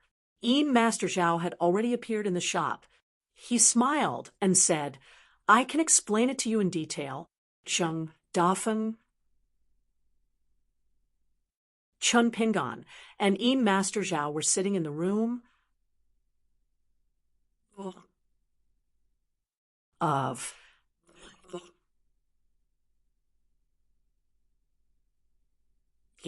of course.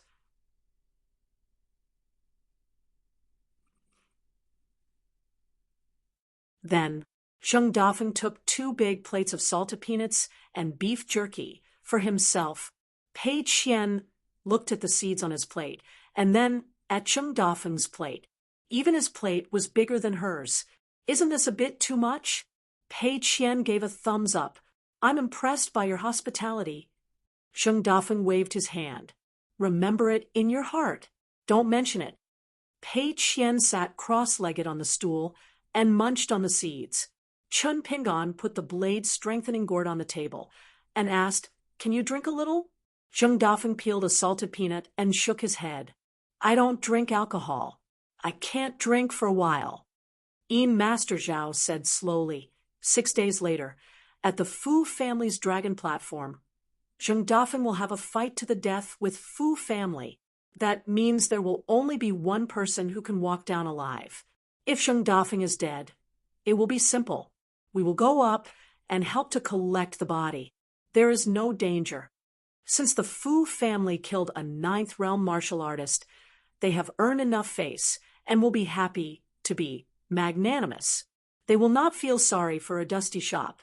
Seeing Chun Pingan looking at him, Master smiled bitterly.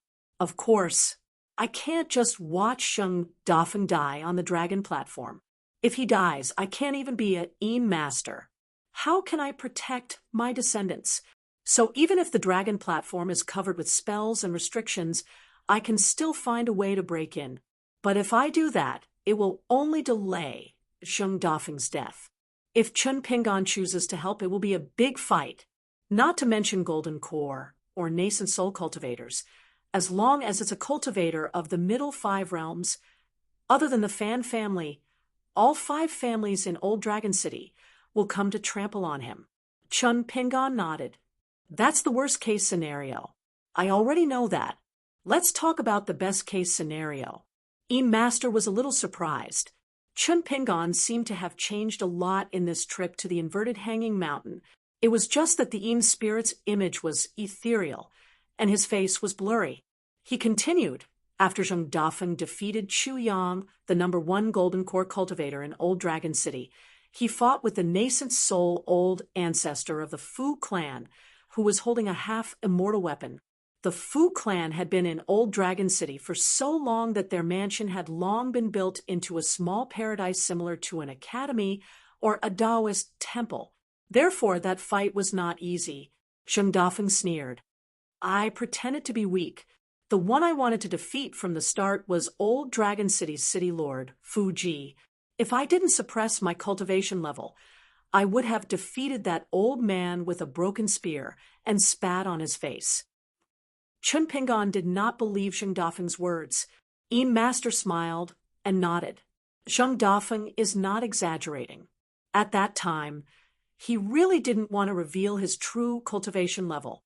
Chun Pingan understood. This was in line with Zheng Dafeng's temperament. If it was Li Huai's father, Li Er, he would not hide his cultivation level like this. In fact, in Dragon Pearl Grotto Heaven, other than Mr. Qi, Old Yang, and Li Baoping's brother, Li Shisheng, this old single gatekeeper was probably the most knowledgeable person. The more he knew, the more he wanted. His fist intent was not as pure as Li Er's. After all, he was narrow-minded. So it was so difficult for Zheng Dafeng to break through to the next level. So much so that he needed Chun Pingan and the Pure Sincerity chapter to be his preacher. Chun Pingan asked, That's the son-in-law of the Ding family, the direct disciple of the Tong Yi sect, who brought his wife back to his parents' home, who caused Zheng Dafeng to be injured so badly. Why did the talks break down and they fought? Zheng Dafeng's face was gloomy. He just tore a piece of marinated beef and threw it into his mouth. Master Zhao smiled. Good fellow, his background is not small. As soon as he arrived at Dusty Drugstore, he went straight to the point. There were two main points. First, he is Du Yen, the grandson of the ancestor who revived the Tongyi sect. Second, Du Yen used to hide his identity and wander around in Old Dragon City. The ancestor of the young man surnamed Fong was his follower back then. In the younger generation, he is the only one. So he hoped that Zheng Dafeng would give him face and not let him die. As long as Zheng Dafeng agrees, he promised that the Tongyi sect would stand on the side of Dusty Drugstore. Master glanced at Zheng Dafeng, who had been peeking at the blade's strengthening gourd. He sneered. A martial artist of the 9th realm thinks he is invincible in the world. He knew that there was a cultivator of the Jade Primitive Realm standing beside Du Yen, but he didn't take it seriously. He even dared to laugh at a cultivator of the upper 5 realms who was willing to bark like a dog. Zheng Dafeng, how about now? Do you want a drink? Drink if you want. Anyway, you are invincible in the world. A cultivator of the 10th realm at the peak of the Yuanying realm with at least an immortal weapon and the geographical advantage of the Dragon Ascension platform. Isn't it just a matter of being knocked down by our Master Zheng with one punch? Zheng Dafeng rolled his eyes. He stepped on the bench with one foot and bent his shoulder. He didn't take it seriously at all. It was just that he couldn't drink. It was a bit unbearable. The point was that Chen Pingan was not kind. He clearly said that he wouldn't touch a drop of wine. Chen Pingan also didn't drink. Then he should have taken it back and pinned it to his waist. Why did he open the cork of the gourd? Chen Pingan nodded. He asked curiously. Fan Air only told me that Zheng Dafeng went to the Fong family and said something to that young man. What was it? Zheng Dafeng threw the peanut shell in his hand to the ground. His eyes were indifferent. He wanted that guy to suffer a fate worse than death. Old Zhao knows some evil and forbidden methods. When the time comes, that kid will be in for a good time. Only at this moment did Chen Pingan turn his head. He smiled at Wei Xian and the others. I forgot to introduce him. This guy is called Zheng Dafeng. He's from my hometown, a 9th realm martial artist. He's the gatekeeper. However, at that time, I did business with him for a few copper coins. I still remember his kindness. Zheng Dafeng smiled and cupped his fists at the 4 people. He's only a 9th realm cultivator. Chen Pingan continued. The original owner of my Flying Sword 15 was his master. In these few decades, his master seems to have taken in 2 disciples. Zheng Dafeng reached the 9th realm. His senior apprentice brother smoothly reached the 10th realm. It's no different from us eating and drinking. Pei Qian's eyes lit up. This path was suitable for him. Eating and drinking allowed him to reach the 10th realm of the martial path. He also had to read and copy books every day. If he secretly drank wine, what would happen?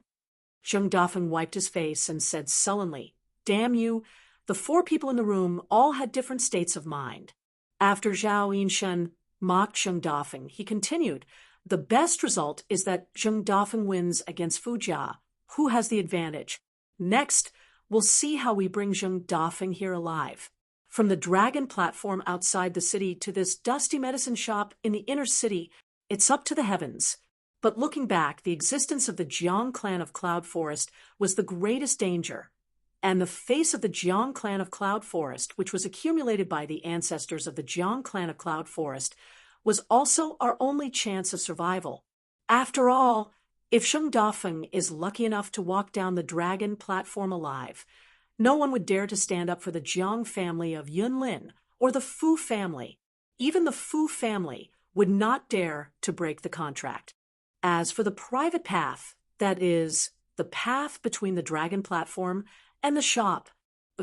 Master Zhao paused for a moment before asking curiously, Is that person really unwilling to help? After all, that person was the biggest reason why he and Zheng Dafeng had left Pearl Grotto Heaven and moved to Old Dragon City. Zheng Dafeng's mouth twitched. That guy from the Fan family made it clear before I attacked. At most, the Fan family won't trick me, and the Fu family won't be able to control the clouds above Old Dragon City. As for the rest, if I want to die, then she can watch me die. Zheng Dafeng slightly changed the words of the green-robed young woman, Fan Junmao, who had ascended to the nascent soul realm by drinking wine at the shop, the woman from the Fan clan, who had thrown a sword out of the sea of clouds and destroyed a high-grade Taoist robe consecrated by the Jiang clan of the Jade Pendant sect, had said to Zheng Dafeng, "No matter how many years pass, if you're still a piece of mud who can't accomplish anything, then I'll just watch you get nailed to death again." Of course, Zheng Dafeng wouldn't tell Qin Pingan the whole story. It was too unlucky and too embarrassing. In fact, Yin Shin Zhao couldn't even hear those words back then. Fan Juanmao's ascension to the nascent soul realm was extremely strange. In the entire Old Dragon City, except for City Lord Fu Jiang, no one could figure out why the Fu family would go against the trend, and why they didn't just submit to the Fu family in the end. In the Fan family, someone's words were more effective than Fan Juanmao's father. Her voice was even louder than everyone in the Fan family ancestral hall. It wasn't some nascent soul ancestral patriarch who lived in seclusion. Nascent soul ancestral patriarch was a nascent soul realm cultivator, but she couldn't be considered an ancestor. It was Fan Junmao, the half-sister of Fan Junmao. But she didn't stand on Zheng Dafeng's side. She said that she just wanted to watch the show and didn't want to get involved. Zheng Dafeng knew that she wasn't joking. Yin Shin Zhao then introduced in detail the Golden Core and nascent soul earth immortals of the 5 major families in Old Dragon City and their Dharma treasures.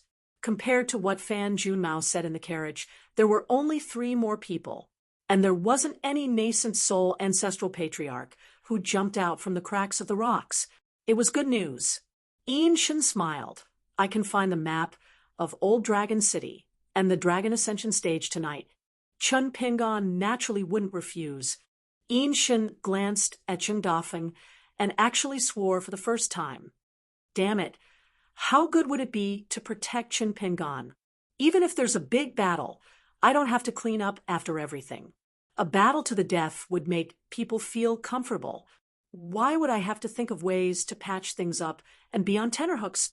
Zheng Dafeng squinted and said, "Io, have you forgotten the comfortable feeling of sunbathing with me every day?" Yin Shin snorted coldly. Chun Pingan asked again, "Are there any pure jade stage cultivators hiding behind the scenes? If so, how many?" Zheng Dafeng smiled. "Are there many pure jade stage cultivators in our Aquarius continent? Let me count with my fingers for you." Zheng Dafeng started to raise his fingers one by one. "In our Pearl Grotto Heaven, Wan Jiao counts as 1. The Song clan is arrogant, right?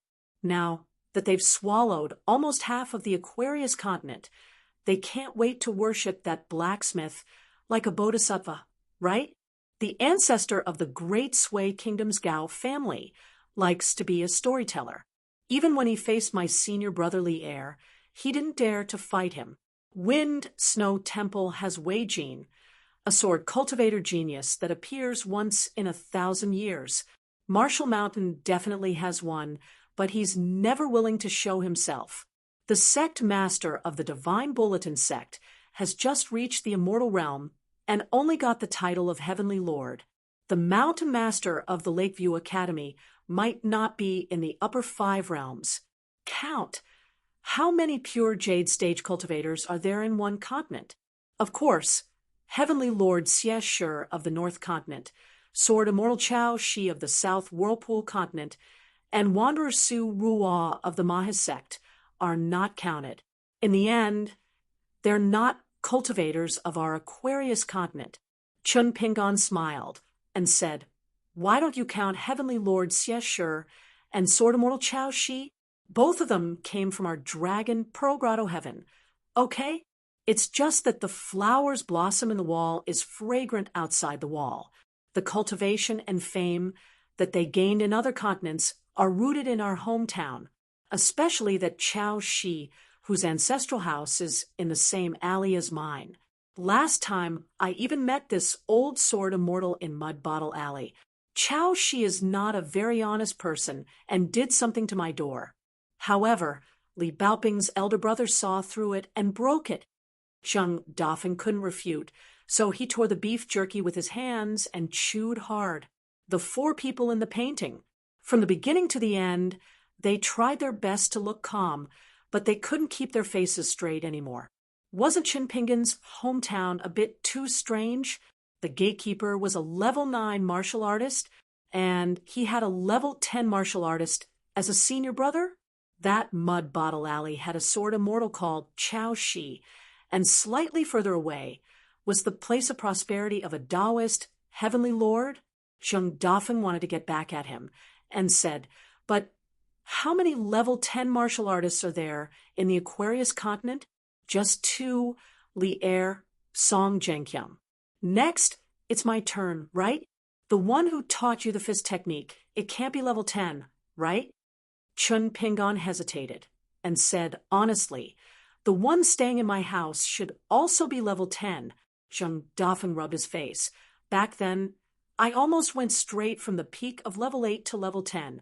"Okay." Chun Pingan smiled and asked, "Then if you run a few more steps and show me level 10, wouldn't everything be fine? I don't even need to go to the dragon platform. I can stay in the dusty medicine shop and cook a table full of food for you. Zheng Dafeng, how about that?" Zheng Dafeng was deflated. If it was easy to reach level 10, why would Li Er leave Pro Grotto Heaven? The difference of 90 for a martial artist was similar to the difference of 10 to 23 for a swordsman. As for the legendary level 11 and level 14 of a swordsman, just think about it. These 2 thresholds compared to the level 6, level 10, and level 11 of ordinary Qi refinement warriors were even more unimaginable. Zheng Dafeng, who thought that his heart was higher than the sky, did not even dare to dream of the illusory martial god realm. Broken Head Path. What was Broken Head? After following Old Yang, the divine lord that all the sages of Pearl Grotto Heaven had to worship for so many years, Zheng Dafeng knew some inside information. The Yin, master surnamed Zhao, was in a good mood. Indeed, he still needed Chun Pingan, this preacher, to make Zheng Dafeng feel uncomfortable. Chun Pingan looked at the Yin master opposite him and asked, "According to what you said, this dusty medicine shop has a secret?" The Yin master smiled and said, "Of course, the divine lord asked me to choose this place to stay. It is not an ordinary place that Zheng Dafeng casually asked for from the Fan family. Once the formation is activated, I can use my pure jade level cultivation here." Zheng Dafeng sighed and said, "That is also a low-level method to raise one's level at the expense of Yin merits. It will not last for long." The Yin master's expression was normal. "Do you really think that I followed you to Old Dragon City to accompany you to bask in the sun and watch the moon every day, waiting for a fairy to fly over your head? As long as we can hold on for a month, the situation may change." "Understood." Chun Pingan smiled and said, "Then let's calculate our strength now." Zheng Dafeng ate the salted peanuts and said, "What do you think? Aren't they all in this room?" Pei Qian pointed at herself and smiled happily. "Me too, but I am still one tomorrow away from mastering the ultimate swordsmanship." It was rare for the charcoal-like little girl to be a little embarrassed. Zheng Dafeng said in all seriousness, "Heroine Pei, you're actually our backbone. Our backbone. Don't belittle yourself." Pei Qian smiled and pushed the empty plate. "Give me some more melon seeds." Zheng Dafeng really got up and grabbed a bunch of melon seeds from the side room. He threw them on the small plate in front of Pei Qian. Because the plate was not big, the melon seeds seemed to be very heavy and sincere. Pei Qian found this guy a little more pleasing to the eye. Chun Pingan finally drank his first mouthful of wine. He put down the blade-strengthening gourd and flew out the 15 flying swords. Then Chun Pingon took out the jade pendant that Chung Dafeng gave him and said with a smile, "Don't many people in Old Dragon City think that they are great just because they are rich? I don't have much money now, but I still have some savings. The robe I am wearing is called the Golden Wine. It is a relic of the ancient deities. Chung Dafeng, can you wear it? There is also this demon-binding rope made from the whiskers of the old nascent soul flood dragon. Can you use it?" Chung Dafeng shook his head and said, "When you enter the third level of martial path and spirit refinement, you will know that these so-called deities will only restrict you. If you wear it, you can save your life. If I wear it, I will only be courting death." Chun Pingon nodded and took out a stack of talismans that he had drawn. "I don't think I need the Yang Lantern lighting talisman, since the dragon platform is like a paradise created by the Fu family. The barrier-breaking talisman might have a chance. There is also this demon pagoda suppression talisman. As for this sword suppression talisman written by a friend of mine, it is of high quality. It can even suppress the natal flying sword of a nascent soul sword cultivator for a moment." Ooh. Chun Pingon only took out the stack of talismans. Ian's spirit Zhao felt a slight pressure, especially the green sword suppression talisman. Although it was specially made to fight against earth deity sword cultivators, it still made him feel uneasy. Chung Dafeng was shocked and said, "Chun Pingon, during this trip to the inverted hanging mountain, you have been busy robbing people every day?" Chun Pingon ignored Chung Dafeng and continued to take out items. He took out 3 porcelain bottles and said, "An immature golden core of a river demon buried in the Tongyi continent, the nascent soul golden core of the old flood dragon in the Flood Dragon Valley, and the golden core of a 12th level demon." Chung Dafeng turned to look at Ian's spirit Zhao and pointed to the last porcelain bottle, which was half an arm high, and asked, "Do you believe him?" Ian's spirit Zhao shook his head and nodded. "I don't believe most people. But since Chun Pingon said it, I believe half of it." Chun Pingon asked, "What are the items? Can I use them to save myself?" Chung Dafeng said, "Let me rest." Then he fell into deep thought. Ian's spirit Zhao asked, "If I knew you had so many items, I wouldn't have let Chun Pingon into this house." "Why?" Ian's spirit Zhao asked again, "Why?" Chun Pingon said calmly, "You can think of it as me making a big deal with Immortal Yang from the pharmacy. Either you lose everything, or you make a killing." Ian's spirit Zhao shook his head and didn't say anything. Obviously, he didn't believe him. Chun Pingon turned and said apologetically, "What do you think?" Wei Xian said calmly, "What else can we do?" Sui, you placed a sword on his knees and said, "Other than the Green Tiger Palace meditative pill, I also want a pair of fire dragon pills and rain pills." Zhu Lian laughed. "Killing the immortal on the mountain was fun. If my words were useful, I would want to leave Old Dragon City immediately. But since I have decided to stay, Lu Baibai was the most pragmatic. Lu Baixiang was the most pragmatic. Then I also want 2 fire dragon pills and rain release pills. After I get the map of Old Dragon City, I can help plan the specific route." Chun Pingon saluted the 4 people. "Thank you." He turned and asked Chung Dafeng, "Do you think their martial realms can be improved in a short time if they take the pills?" Chung Dafeng nodded and said, 1 Golden Body Realm 7, and 3 Peak Golden Body Realm 6. All of them are pure martial artists in the truest sense of the word. I don't even know where you recruited these fellows from. It is not difficult for the Golden Body Realm to stabilize their cultivation. As for the other 3, it will still be difficult for them to break through in the next few days. However, with some grinding, they will definitely be able to raise the height of Peak Golden Body Realm 6 by a notch. As long as they can survive this time, it will be beneficial for their martial arts cultivation in the future. After all, the peak level is only flawless. It is far from being able to fight for the title of strongest. I can feed them with my fists for the next 2 days. How much of my level 9 martial artist fists they can eat will depend on their own abilities. The 4 people in the picture were expressionless. Zheng Dafeng raised his eyebrows. Chun Pingan's 4 retainers were really arrogant, but the 4 of them each had a spirit that was not vulgar. Pure martial artists each had their own way of doing things.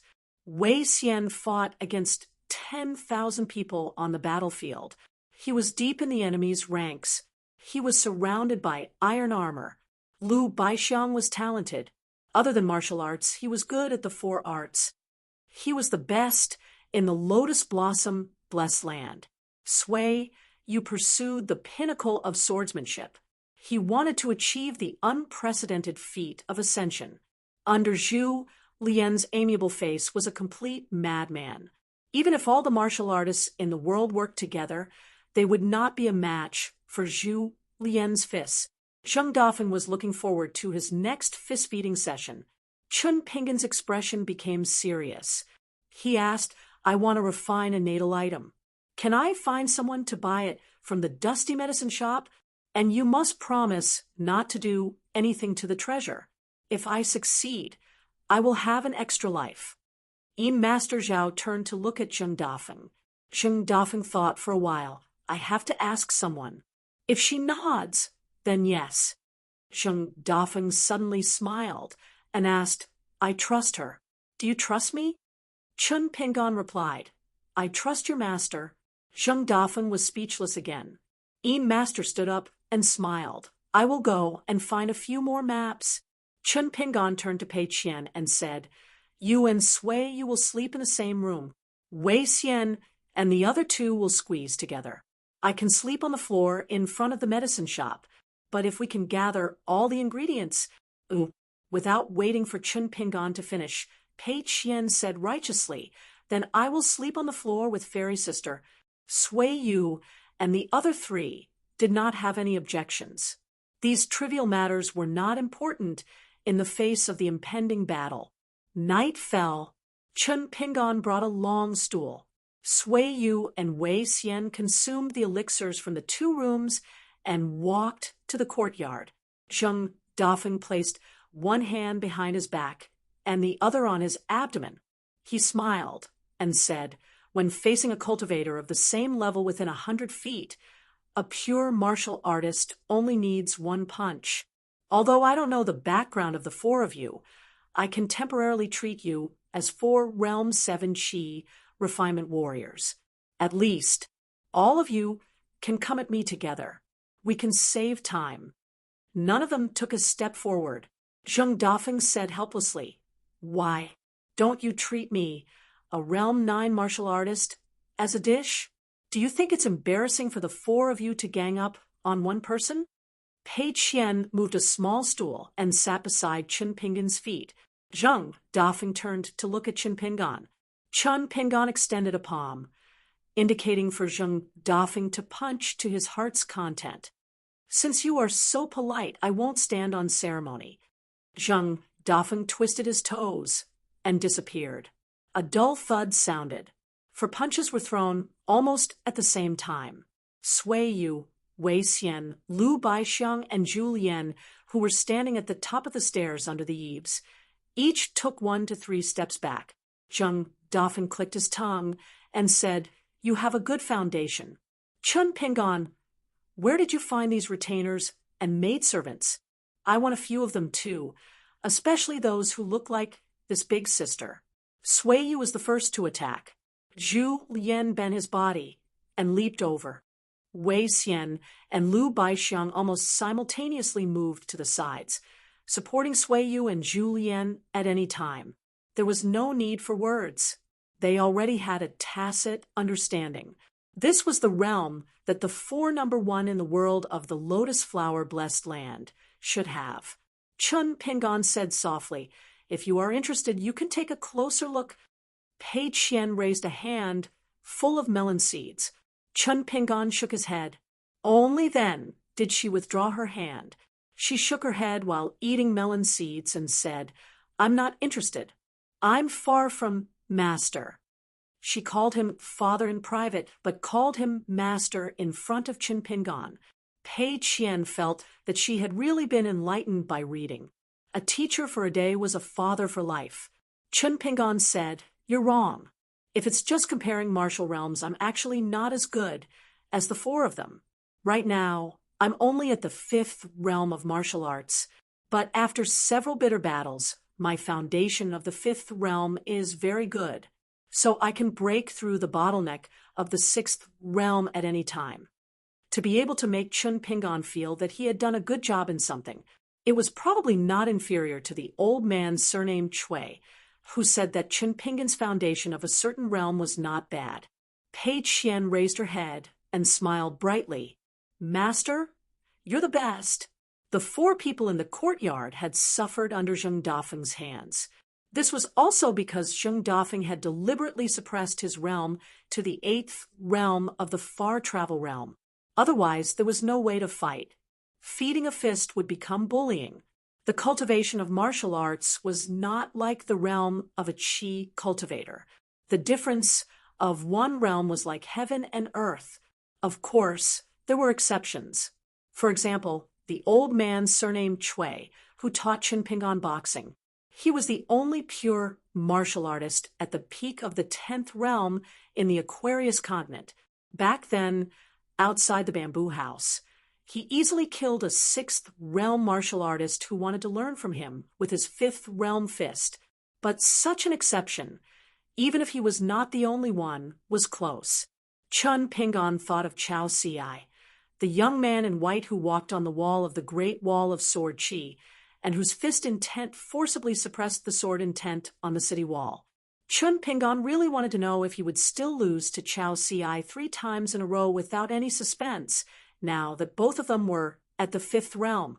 Chun Pingon gently put aside his messy thoughts and stared at the battle in the courtyard. But he said to Pei Qian, before entering the boundary of Qingjing Mountain, "We passed by that county city. I actually forgot to apologize to you." Pei Qian, who was eating melon seeds, looked up and asked doubtfully, "Are you talking about that pancake? Why are you apologizing to me?" At that time, Pei Qian had dragged Old Wei, who was half a friend, to buy some food, while Chun Pingon and Lu Baixiang were browsing the bookstore. By the time Chun Pingon found Pei Qian, he discovered that the little girl was munching on a pancake in big bites. There was a woman dressed in luxurious clothing who was pointing and scolding the little girl, charcoal. Beside the woman was a child whose face was covered in tears and snot. The woman scolding wasn't too vulgar, probably because she came from a scholarly family. She only kept saying that Pei Qian, this wild girl, didn't have a good upbringing. How could she be so rude and unreasonable? And how her parents didn't discipline her, and so on. Chun Pingon's first impression was that Pei Qian had gotten into trouble again, so he walked over with a straight face. He was afraid that Pei Qian would not only fail to learn the principles in the books, but also get a domineering aura from interacting with him, Julien, and the other 3 for a long time. So when he walked up to Pei Qian, his tone was very harsh. Although he did not directly reprimand her, he was still biased towards the woman and the child. Pei Qian was also very afraid of Chun Pingon. Without another word, she handed the remaining half of the pancake to the woman, saying that she did not want it anymore and would give it to the child. The woman flew into a rage and became even angrier, feeling humiliated. She treated Chun Pingon as Pei Qian's family elder and lectured him together. Probably because she saw that Chun Pingon was dressed like a rich child from a wealthy family, the woman immediately restrained herself and scolded him more subtly. Chun Pingon waited for Wei Xian to say a few words before he understood the reason. It was because Pei Qian had bought the last pancake in the store. Coincidentally, there was a child who came by and wanted Pei Qian to give it to him. How could Pei Qian be willing? She began to shake her head and nibble on the pancake, purposely yelling that it was delicious. The child was immediately angered to tears, and the woman began to scold her. However, Pei Qian did not care at all and happily ate the pancake. The more the woman scolded Pei Qian, the happier he became. Wei Xian watched from the side. As long as the woman did not make a move, he would not interfere. After Chun Pingon learned the truth, he held Pei Qian's hand and demanded that the woman apologize to Pei Qian. The woman was mad with anger and clamored that Chun Pingan would not be able to leave the city. Chun Pingan, let her do it. After the woman left behind her ruthless words, she told Chun Pingan to wait and see. Then she angrily left with the child. In the end, there was nothing. After waiting for a while, Chun Pingan saw that there was nothing else, so he led the group out of the city. Chun Pingan rubbed Pei Qian's head. I should apologize to you. Pei Qian was puzzled. He stopped eating the sunflower seeds and sat down on the bench beside Chun Pingan. He said uneasily, Old Wei said that the best meal in the world is the first meal. Father, you're not going to leave me alone again, are you? So you're lying to me first? For a moment, he actually called him father. Pei Qian was even more flustered. He threw away the sunflower seeds and reached out to grab Chun Pingan's sleeve. Chun Pingan knocked Pei Qian's chestnut. Pei Qian's tears immediately turned into laughter. All right, it's fine now. Pei Qian let go and supported himself with both hands on the bench. His feet swayed as he said, It's just a small matter. Master, you're apologizing to me. You really scared me to death. In the words of Old Wei's hometown, a small matter is just a drizzle. It's not even enough to wash my hair. Sigh. Chun Pingan also supported himself with both hands on the bench and said with a smile, Do you remember the last time we climbed to the top of Tian K Peak? Do you think I'm strange? Pei Qian nodded vigorously and said, I remember very clearly. You did a strange thing at that time. You stood as straight as a pencil and even adjusted the jade hairpin on your head. Isn't that what the books say? You don't know those guys from the Green Tiger Palace. They're not important people either. Why did you do that? I thought about it for a long time, but couldn't figure it out. In the end, I stopped thinking about it. Chun Pingan's eyes were in a trance. He raised his head and looked into the distance.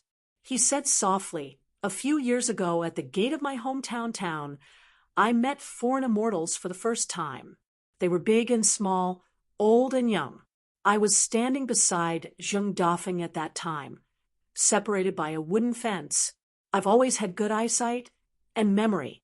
So, until now, I still remember very clearly the way those people looked at me, their expressions. Chun Pingan paused for a long time. He laughed softly and said, So after I started practicing boxing, I always thought that if I become a mountain person in the future, I can't become those people. I can't look at others with that kind of gaze. I can't look at our world as if we're ants. This was probably the first time Chun Pingan was so serious. He was talking to this charcoal girl about principles that were not in the books. They were principles that belonged to Chun Pingan himself. Chun Pingan squatted down and picked up the melon seeds. He placed them in his palm and sat back down. He grabbed one for himself and extended it to Pei Qian. He said casually, The way we sit, the way we speak, the principles we believe in. How do I put it? It's like telling the world how many books you've read, how many principles you know, how much suffering you've suffered, and how many silent teachings you've remembered from your parents.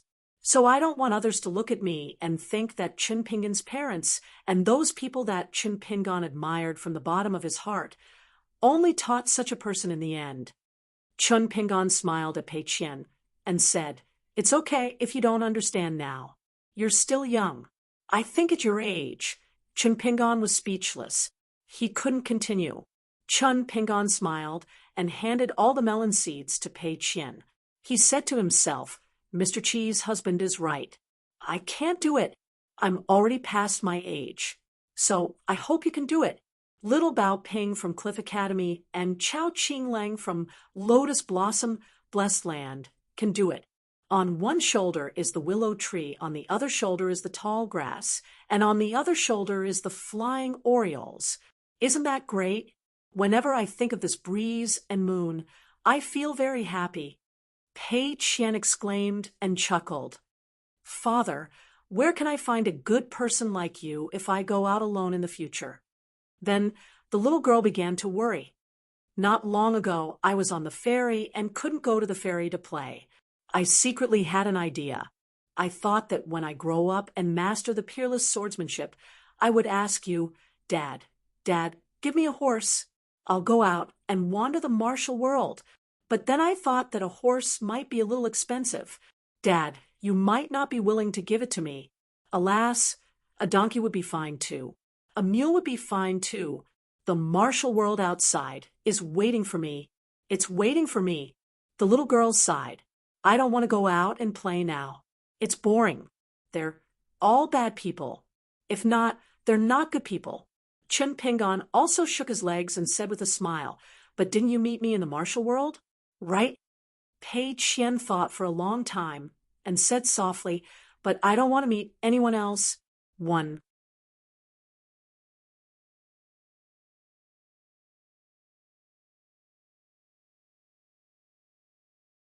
363.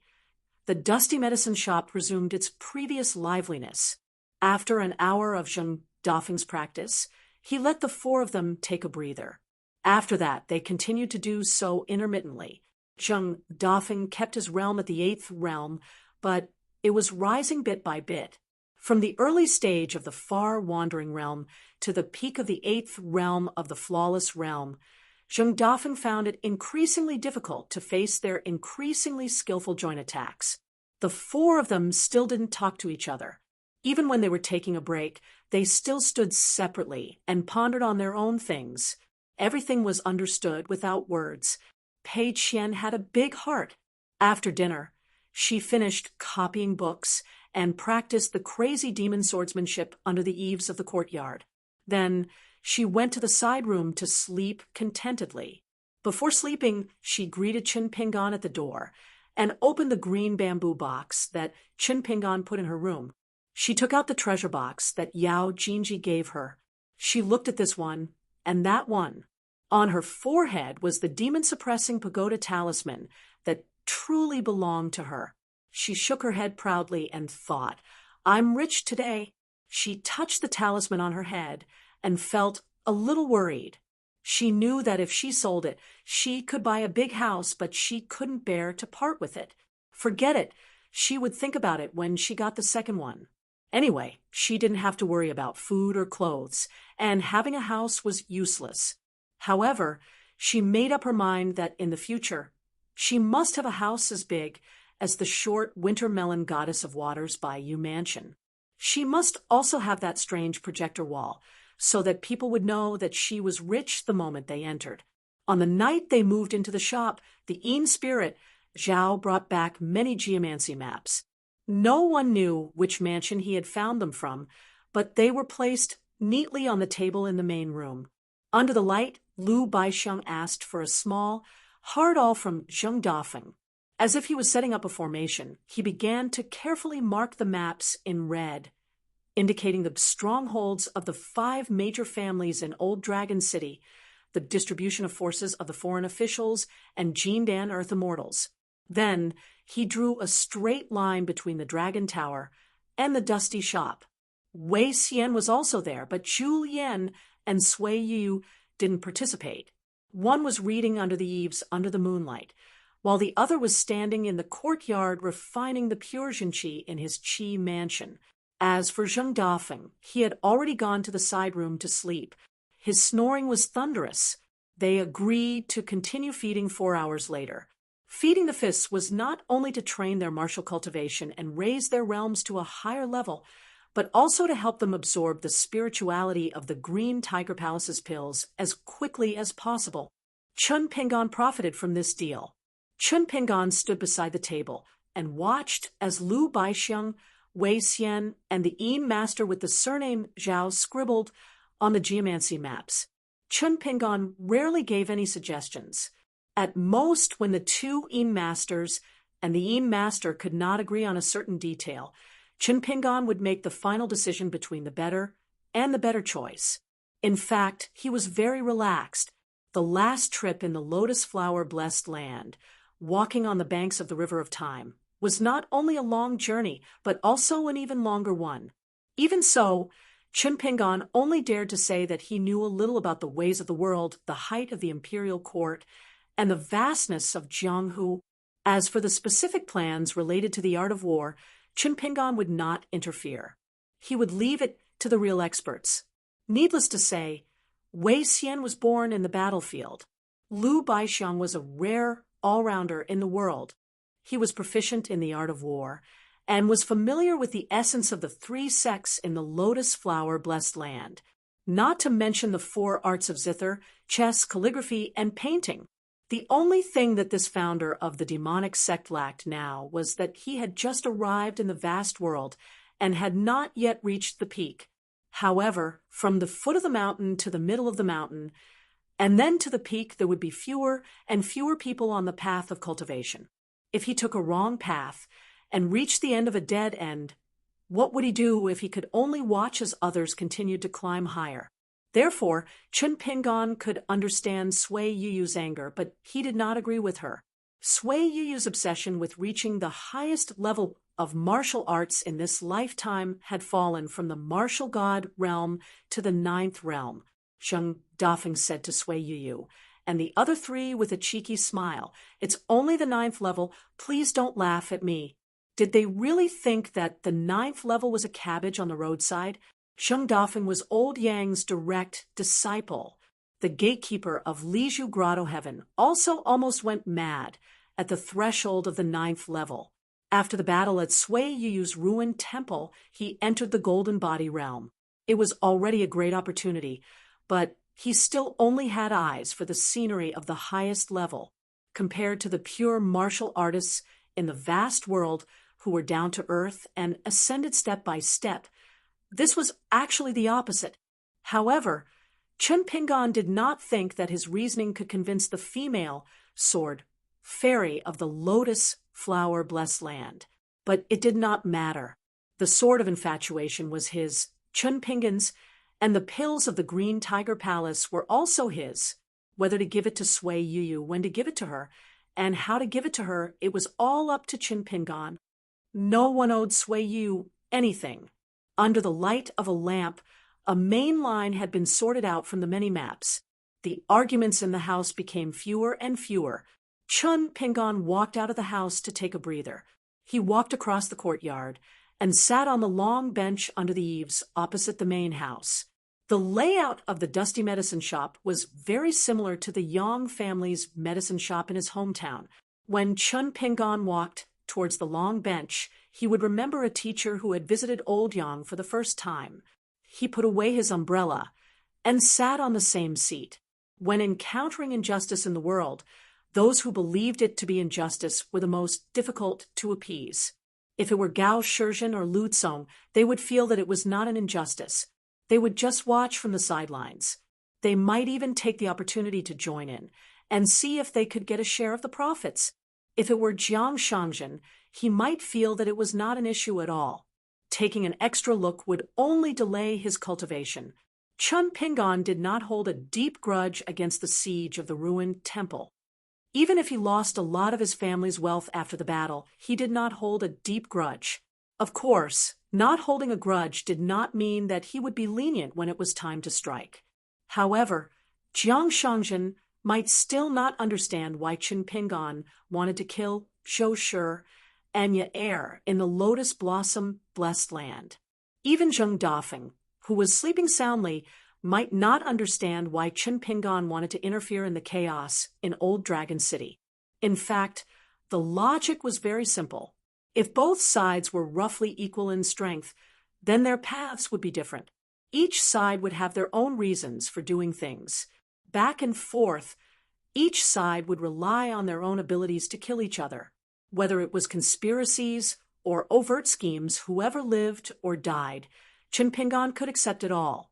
However, Chao Qinglong's parents, the two heads that Zhou Shi and Yair casually threw on the ground, were dripping with blood. There was also the little girl from the medicine shop who died in the hands of the Fong family's disciples. No matter how many reasons and excuses Ding Ying and the Fong family had to convince themselves and the two worlds, these three people should not have suffered such a disaster. At that moment, Chen Pinggan did not know that Qi Jingchun had once drunk the inferior wine in Li Huai's house and told Li Er that only a true hero could punch someone stronger. He only knew that before Alliance ascended, he had once told all of them that any true powerhouse should take the freedom of the weak as the boundary. There were thousands of joys and sorrows in the world, each with their own difficulties and blessings. There were no two identical leaves in the world, nor would there be the same river. However, some principles were interconnected. Lu Tai told the poor woman in the Eagle Fortress that the world was boring, so it was better not to come. Chun Pingan pondered over it. It was not that the world was boring, but that there were too many unreasonable people. When good people suffered losses, they could only comfort themselves that it was a blessing to suffer losses. They could only tell themselves that it was better to offend a gentleman than a villain. On the other hand, evil people did evil but did not know evil. Chun Pingan sat on the bench and was still thinking about every detail in the main room. The Yin god of the Zhao family was familiar with the forces in Old Dragon City, so Wei Xian and Lu Baisheng were on one side. The Yin god put himself in the shoes of the Fu family and used different angles and different forces to attack the dusty medicine shop. Wei Xian and Lu Baisheng dealt with each move accordingly. Zhu Lian was flipping through one of his rarest erotic novels under the eaves. It was a new book that he bought not long ago, but he read it over and over again until it became an old book. Now, he was muttering that it was a work of conscience, a work of conscience. It turned out that the rough engraving and the name of the book was fake. On the last page of the book, there were a lot of titles of good works by people of the same field. There were also a few comments that added the finishing touch. Therefore, the old man closed the book again tonight and said sincerely, "Good people have a peaceful life." Speaking of this, the old man turned to Chun Pingan and smiled. "Young master, I have offended you. I will be careful in the future." Chun Pingan smiled and waved his hand, reminding him, "Remember to keep that matter a secret. For me," Zhu Lian said guiltily, "it's my fault. I have been feeling uneasy these days, so I didn't dare to reveal anything." Chun Pingan did not reply. Previously, on the ferry at Tian K Peak, Chun Pingan thought about sending a letter to the stork and to ask the innkeeper to help deliver it to the sword-hugging man. He wanted to see if he could send it to the Great Wall of Sword Chi for Miss Ning. However, every time he started writing, he was in a dilemma. He did not know how to write the letter. In the end, he went to find Zhu Lian, who could say, "The world is full of emotions." In the end, he did not expect that Zhu Lian, who was thought to be a romantic, was actually an old pervert in Sui Yu's eyes. Some of his suggestions either gave Chun Pingan goosebumps or made him break out in cold sweat. In the courtyard, Sui Yu unsheathed his sword and flicked it with his fingers. She listened to the tinkling sound. This woman, who was the least likable in the group, had a smile on her face for the first time. Chun Pingan smiled. "Sui Yu, you look pretty good like this. Why do you keep a straight face all day long? If there is a chance in the future, I will introduce you to Sword Immortal." Words from the bottom of his heart were filled with emotion and propriety. Sui Yu sheathed his sword and turned to look at Chun Pingan. He sneered, "You're showing your fox tail? Why, do you want me to warm your bed?" Chun Pingan laughed. "Don't. I'm a coward." Zhu Lian smiled. "I'm willing to follow the teacher to Tiantai and sweep the fallen flowers with the immortals." Good poem. Good poem. Young master, are you a teacher or an immortal? Chun Pingan heard the old bastard Zhu Lian's obscene flattery and knew that things were going to be bad. As expected, Sui Yu's face was cold and murderous. He was probably thinking about who to kill first, Chun Pingan and Zhu Lian. Zhu Lian almost ran away at the same time. One ran into the house, and the other ran into the pharmacy in front. Sui Yu snorted and returned to his house. Pei Qian was already asleep. She was probably used to being alone since she was young. No matter how much she tossed around, no one cared. She slept on the ground all year round, or on the stone lion in front of the rich house. Her sleeping posture was a mess, with her hands and feet spread out. How could there be any warmth in her bed? Sui Yu frowned and walked over gently. He helped move the little girl's hands and feet and cushioned the corner of the blanket. Sui Yu lit the lamp and sat alone at the table. He was silent and only accompanied by his sword. Burying gods and killing immortals, Chen Pingon slept in the pharmacy tonight. He slept lightly on the floor. In the courtyard, Zheng Dafeng often fed the four people with his fists. Chun Pingon closed his eyes and listened to the sound of the flowing fists. Light or heavy, they rippled in his heart like knocking on the door. The night passed peacefully in the alley. The Fu family still had some face. Furthermore, the battle was imminent. Even if someone had the strength to barge into the alley and challenge Zheng Dafeng, it was the same as slapping the Fu family's face. And now, the face of the Fu family in Old Dragon City was the same as the face of the Yunlin Jiang family. If not for this, Fu Li would not have personally challenged Zheng Dafeng to the ascending dragon platform. As for how many immortal weapons Fu Li could use, it was the most important thing in the discussion in the main room. For a Fu family disciple to be able to use a half-immortal weapon that was extremely difficult to control and could even cause a backlash, this was a strange thing. But as time passed, the outside world silently agreed. Chun Pingon woke up early in the morning. Zheng Dafeng was squatting at the door of the main room and drinking porridge. Pei Qian was squatting at the side and whispering. Who knew when their relationship became so good? Inside the room, Lu Baixiang was playing the zither with the rhythm of high mountains and flowing water. Wei Xian was practicing the six-step dance that he stole from Chun Pingon. Sui Yu was not much better. He was practicing the sword furnace dance. Zhu Lian was more kind. He brought a large bowl of porridge for Chun Pingon, saying that he wanted the young master to try his cooking. Chun Pingon sat on the bench and drank the porridge. The sky was slightly bright, and he felt refreshed. He went to open the door of the shop in front. The dusty medicine shop was open for customers. As for whether there were any customers, there really were early in the morning. After Chun Pingon opened the door, he started practicing his martial arts in the alley. When he reached the corner of the alley, he turned around and went back and forth. On the third round of his martial arts, a couple walked into his line of sight. It was not strange that one of them was someone he was familiar with, but the other was a woman that Chun Pingon was not familiar with. Her appearance was somewhat unexpected. The young man was Fan Air. Beside him was a young woman in green robes. Back then, on the dragon path, two fairies had brushed past each other. Chun Pingon had met her. She had even shown off her ability to control a wine jug in the air. Fan Air saw Chun Pingon from afar and laughed loudly. Chun Pingon, do you dare to fight with me, the fourth realm Fan Air?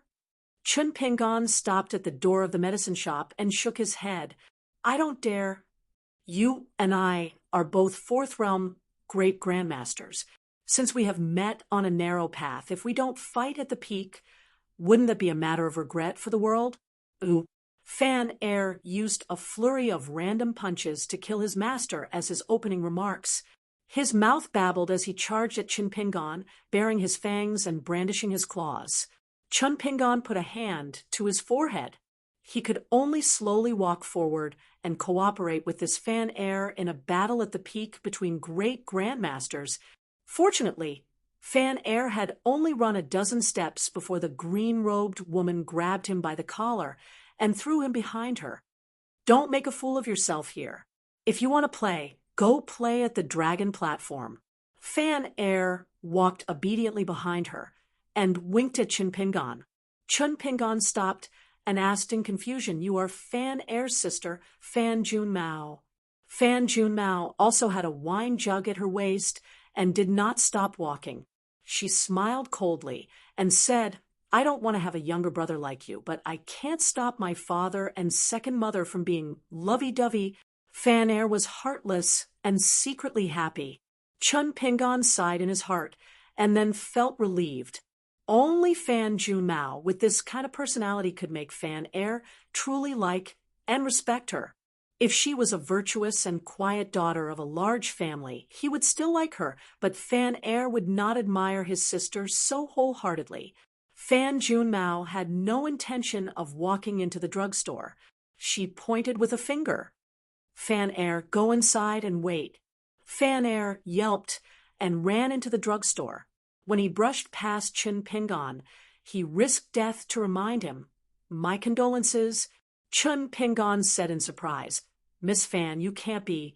Without waiting for Chen Pingon to finish speaking, Fan Junmao nodded and said, You guessed right, it's me.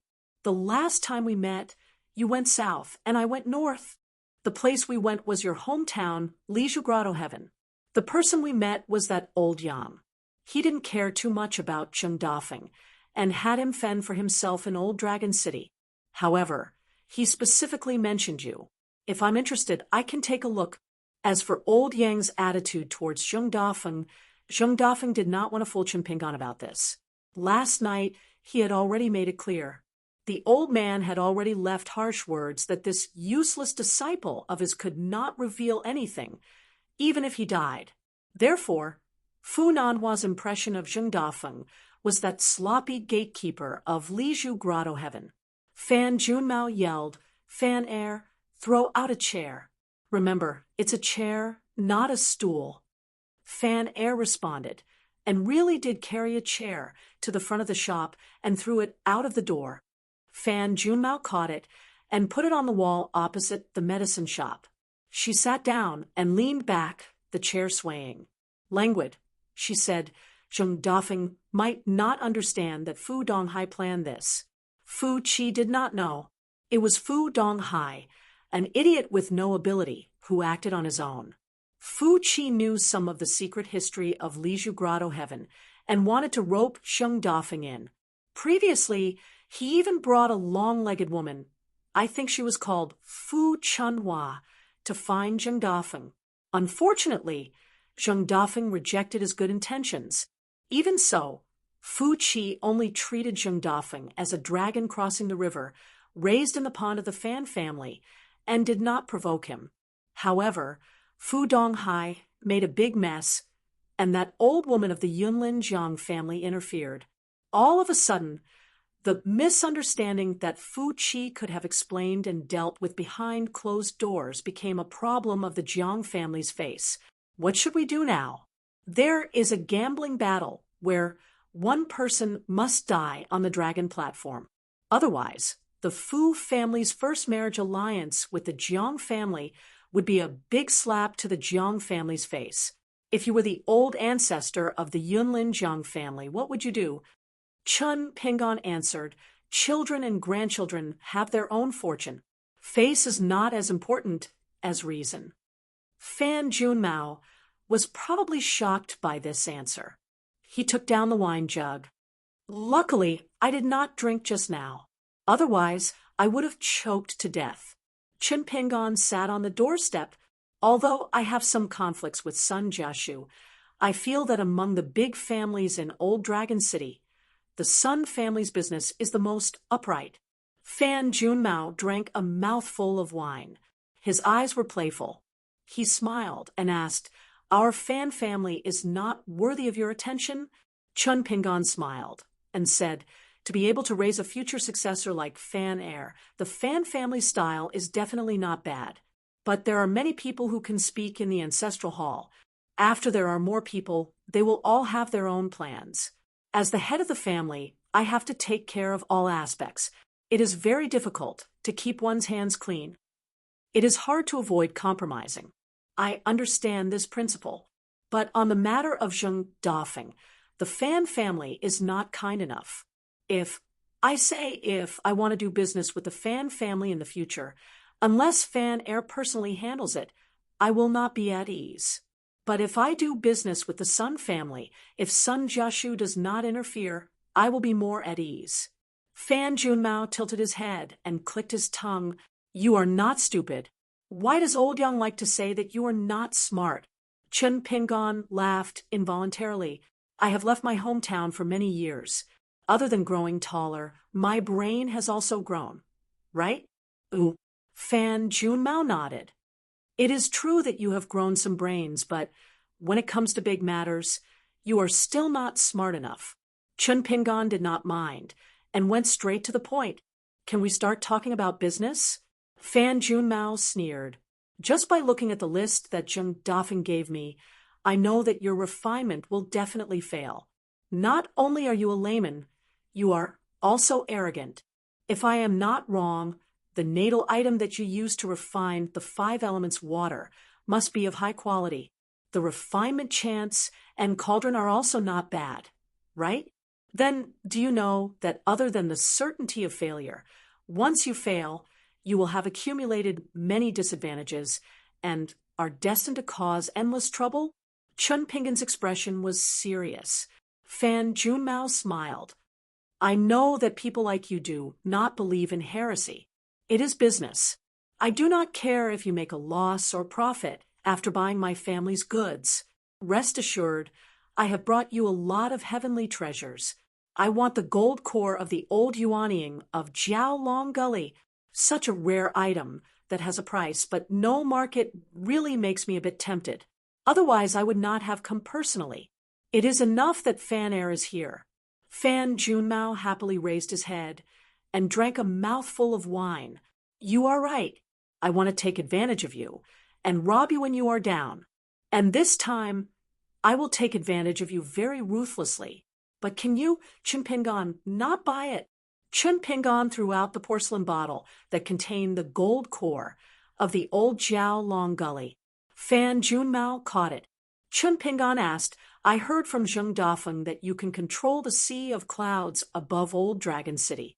Then, if I can take out something better, would you be willing to help? No matter the outcome of the Dragon Ascension platform, you will save Zheng Dafeng's life. Fan Air has something close to him that I gave him. Right now, he should be taking it out. Since I am a descendant of the Fan family, I have to be honest when doing business. Everything is good, but the price is a bit expensive. Other than that, there is nothing wrong with it. Even if you go to the Fu family, they can only give you goods of similar quality. After saying this, Fan Junmao gently tossed the porcelain bottle in his hand and said with a smile, even if I break the rules and choose to attack, I estimate that there is only a 50% chance that I can save Zheng Dafeng's worthless life. Moreover, I don't want to do that at all. Chun Pingon was just about to speak. Zheng Dafeng was already sitting on the doorstep. With Chun Pingon on the left and right, they became the 2 door gods of the dusty medicine shop. Zheng Dafeng smiled. Okay, there is no use begging her. Fan Junmao nodded. With a flip of his wrist, the porcelain bottle disappeared. Indeed, Chun Pingon was once again forcefully interrupted by Zheng Dafeng. This time, Zheng Dafeng even shook his head at him, indicating that he should not take out that item. Fan Junmao's eyes lit up. There really is something good? Take it out and let me take a look. If I feel that it is worth it, it is not impossible for me to help. After all, it is not a bad thing to fight fiercely. Zheng Dafeng suddenly stood up and said, Enough! Fan Junmao, is there really a slim chance of Chun Pingon refining an intrinsic item? Transdimensional paradox clearly. He wanted to change the topic so that Fan Junmao's curiosity would not continue to spread. Fan Junmao was a little bored. He slumped against the chair and shook the wine flask in his hand. Do you really think that refining an intrinsic item is as simple as casually refining a few qi-nourishing pills by a Taoist of the lower 5 realms? Do you know what it means to be in the right place at the right time? Or did Chun Pingon think that he was the lucky one, who was blessed by the heavens, and that a layman could find a random place and refine a natal item in one go? If you, Chun Pingon, succeed, I, Fan Junmao, will dig out my eyeballs and give them to you. Zheng Dafeng turned to Chun Pingon and said, Then don't refine it. Zheng Dafeng rarely had such a serious expression, not even in his entire life. Chun Pingon could only nod. Then forget it. I know my luck. Fan Junmao stood up. Okay, then that's that. Zheng Dafeng, when the time comes, fight well. I will be watching from above. Remember to die heroically. Zheng Dafeng returned to his original form. He smiled and rubbed his hands. Miss Fan, that day in the sea of clouds, what color dress did you wear? This green robe is beautiful, but you should change your outfit occasionally. Fan Junmao was not an ordinary woman. She laughed and said, when the time comes, even if I stand naked on the dragon platform, you will not be able to open your eyes. Maybe Fu Li will first stab you to death, and then stomp on your head. When the time comes, your eyeballs will explode. With a bang, you will fly from the dragon platform into the sea of clouds. I will then catch it with 2 fingers. With a bang, it will explode again. Zheng Dafeng hurriedly begged for mercy. Miss Fan, can you please remember me? Ooh. Fan Junmao laughed and strode away in the alley. When he was sure Fan Junmao was far away, Zheng Dafeng said in a low voice, do you know that at the last moment, as long as you take it out, whether it is Fu Li, the Yunlin Jiang clan, or even any immortal realm cultivator, they will all be tempted. You will have a chance to exchange it for your life. Today you gave it to Fan Junmao, but what can you exchange it for? So what if she helps? It is only a 50% chance, but that is for me alone. Even if I am saved, how will you all leave Old Dragon City? Chun Pingon suddenly laughed and said, I'm not willing to be your disciple. Zheng Dafeng rolled his eyes and sat back on the threshold. You think I am willing? Something that will make me unable to raise my head in front of Li Air for the rest of my life. Chun Pingon folded his hands and looked at the wall. But I am willing to be Zheng Dafeng's Dao protector. Fan Junmao suddenly sat back on the chair and laughed. Seems like there is an even more ridiculous Yao core. 11th realm? No, the Yao core of a 12th realm great demon. It must be the golden core of that great demon from Tongya Continent's Fuyang sect. Interesting. Zheng Dafeng's expression changed drastically. He stared at the green-robed woman. I am not joking with you. Don't even think about that Yao core. Fan Junmao stretched out a finger and gently twisted it. Wisps of mist spread out from the wall behind her and finally gathered into a small cloud at her fingertip. If it was not premeditated, she would not have been able to hear Zheng Dafeng's heartfelt words. TSK, TSK. Even a guy like Zheng Dafeng was willing to reveal his heart to someone? Fan Junmao squinted her eyes and sized up the young man. Fan Junmao took a sip of wine and said proudly, the golden core of a 12th realm great demon can be divided into big, small, medium, and small refinements. The big refinement is as difficult as refining a natal item. Chun Pingon can forget about it. Give it to me. I am in charge of the sea of clouds above your heads. In fact, the Fu family is just like a housekeeper. When I am not here, the Fu family can use some of it. But when I am here, he can't even use the little cloud on my finger. She wiped her mouth, unable to conceal the heat in her eyes. If you give me that monster core, I can swallow the entire Old Dragon City's seawater from 3 sides. If I pick a good time, I'll have the right place, and the right people. How about it? If you give it to me, I will have a 50% chance of saving Zheng Dafeng's life. Anyway, he will lose his cheap life sooner or later. It doesn't matter if I save him once. Ooh, Chun Pingon smiled and asked, May I ask Miss Fan, what about the middle refinement and small refinement? Fan Junmao raised her eyebrows. Small refinement is not difficult. It is most suitable to drink it with wine. As for the effects, whoever drinks it will know. Chun Pingon smiled and nodded. All right, then I will give it to middle refinement. Thank you for your reminder, Miss Fan. Fan Junmao stood up, her eyes sharp. Zheng Dafeng stood up and said in a low voice, Fan Junmao, don't forget, I still have an Een spirit here. If you dare to make a move, I will dare to delay your cultivation for at least 100 years. Fan Junmao paced back and forth in the alley that faced the entrance of the medicine store. His eyes were fixed on the guy named Chen Pingan. In the end, Fan Junmao stomped her foot and jumped into the clouds. She was extremely irritated. She shouted and waved her sleeves, grabbing clouds and smashing them into each other. She tossed and turned for a long time, then fell backward and lay on the clouds. If I drink the small refinement with wine, I won't have to worry for the rest of my life. She wiped the saliva from her mouth and began to roll around on the clouds. On the other side of the alley, Zheng Dafeng wiped the sweat from his forehead and glanced at Chen Pingan, who was as still as a mountain. You really have guts.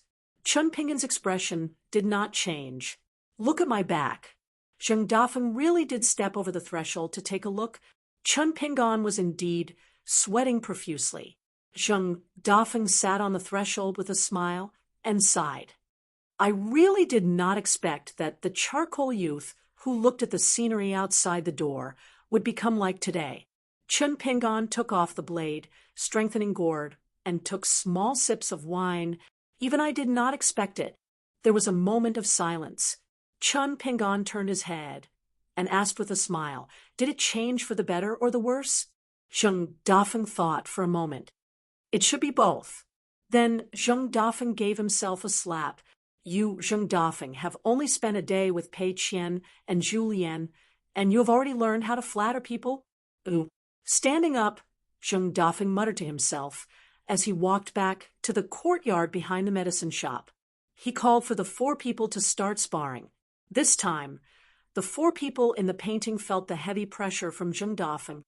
It did not seem like he was feeding them, but more like he was using them to practice. Fan Air ran out of the shop with a smile and sat beside Chen Pingan. The things are all in the house. Chen Pingan grunted. I don't think I will refine my natal item, but I want to refine another small thing. You should go back early. This is not a place to stay for long. Don't cause trouble for the family. Fan Air did not dawdle. I will find another chance to come back to the medicine shop. Chen Pingan stood up and walked Fan Air to the corner of the street. There was already a carriage waiting there. The coachman was the old golden core swordsman from the Osmanthus Island ferry, Ma Ji. His natal flying sword was Cool Shade. In the cultivation of swordsmen, Qi refinement warriors were old immortals' abode for 60 years, while immortals' abode for 100 years was still young. At the time, the old swordsman Ma Ji had complained to Chen Pingan. If the Fan family was willing to take out half of their family fortune and do their best to worship him, a golden core swordsman, he could become a nascent soul swordsman. Chen Pingan did not walk out of the alley. He smiled and waved at the old swordsman. Ma Ji also smiled and nodded. That night, Chen Pingan lay on the roof. He held a jade pendant in his hand that he did not often take out. He stared at it in a daze. Under the moonlight, it was sparkling and translucent. Chen Pingan did not have much money now, but his family was not small. This jade pendant was one of the earliest family assets that Chen Pingan had. He had it before he left for his first trip to the Great Sui Kingdom. He did not refine the water character seal. On the road of life, there were some hurdles that one knew were dangerous. It was right to personally take the risk. However, there were some temptations that one had to listen to the old saying, if you have 8 feet in your life, don't ask for 10 feet. Chen Pingan placed the jade pendant on his body. He gently covered it with his hands and closed his eyes. The infatuated sword had been lent to Sui Yuyu.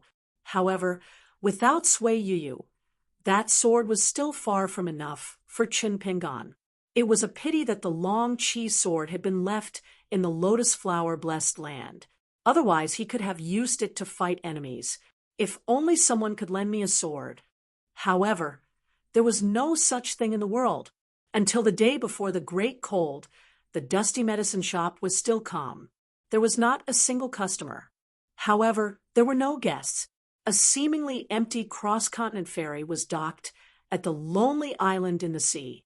The old dragon city lord Fu Jiang, the old nascent soul swordsman of the Jiang family of Yunlin, and the direct disciple of the Tongyi sect, Du Yen, stood side by side, waiting for someone to come down from the ferry. In the end, only an inconspicuous old man came down from the ferry. If the three people who chased after the great demon of the Fushui sect were here, they would have recognized this person. The ancestor of the Tongyi sect's revival, surnamed Du, the plainly dressed old man slowly came down from the ferry. When he saw the people at the crossing, he greeted them politely. He exchanged some small talk without the slightest trace of the ruthless aura that Jiang Shangzhen had called that old pervert of the Tongyi sect. However, when the old man looked in the direction of the old dragon city and spoke about serious matters, everyone immediately felt as if a mountain was pressing down on them. Is he a ninth realm martial artist? Fu Jiang smiled bitterly. Yes. The old man extended his thumb and wiped the corner of his mouth. The Dali dynasty has instructed your Fu family of Old Dragon City to give us 4 inverted ferry boats of the Tongyi sect. It is a great gift. 2.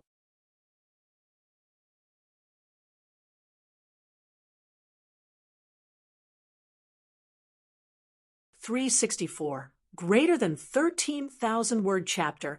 During the great cold, the birds flew swiftly. At the edge of the dragon ascending platform, the wind howled like a shrew's incessant chatter. In the inner city of the old dragon city, a few carriages stopped at the corner of the street outside the dust medicine shop. Under the Fu clan's order, the entire city was placed under martial law.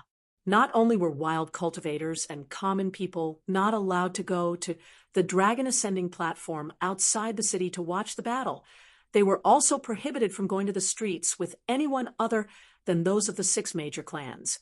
Of course, some disciples of powerful clans could borrow a clan token from the 6 clans they were friends with and hang it on their waists, allowing them to travel between the dragon ascending platform and the inner city unimpeded. Of course, there were many complaints in the old dragon city. However, due to the Fu family's overbearing power, and the fact that the Fu family had communicated with the leaders of the major families other than the 6 families, there weren't many problems. There were conflicts in the old dragon city from time to time, but they were immediately suppressed like small waves. Some troublesome disciples who thought highly of their status were stopped by the Fu family cultivators with the old dragon's cloth rein pendant on their waists. They were scolded by the elders who came to the old dragon's cloth rein pendant and scolded them for not wanting to live anymore. In the dusty herb shop, after drinking the porridge cooked by Zhu Lian, the group was ready to set off for the dragon ascending platform. Zheng Dafeng was the first to walk out of the main room. He took a few puffs of his pipe at the door. It wasn't that he didn't look nervous. However, compared to his previous sloppiness, he had changed into a slightly old but clean green robe today. Zhu Lian and Pei Qian cleared away the dishes on the table. Sui Yuyu, dressed in white, carried the infatuation sword on her back, which became more and more powerful after eating countless hearts. She stood under the eaves with the cultivation of the golden body realm, the 7th realm of martial arts. She was so graceful that she looked like a fairy.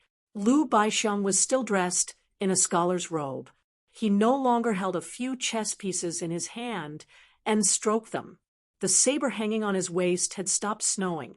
The original owner of this saber could be said to be a nascent soul earth immortal who slayed demons and devils on Mount Taiping and had an extremely good reputation. He was also a big shot of the demon clan, who was known as the Grass Snake Gray Line and had thousands of miles of meridians. He was also a direct descendant of the ancestral Master Hall, who had caused Chun Pingan to be besieged and killed in the ruined temple. Wei Xian's attire today was the most eye-catching. He asked Chun Pingan if it was against the law to wear a dragon robe in the old dragon city. Chun Pingan smiled and said that no one would care if he wore the Empress Phoenix coronet and robe. Wei Xian then put on the dragon robe that he had taken with him from the scroll, the court robe of the founding emperor of the Nanyuan kingdom.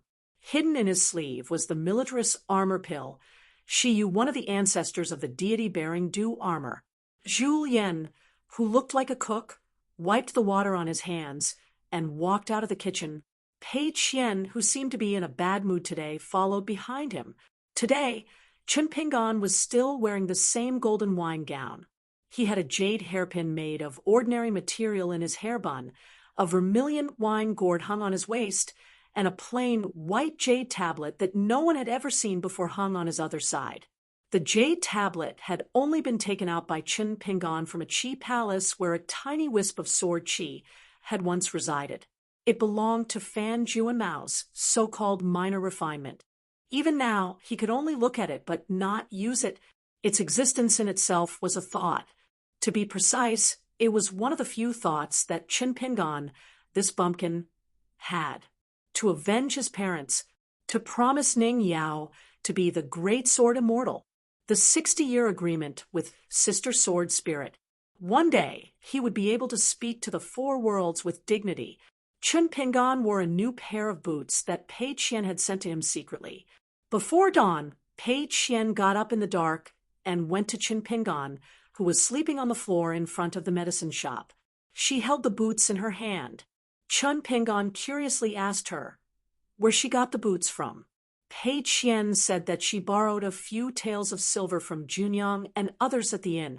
Besides buying food, she spent most of her money on this pair of boots. She wanted to give them to Chen Pingan as a gift, but later the people in Foxtown scolded her, and Chen Pingan wanted to drive her away, leaving her alone in the inn. She was angry, so she buried them.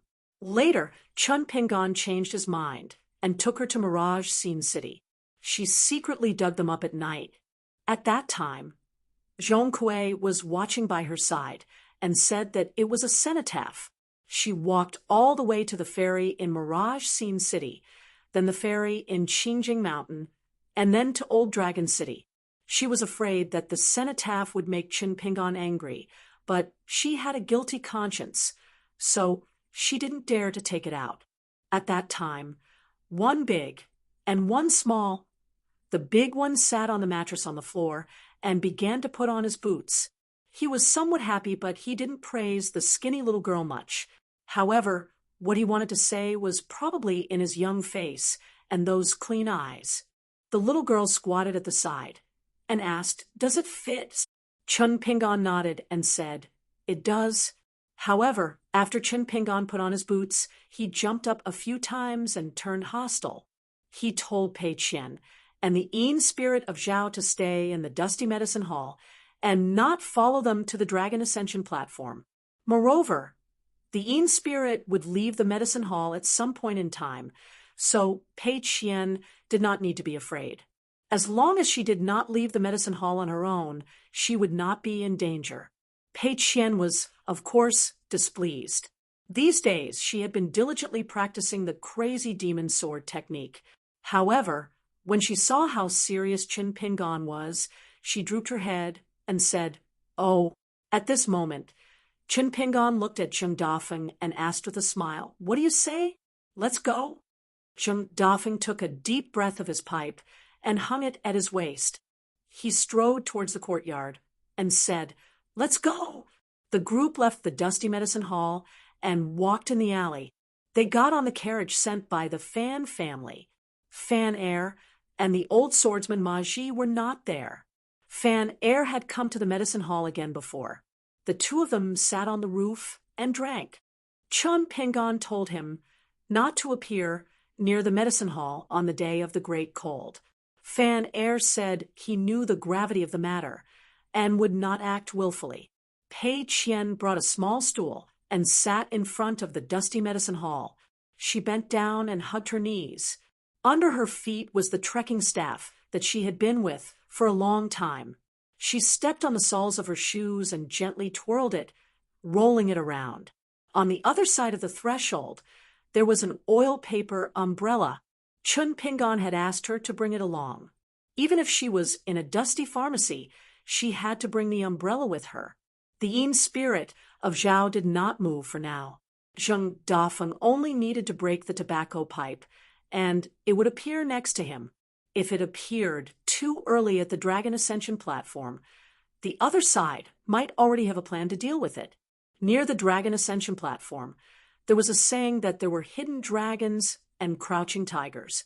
Those who were qualified to stand there were all high and mighty deities in the old Dragon City. They were all cultivators and grandmasters who enjoyed the worship of the 5 families.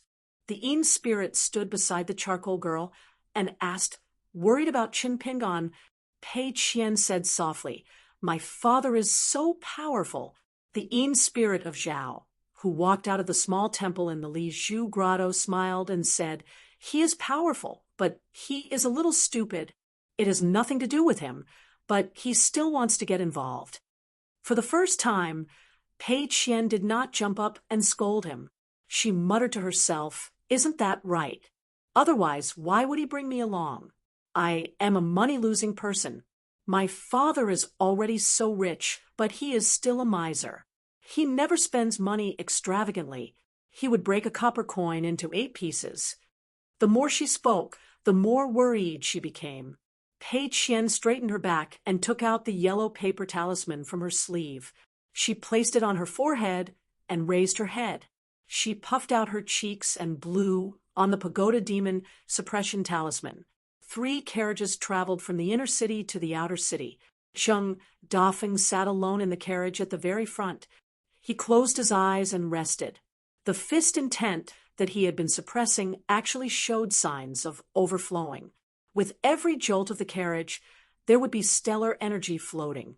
However, it would quickly rush back into Zheng Dafeng's body every time he breathed. A peak martial artist of the 9th realm naturally had his own bearing.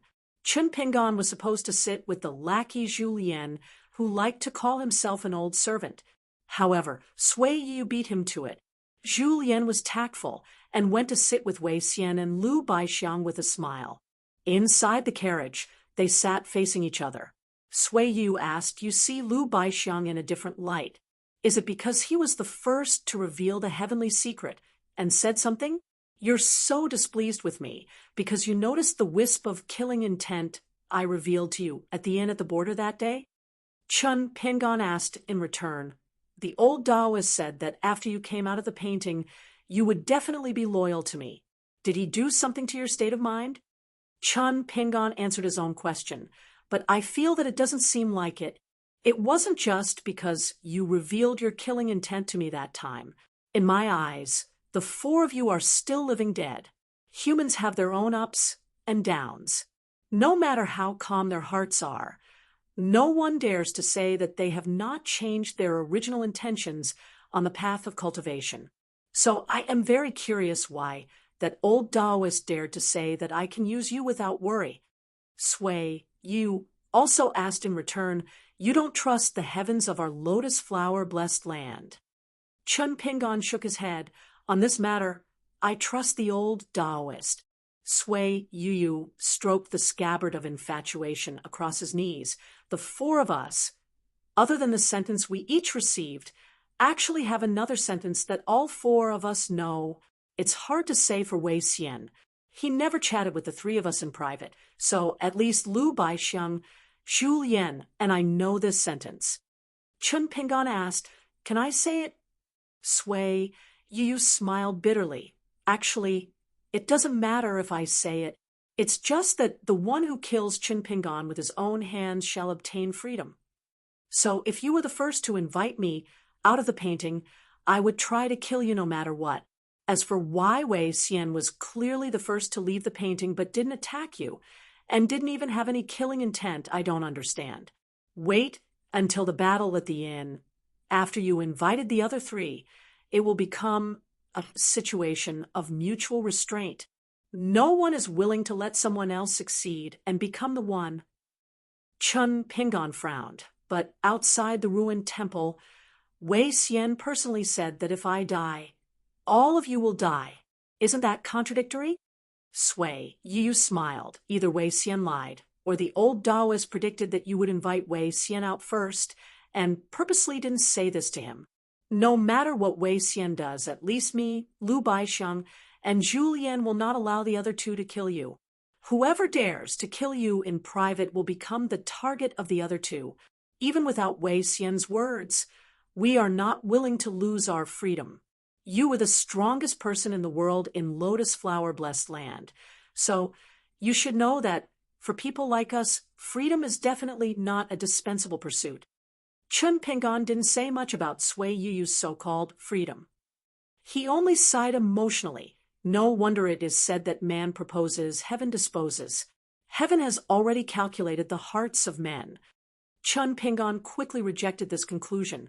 Not everything is like this. Not everyone. Sui Yu smiled. Even if you survive this time, young master will suffer a great loss. Is it worth it?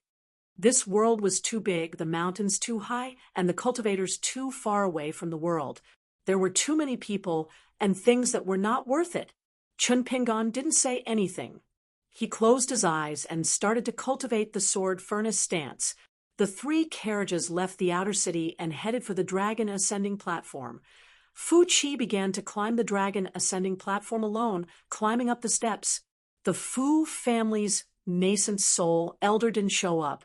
Fu Qi's eldest son, Feng Donghai, his eldest daughter, Fu Chunhua, and the groom Fu Nanhua, who married the daughter of the Jiang family of Yunlin, as well as the number 1 Jinan cultivator of Old Dragon City, Chu Yang, and a group of high officials were all standing below the dragon ascending platform. Chu Yang's expression was cold. After his battle with Zheng Dafeng, he had profited from his misfortune and successfully broke through his bottleneck, becoming a nascent soul immortal. But today, before Fu Qi ascended the platform, the old cultivator frankly said that regardless of victory or defeat, he wouldn't interfere in this mess anymore. Last time, he made an exception and left the cottage by the sea to stop Zheng Dafeng at the Fu family. He had already done his duty as a high official of the Fu family. Fu Qi didn't object to this. He smiled and said that Elder Chu only needed to smile and watch the tides rise and fall of the sea. There would no longer be any disputes in the world that would disturb Elder Chu's meditation. Fu Donghai was expressionless, and no one could tell whether he was happy or angry.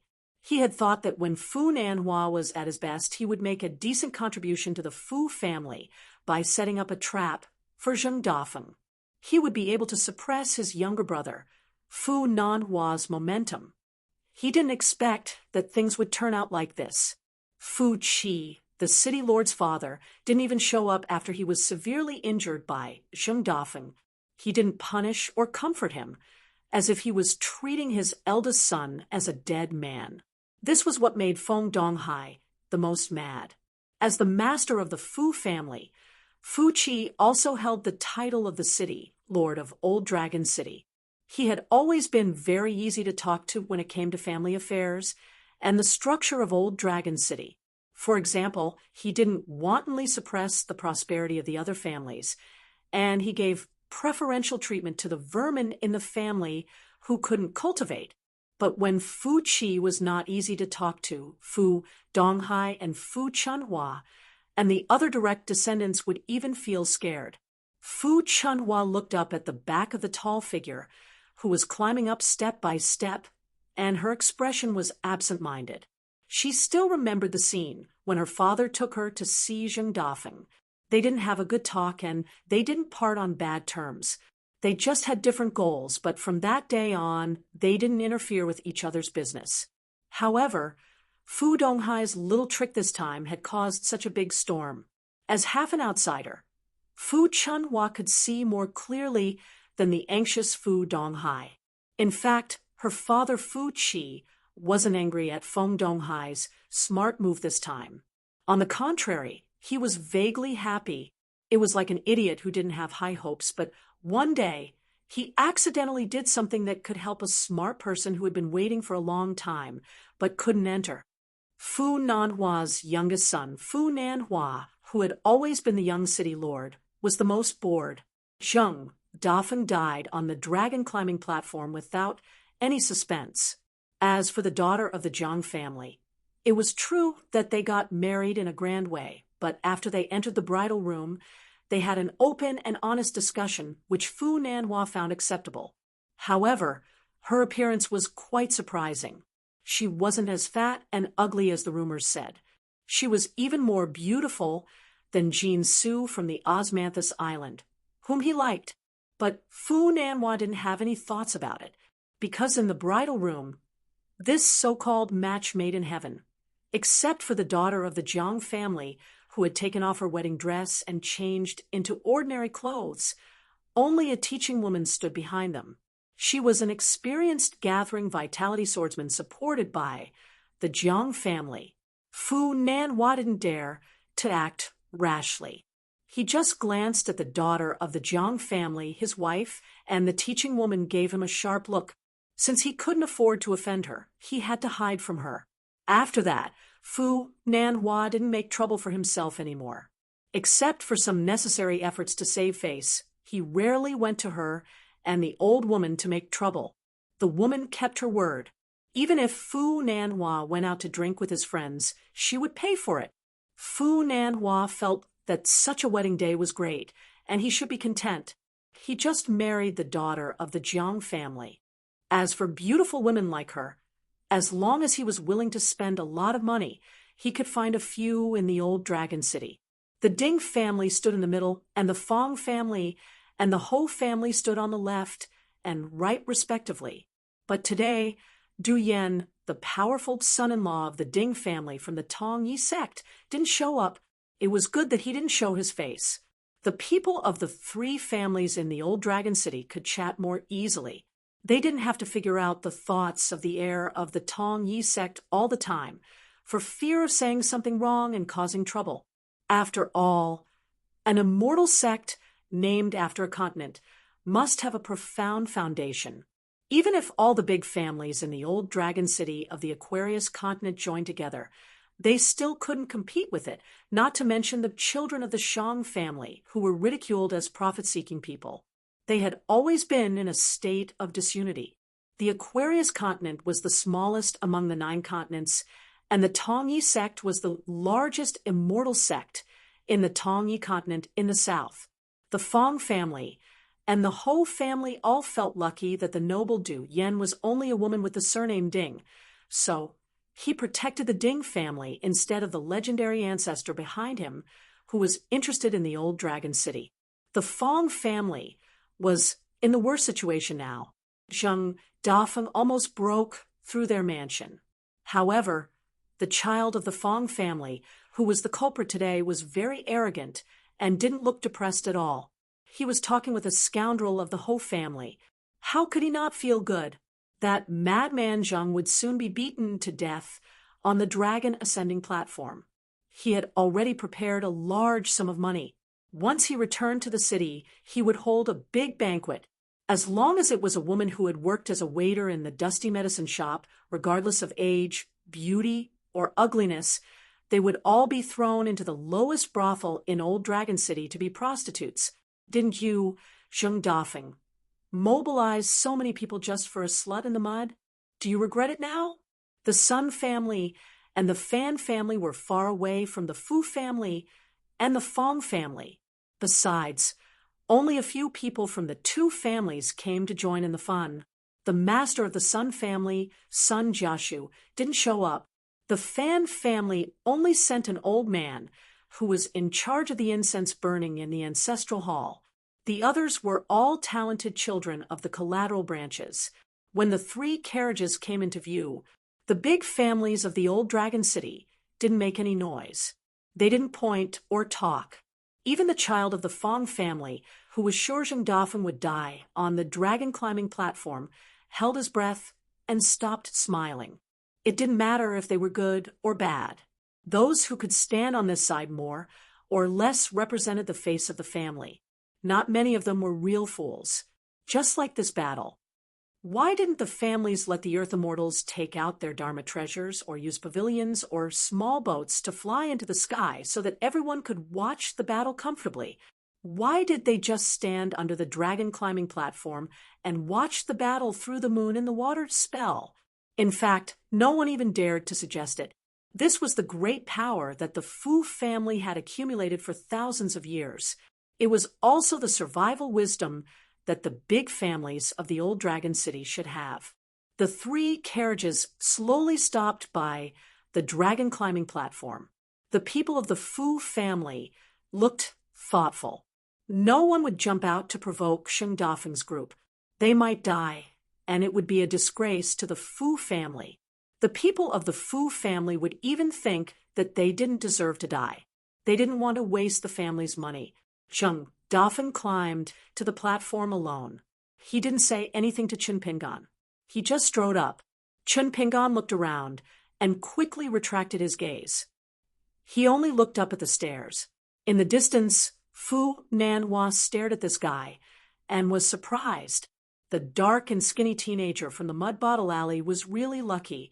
After leaving the Li Zhu Grotto Heaven, he became so confident in just a few years.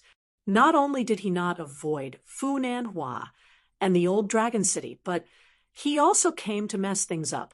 Furthermore, in the team that came to congratulate him last time, Kai Jinjian, who was supposed to be dead, not only left Li Zhu Grotto Heaven alive and returned to Li Zhu Grotto Heaven, her cultivation did not decline, but instead advanced. Furthermore, Kai Jinjian's attitude when she saw him that day was also worth pondering. After Sheng Dafeng walked to the highest point of the dragon climbing platform, Chen Pingan's gaze turned to a higher place. There was a sea of clouds there, but he couldn't see it when he raised his head because he was in the old Dragon City's territory. He could only see the majestic scene when he looked down from the ferry. According to Sheng Dafeng, this sea of clouds was the real foundation of the Fu family's standing in the old Dragon City for thousands of years. Its historical origin could be traced back to the Aquarius continent, where the last true dragon came ashore. After that, there was the underground dragon path, the bloody battle in the Li Zhu heavenly abode, where the great cultivators died like rain in battle, the crab archway and the small town, the well, the snowy night, the girl who almost froze to death in front of Chen Pingan's ancestral house in the Mud Bottle Alley, the girl who Chen Pingan happened to save, but she went next door and became Song Jisen's maidservant. The old Taoist of East Sea took Chen Pingan to the lotus flower-blessed land for many years. They traveled thousands of miles. During that time, the old Taoist said, everything in the world can be seen through, and the thoughts of the people in the world can be followed. However, these were all important things that Chen Pingan couldn't delve into at the moment. Above their heads, a green-robed woman was lying on the huge sea of clouds. She was looking at the dome that protected the people in the world. It would be great if she could see further. However, what could she do even if she saw it? In a secular dynasty, even if the country was destroyed, the mountains and rivers were still there. She, Sun Jiashu in the old Dragon City, the woman he met once by the Dragonbeard River, and some other people, but they couldn't do it. As for the little girl who walked on the dragon climbing platform, she wanted to rob the Sea of Clouds because she wanted to repair the dragon robe made by the Fu family.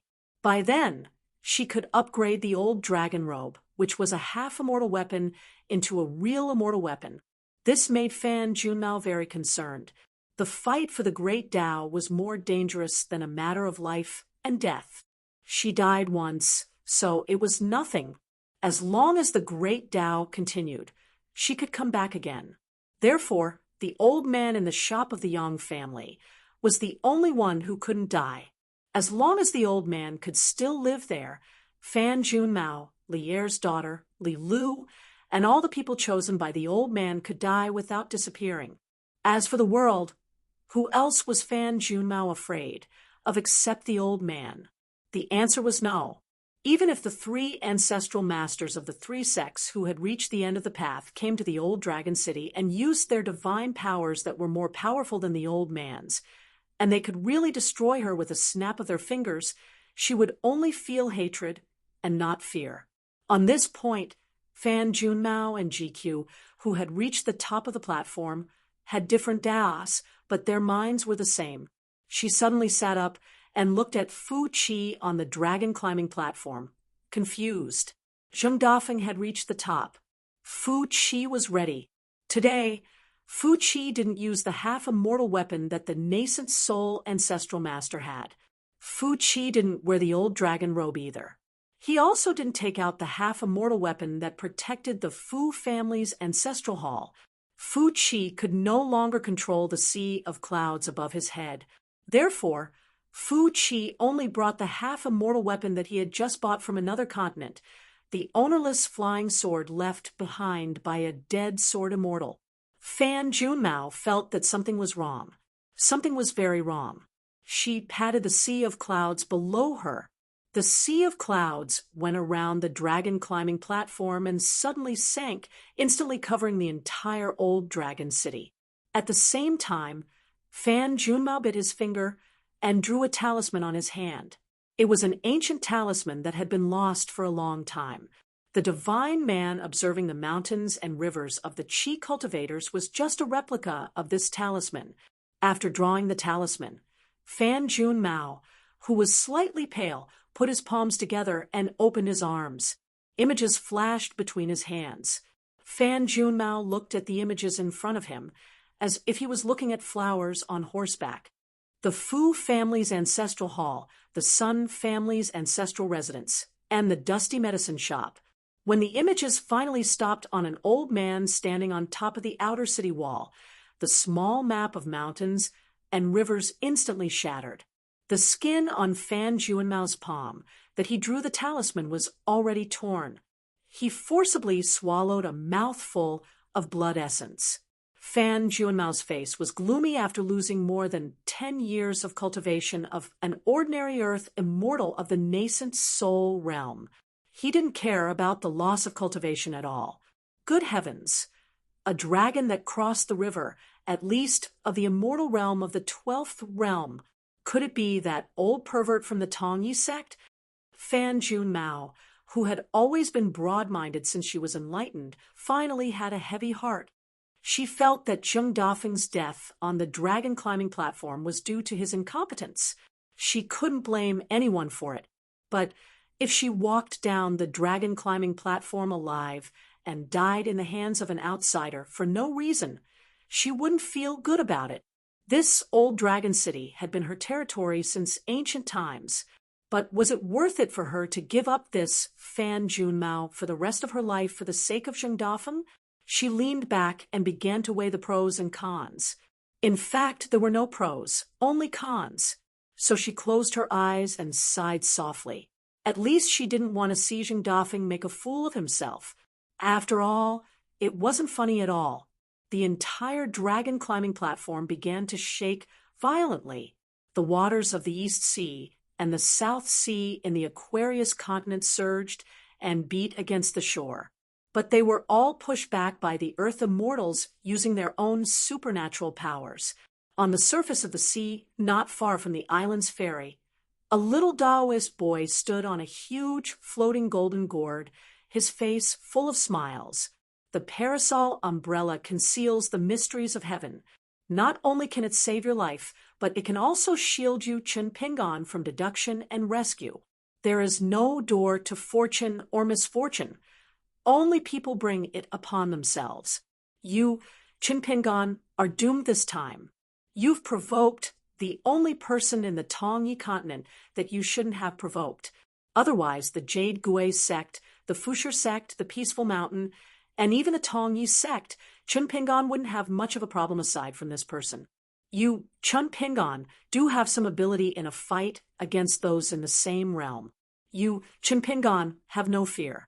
You even have the power to fight against those so-called land immortals like Jindan and Yuanying. A little higher, like the jade unadorned realm of the upper 5 realms, may not be willing to bully a young pure martial artist like you. A little higher, like the immortal realm, may see some clues about you and be unwilling to shed all pretense of cordiality. Unfortunately, this time, the person from the Tongyi sect came down from the mountain. He was the least particular. Coincidentally, this particular old pervert was the second person on the mountain in the entire Tongyi continent. After all, the Tongyi continent still had that Taoist temple of his. Therefore, no matter how much you, Chenpingan, did not hesitate to spend countless resources to set up a trap to protect that Zheng Dafeng In the end, it would all be for naught. You might even die here. That's not bad. I'll help you collect your corpse and bring it back to the Taoist temple. Obediently become nourishment for the lotus flower-blessed land. The little Taoist boy, who was standing on the giant golden blade, strengthening gourd, swayed, and said gloatingly, "The show is about to start. The small Aquarius continent is going to suffer." In less than an hour, the dragon stage was completely silent. The final result was unbelievable. The person who walked down the dragon stage was actually that Zheng Dafeng. Most importantly, his body was clean and there were no signs of serious injuries or near death. Fu Donghai and Fu Chunhua's emotions fluctuated violently. They were unwilling to believe what they had seen. Could it be that their father, Fu Qi, was dead? This was not entirely a bad thing. The two of them looked at each other tacitly. Fu Nanhua's expression was calm, and there was a smile on his face. His heart moved. After hearing the hidden words in the lake of his heart, Fu Nanhua flipped his palm and made a small, imperceptible gesture. On the Ding family's side, an old priest took a step forward and whispered to the head of the Ding family. The latter quickly went to whisper to the families of the Fong family and the Ho family. The two of them had different expressions, but in the end, they nodded. Fu Nanhua's small gesture was like a boulder smashing into a lake, causing ripples. After Zheng Dafeng walked down the dragon stage, he did not say a word. Chun Pingan accompanied Zheng Dafeng into a carriage. Zheng Dafeng's face was as white as paper. He said hoarsely, "Fu Qi admitted defeat halfway through the fight. He clearly does not want any face at all. Fu Qi was not willing to fight to the death with me, and did not give me a chance to break through the Realm 9 bottleneck and enter Realm 10. He also did not take out all his assets to fight me. He only exchanged injuries with me. So this trip back to the medicine shop in the inner city will be very dangerous. Chun Pingan, think carefully. Will you get off halfway, or will you follow me back to the medicine shop?" Chun Pingan said indifferently, "Fu Qi doesn't want face, but I do."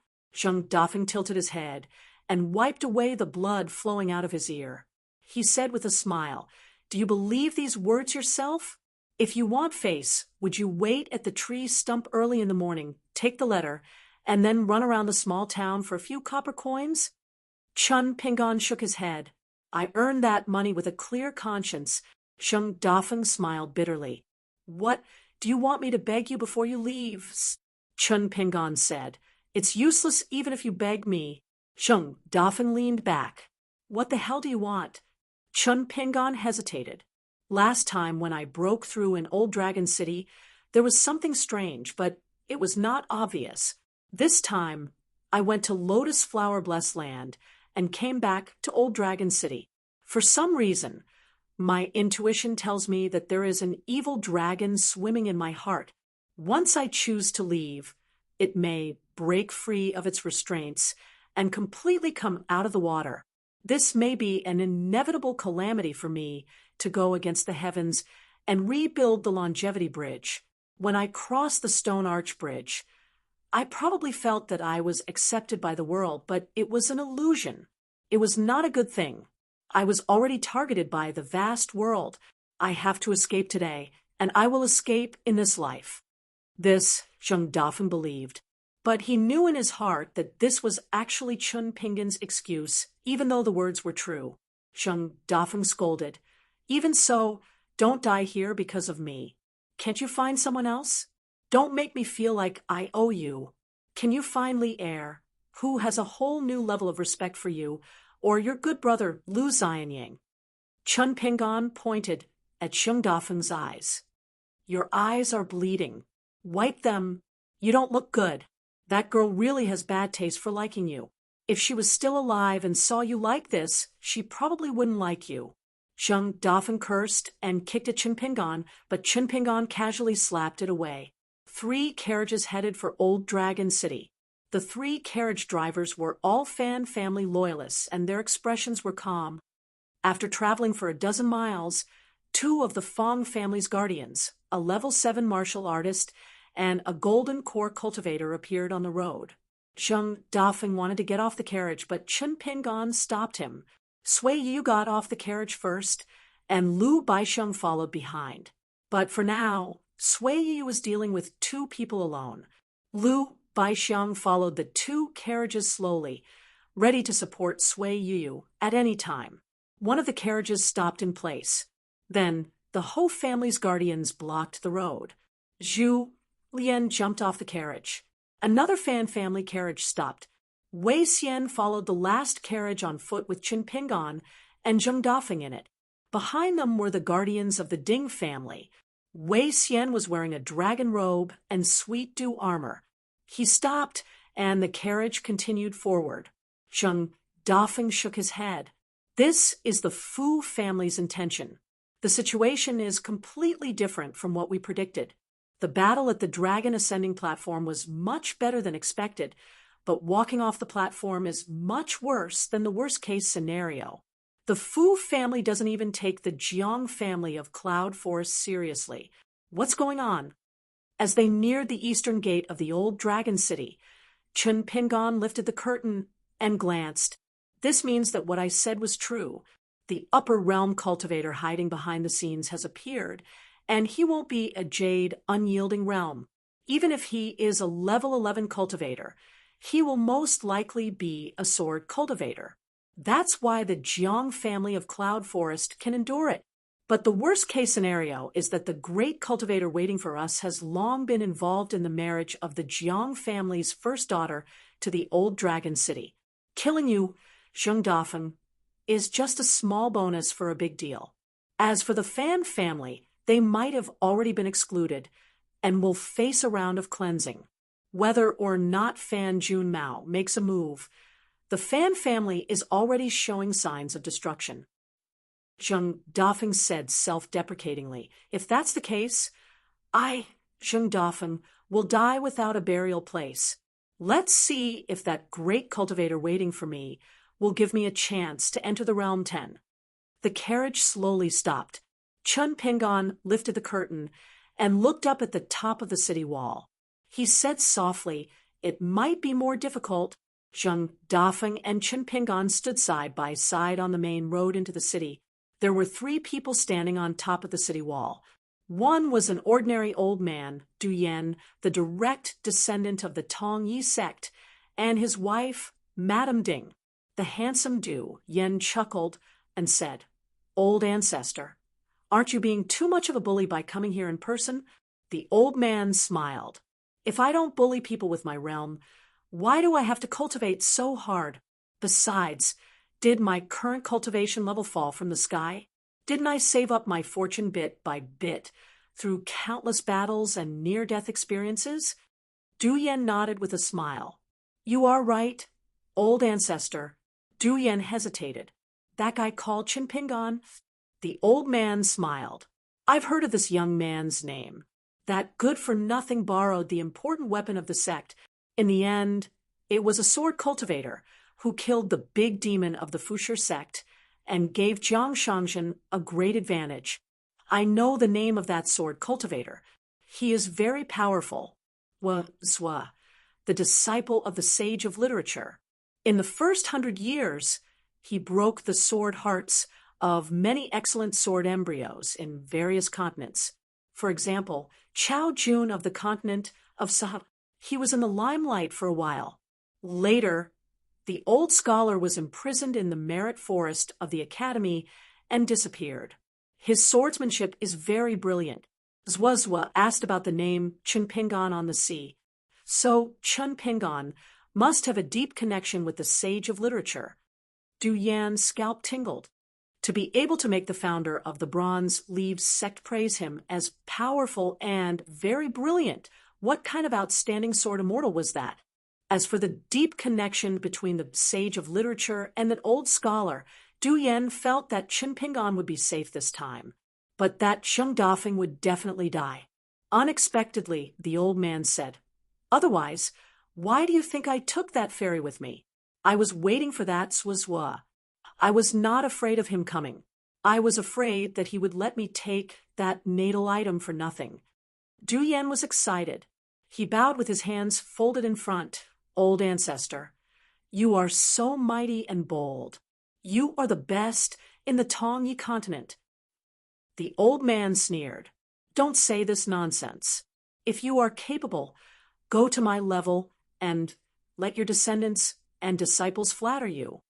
Du Yen said uneasily, I dare not hope for that. The old man shook his head. So, you are also a good-for-nothing. You just got lucky and took my surname. Du Yen was not depressed at all. Instead, he smiled happily. Good luck is also a skill. The old man nodded for the first time. You are right. The old man took a step forward.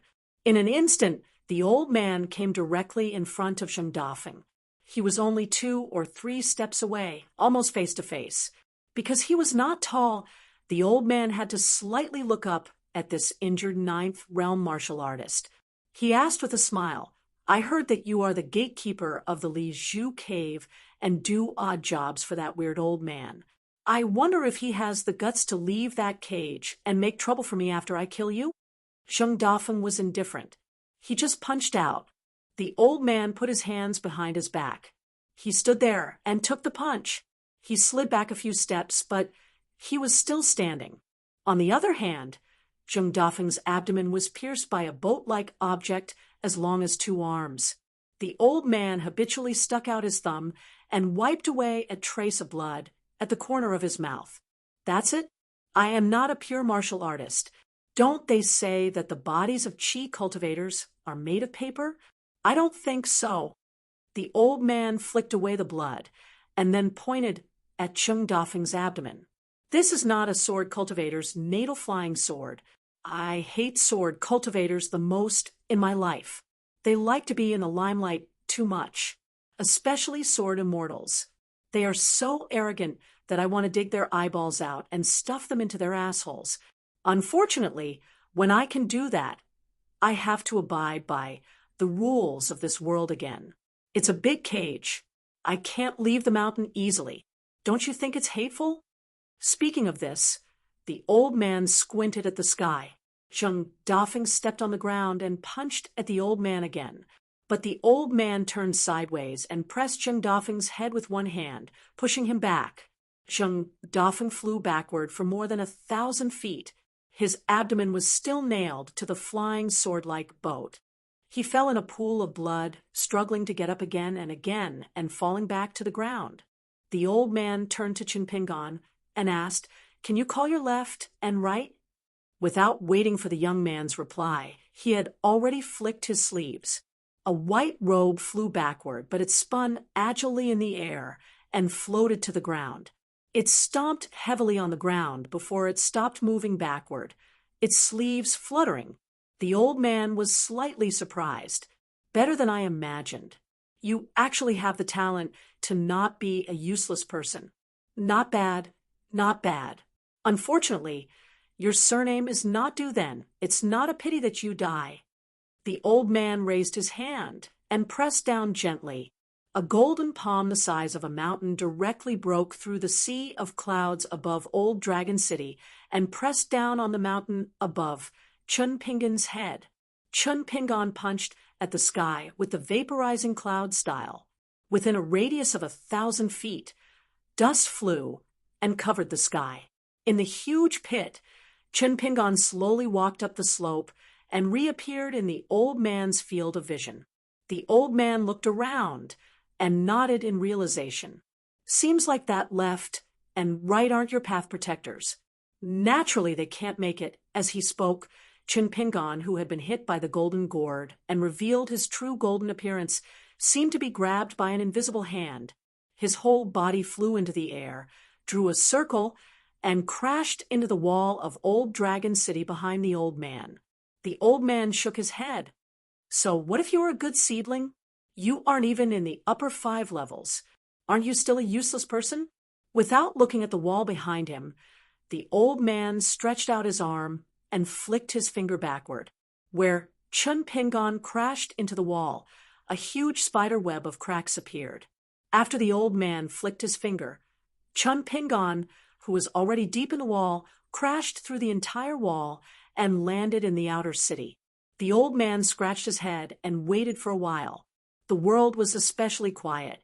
Zheng Dafeng half squatted on the ground and raised his head. The old man smiled. You can try to break that old tobacco pipe. I'm curious if that old guy will come to save you personally or if it's just a small trick. Zheng Dafeng spat out blood and said with difficulty, It's enough to kill me alone. The old man shook his head. If that old guy from Li Zhu Grotto Heaven stood in front of me and said that, I might consider it. The old man frowned and turned his head to look. That young man actually forced himself to reappear in the big hole in the wall. He was holding something that looked like a pill in his hand. An instructor's face was gloomy. It's a beast pill of the upper 5 levels. If it's something that's been refined, the entire east side of Old Dragon City will be destroyed when it explodes. Fu Nanhua laughed loudly. This person definitely won't do that. The instructor's expression was strange. She glanced at Fu Nanhua. The latter chuckled. This kind of person is just that stupid. Sun Jiashu sighed. Chun Pingon really wouldn't do that. He had just taken a step when the nascent soul realm old man pressed down on his shoulder. Don't force yourself. Otherwise, the Sun family's plan will all go to waste. Sun Jiashu struggled, but was still held down by the old man. You can be willful about other things, but not this. This isn't just about you, Sun Jiashu. Sun Jiashu still wanted to speak, but he was knocked out by the Sun clan elder. Chun Pingon sat on the edge of the broken wall and opened his palm. I'll use this beast pill to buy Zheng Dafeng's life. Although he was far away, the old man could still hear him clearly. What do you mean by the life of a Realm 9 martial artist? Is it worth that much? After some thought, the old man smiled and nodded. But no matter how few Realm 9 martial artists are, it's still more than this beast pill of the 12th realm. I agree. He reached out and put the beast pill of the 12th realm into his pouch. Then he sneered. I'll leave Zheng Dafeng's life to you. As for this brat's martial realm, don't keep it. The old man stomped his foot. A series of cracking sounds came from Zheng Dafeng's back as he struggled to get up. A Realm 9 martial artist collapsed on the ground, as if he had no bones. The old man looked at the young man. All right, what are you going to use to buy your life now? Remember, it has to be more valuable than the beast pill of a Realm 12 great demon. The young man sat cross-legged. He was covered in blood, and his face could no longer be seen. The old man smiled. Everyone says that I have a bad temper. I'll make an exception today and wait for you. The life-immortal weapon of this ordinary-looking ancestor of the Bronze Leaves sect was called the sword-swallowing boat. In ancient times, it was refined from the complete corpse of a giant treasure-swallowing whale after 600 years. In those 600 years, the Bronze Leaves sect used all their manpower and resources to stake it all on one throw. The only time the Bronze Leaves sect was overshadowed by the Jade Gui sect in the south was during those tragic years. First, the sect master of the founding ancestors' lineage perished in an accident while traveling far away in the Central Plains. The sect did not have an immortal to hold down the fort, and there was a shortage of successors.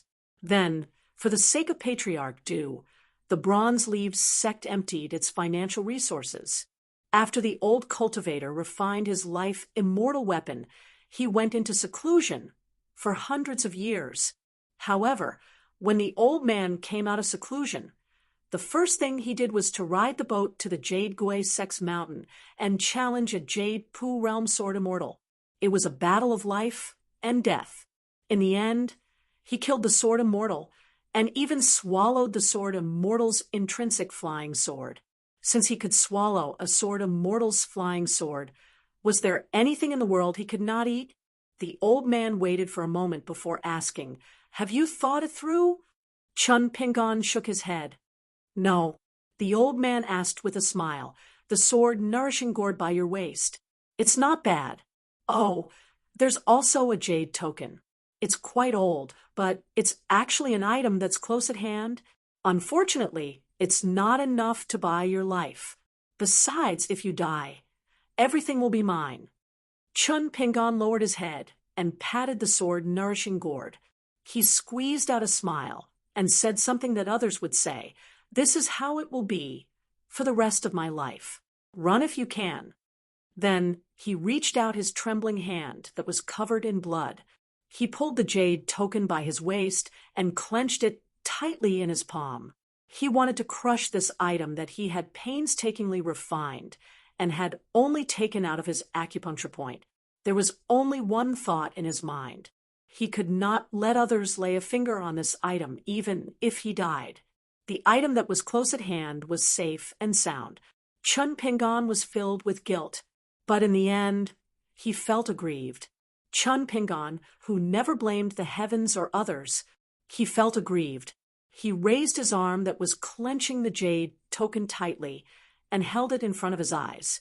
His tears were smeared with blood, but he did not wish for the world to see this scene. Chun Pingon put down his hands and slowly closed his eyes. He raised his head high and glanced towards the south. "I have a sword that can move mountains and overturn seas." The ancestor of the Tong Yi sect sneered. "What are you doing? Shouldn't your last words be scolding me for being a bully?"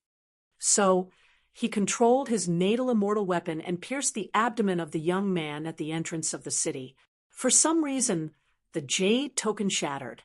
The old man frowned slightly, but he only felt that it was a pity to lose an item that was close at hand. At the peak of Sway Mountain, an old scholar who was sitting on top of a stone tablet and trying to exhaust the golden-armored deity was silently deducing the heaven and earth. His expression changed drastically. He stood up and said with a rare solemn expression, "Blockhead, help me cut open the barrier between the two continents. Don't ask. Hurry." God Sway Shan, who was clad in golden armor and leaning on the ground with his sword, was even more puzzled. He nodded, and without asking anything, he revealed his golden body Dharma idol that was as tall as a mountain. With a slash of his sword, he directly cleaved out an endless void that resembled the river of time. The old scholar flew away. The gap closed. The entire Central Plains Sway Mountain was shaken by the fate of mountains and rivers. Between heaven and earth, someone seemed to have heard old Long Cheng's words. She replied softly, "I'm coming." Li Zhu Grotto Heaven, which had fallen to the ground after shattering, began to shake violently within a radius of 1,000 miles. Wan Xiong's face was ashen. She tried her best to suppress the extreme chaos of fate.